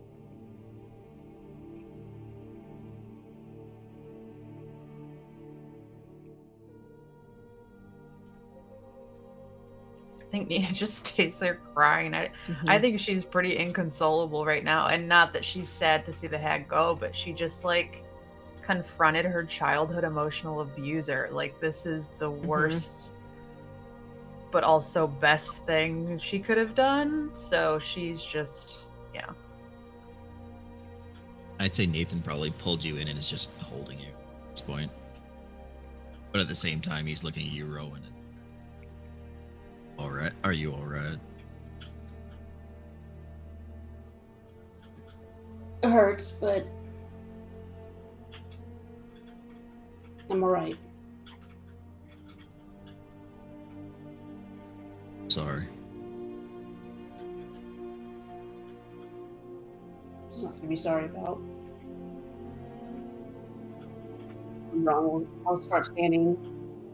I'll just like holding up above the closest. Just take care of her. And I'll turn to give him space.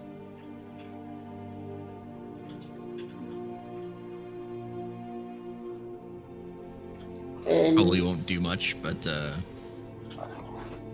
yeah, Nathan will probably just use his lay on hands for Nina.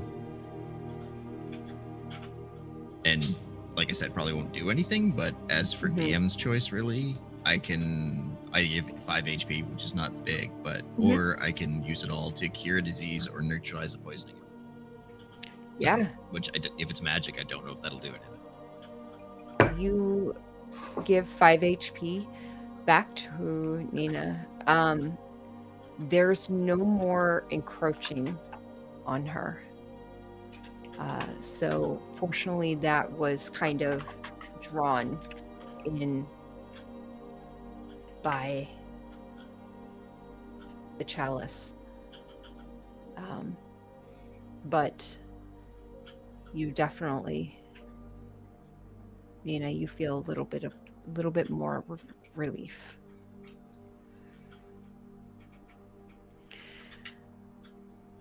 Eventually, all of you head back inside. It's 10 a.m. What a way to start the day. Yeah, it's probably like 11ish or mimosa. something. Yeah. I would go straight to find where Parsonus took Liam. Yeah. You guys probably all eventually find your way back into the bedroom, where Liam's laid up in one of the beds. And you all kind of sit there. Yeah. You all kind of sit there just somewhat traumatized. That quiet after emotional draining, and everything's quiet. You really don't hear much movement outside the room. Everyone seems to be kind of respecting whatever just happened and trying to give you space. Parsonus would have left.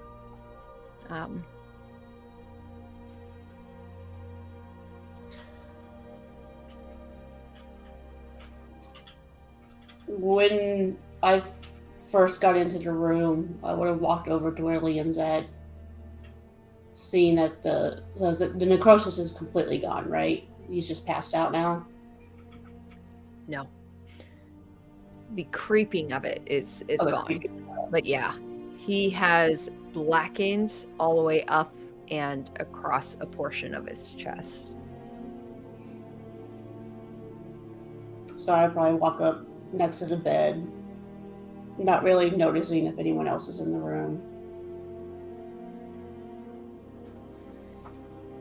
And I would reach over to the good hand and just like super quiet, like not speaking it very loudly, just say, I'm so sorry that I couldn't help you too. She was just closer. And some tears started coming down because she's feeling very guilty that she couldn't help both. Of all the people in this room, you've known Liam the longest. Yep.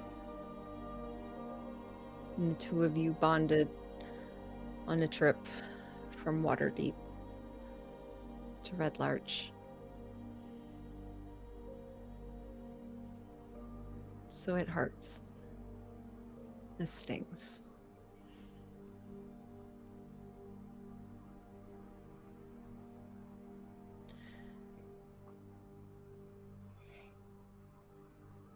Do you all just have anything you would like to do, or do you just kind of spend the time traumatizing? I think as soon as Nina's able to get herself together, which would probably take a good half an hour at least, if not a full hour, she would be straight back to business in an effort to bury all of those emotions. But I think she would relay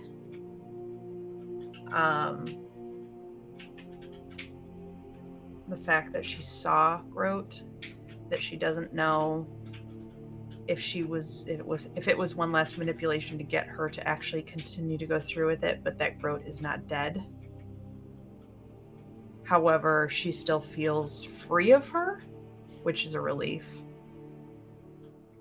But then I think she just says something along the lines of, I don't think going through those doors right now is the best idea.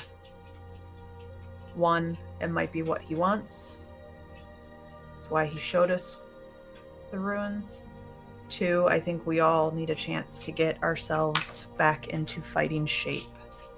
And she would look at Liam and her arm and Rowan's arm. I think maybe a trip to Lemura at the Allsfaith, or something to get a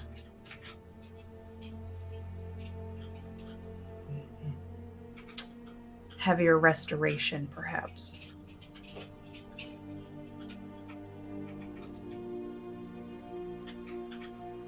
We know at the very least it'll heal. It will take time, but it... Will it? I cast Cure Wounds on... I think it takes time. I think it's not something that you can just... And Chara holds up her now just like the black tip of her finger, where it was the whole finger. Okay, I must have misheard. I didn't realize yours had subsided at all. Some of it. Right? The end of your finger is dead. But has it changed from when it stopped creeping yesterday? Like, has it gotten less? No, it's not gotten less. It's not gotten more. It's just when she pulled back from it, that was when she lost that connection. but the damage had been done. Yeah. Oh shit. Well, never mind. Chara is like holding up her dead finger, like it gets better. Like, maybe not. Forever the optimist. We love her. My bad. Yeah, no. We should try something. So, like, how basically useless is our arms for us? Because Rowan would have grabbed Nina's shoulder with her dominant hand. I mean, you have no feeling. You still have movement. The muscles and tendons below still work. You're able to still communicate to your arm. The nerves are still there within, but any surface nerves are gone. And there is this just phantom pain that is kind of always present. So we go and we try to get the healing that we all need, or do we keep going forward? Go to get healing.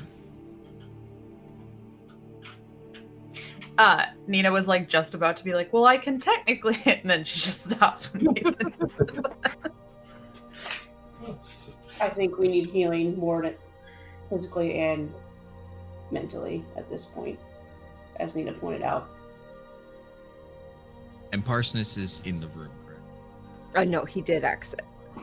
Did exit? Okay. But you have the earpiece, don't you? I don't. Rowan does. I have it. Rowan, see if we're able to set course for Lemira. Or the All Faiths Temple. Yeah, Lemira and Red Larch. Red Larch. Red Larch, yeah. Is that where we want to go? Do I know if Lemura would be able to do something like Greater Restoration? This is just Nina guessing at what needs to be done. I don't actually know if it would help, but That's the thing we don't know. I mean, I can attempt it. Like, if I can attempt it tomorrow. Well, no.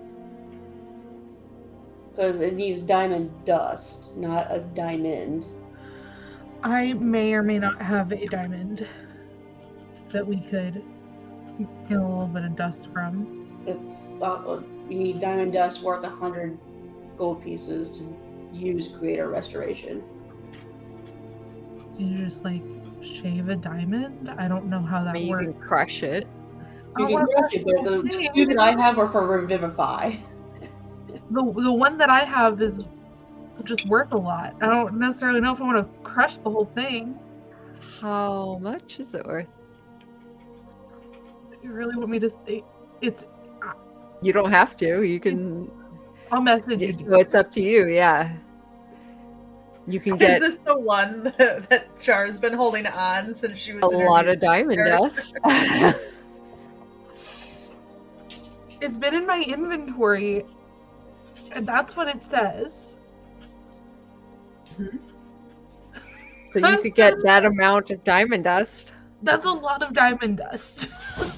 You could Technically take have it off, but more you gotta be people, good at yeah. knowing what the amount is. Well, I mean, if I pulled it, okay. So Chara like reaches into her pouch and like pulls out. I don't even know.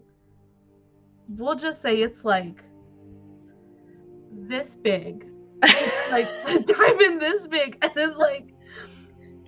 I don't think we should crush this. This is a lot of diamond dust.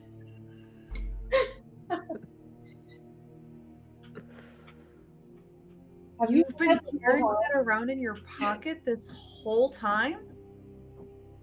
You were carrying around that hag and a mirror around in your pocket the whole time. I don't want to hear. That's not a judgment. I'm just. Why do you have it? What does it do? Is it just shiny? It's pretty. Okay. And we needed diamonds for the whole like revivify thing.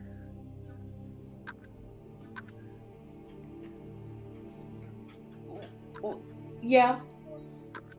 I mean, we can still go to Lemura first, I guess, to see if we don't have to use our own resources. But it's good to know that. Have you had it appraised? Not that I Who in remember. their right mind would take a diamond the size of a small child to an appraiser? I mean, fair. But here's what 300 looks like. So let's just do the guesstimation. I'll pull out a diamond that's worth 300 and be like, okay.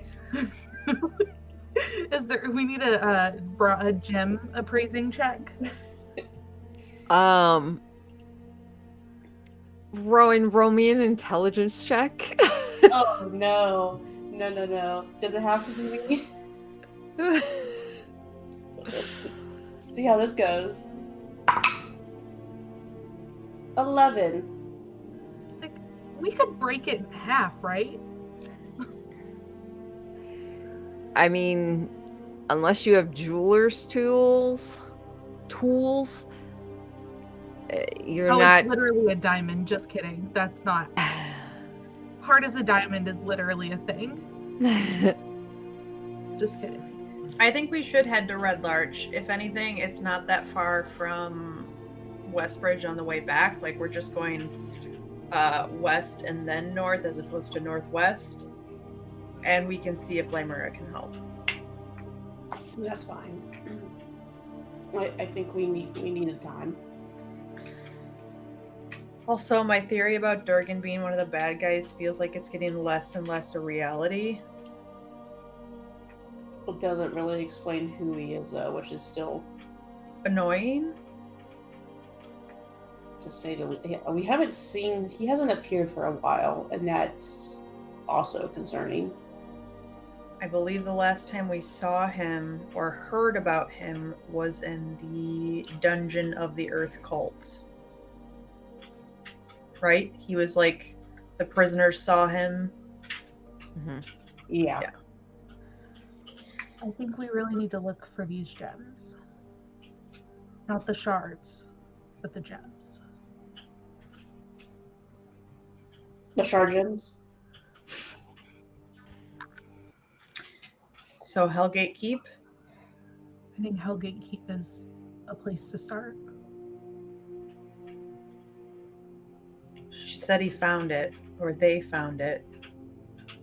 Do we think he has it? I think that there are 3 of them.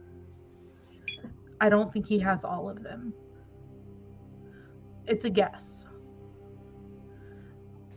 Better be a good fucking one, considering if he had all of them, we'd probably be in a lot deeper shit. The fake queen told me to go get hers. So hers is definitely missing. Oh. But she doesn't know. She didn't know who took it. I need to rewatch some episodes.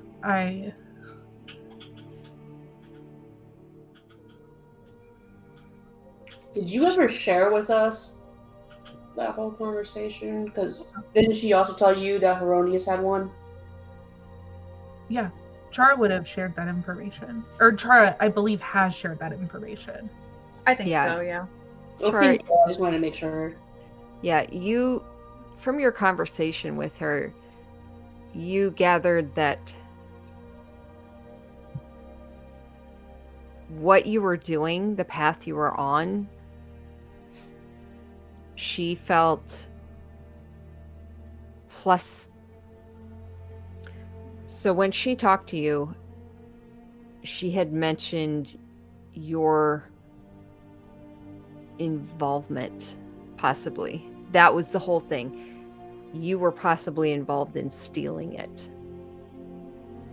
That's right. She was accusing me of stealing it because it disappeared around the same time that I disappeared. Yes. And what happened when you fell from the Feywild into the material plane, into Faerun. The whole thing with the whatchamacallit. Chara's backstory. Mm-hmm. Chara's backstory. You found the woman who had been sacrificed. Yes.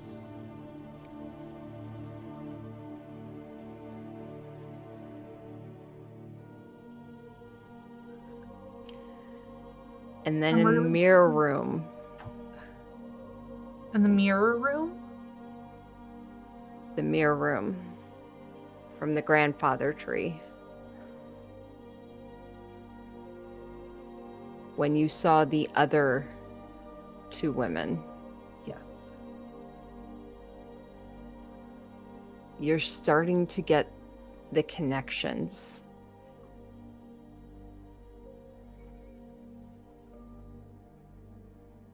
It's all connected. You don't know how yet. But their deaths are connected to when you fell out of the Feywild and with the disappearance of Titania's gem. And I think the big thing, the big feeling, right, that Chara / Allie is having is like we need to look somewhere at the beginning. I feel like and it doesn't matter whose beginning we look at, right? Like we could even look at Chara's beginning. We don't necessarily have to go to Hellgate Keep.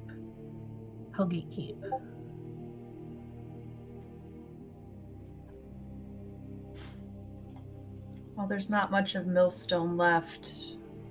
And like she said, that was more of a celebratory bonfire.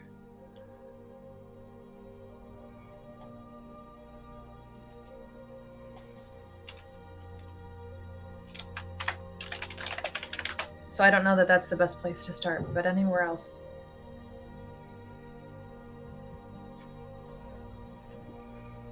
Maybe one thing at a time. Let's get the Red Large first.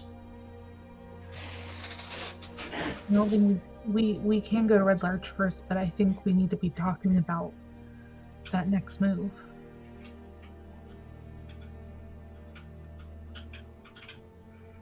So, I don't know. Think on it. Okay. You all communicate where you want to go, and you hear the Manta Rose start to, the familiar thrumming, the sound of electricity skittering along the front, the top, and the filling of air. And then you feel the lifting as it lifts off and it starts its trip towards Red Larch. The crew make do. You see Parsonus has taken the maps and down below to where Fennel and Anise are, and you see where he's kind of just laid them out on other consoles, and it's a mess. And he's clearly frustrated as he's trying to make the calculations and such, and just he feels slightly out of place. There's a lot of emotion going around the ship as you start the trip back. So, one question that I did have, Dia, out of character. When Groot did pop up at the end for Nina, would Nathan have seen it? Was she invisible, or was that more of a mind picture? Oh,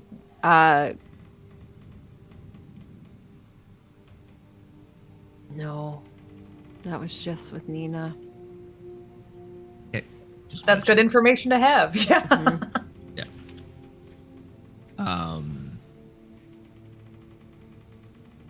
He would probably go find some food, Okay. grab 2 plates, head to one of the rooms, and at some point find Nina and drag her with him. Okay. I think she had immediately gone when Chara said, think on that. Nina said, sure, yep, and got up to go find a book for some good old escapism and had like found a couch to read and try to avoid everything. So you found her reading and bribed her with food to follow you, and she would. I would say Once- Rowan probably. Oh, go ahead. Oh, no, go for it. I'd say Go Rowan after. probably would have started to walk towards Nina once, and then see that you're reading a book and be like, "Nope, not interrupting that. Let it go for now." And then would have probably gone to where she would normally spar with Hestiva, and then just like start practicing with her non-dominant hand. So you go down below decks to the storage area Mm-hmm. and start to muscle train a new dominance in that arm.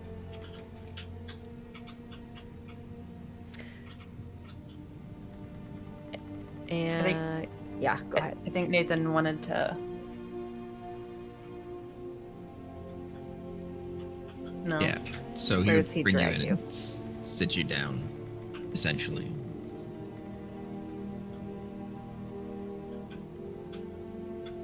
I'm not gonna ask how you are, because that would just be dumb. That being said, I can tell when you're closing it off.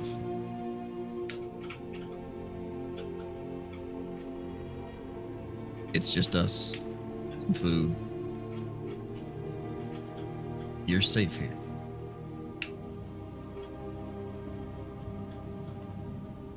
I think she had like just continued to try to eat through the start of that.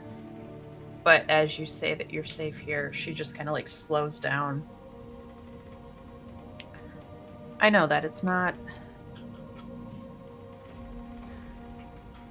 about safety. It's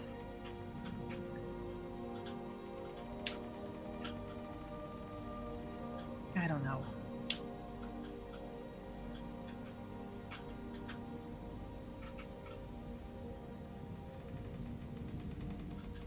I just feel like a piece of me's gone, and I know that's silly because she wasn't actually a part of me.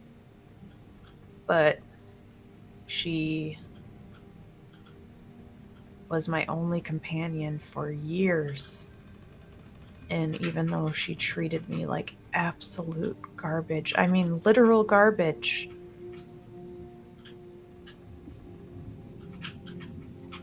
it's still like I had to. It's like I condemned someone I cared about to death. And we have all of these people now around us. And I'm not going to go all Rowan here. I'm not going to say that they're better off without us, but I think we might be better off without them sometimes.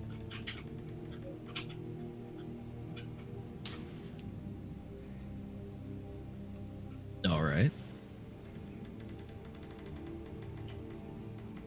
I can somewhat understand that train of thought.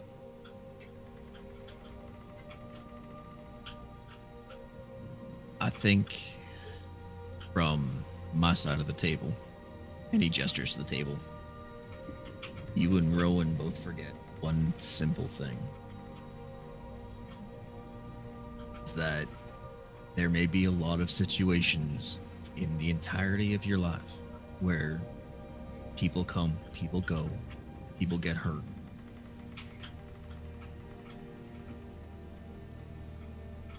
And you count the amount of times that happens, and it builds, and it builds, and you start to wonder if being alone is the best thing to do. But I think you forget to count the amount of times those people kept you alive. How many times they saved you. How many times they stopped you from going down a path that would have ended your story. And you need to remember to count those moments too. I do. And I think if you both did, you'd see that one outweighs the other. I'd like to think I do. That's why we keep you around. But then she gets serious again.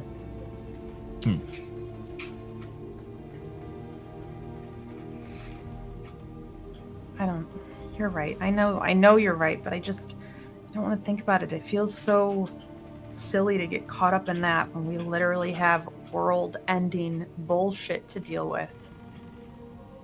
And I'm tired of being a puppet. I'm so tired.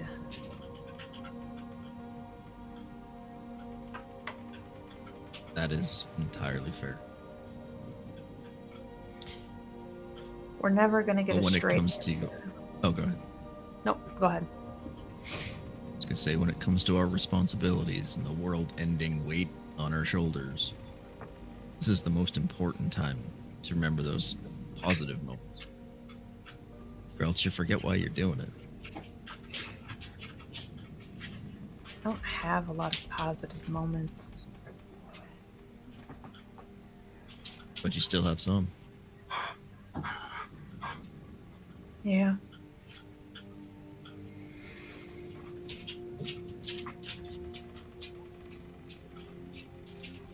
They're all just Maybe between the so. 5 of us, though.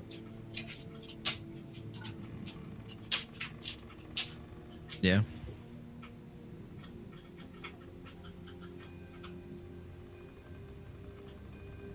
And maybe Maybe look for Shush. smaller moments.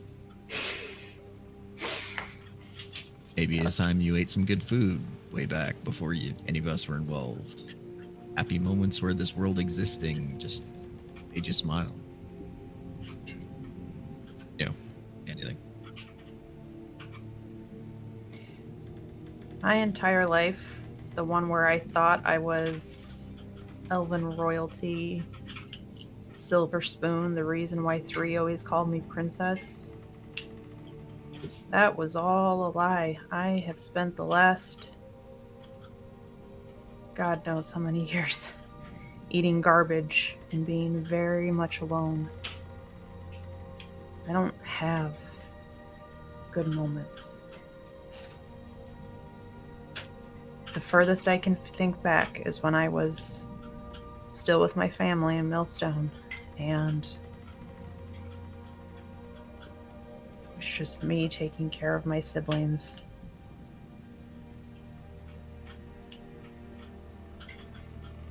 In a village that didn't even like us half the time.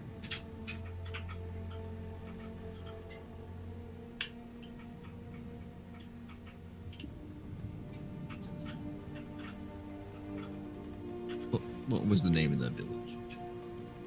Millstone? Right. Tell me about it.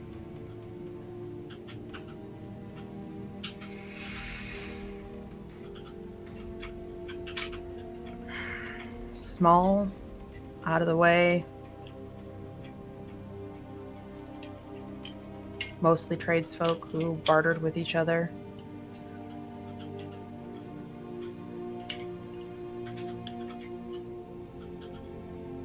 I think my parents chose it because there were a lot of people there who didn't really fit in elsewhere, but that didn't make them any more welcoming.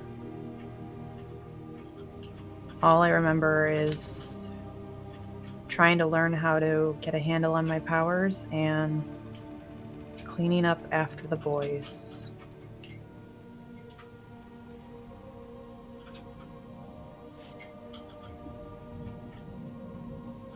Right.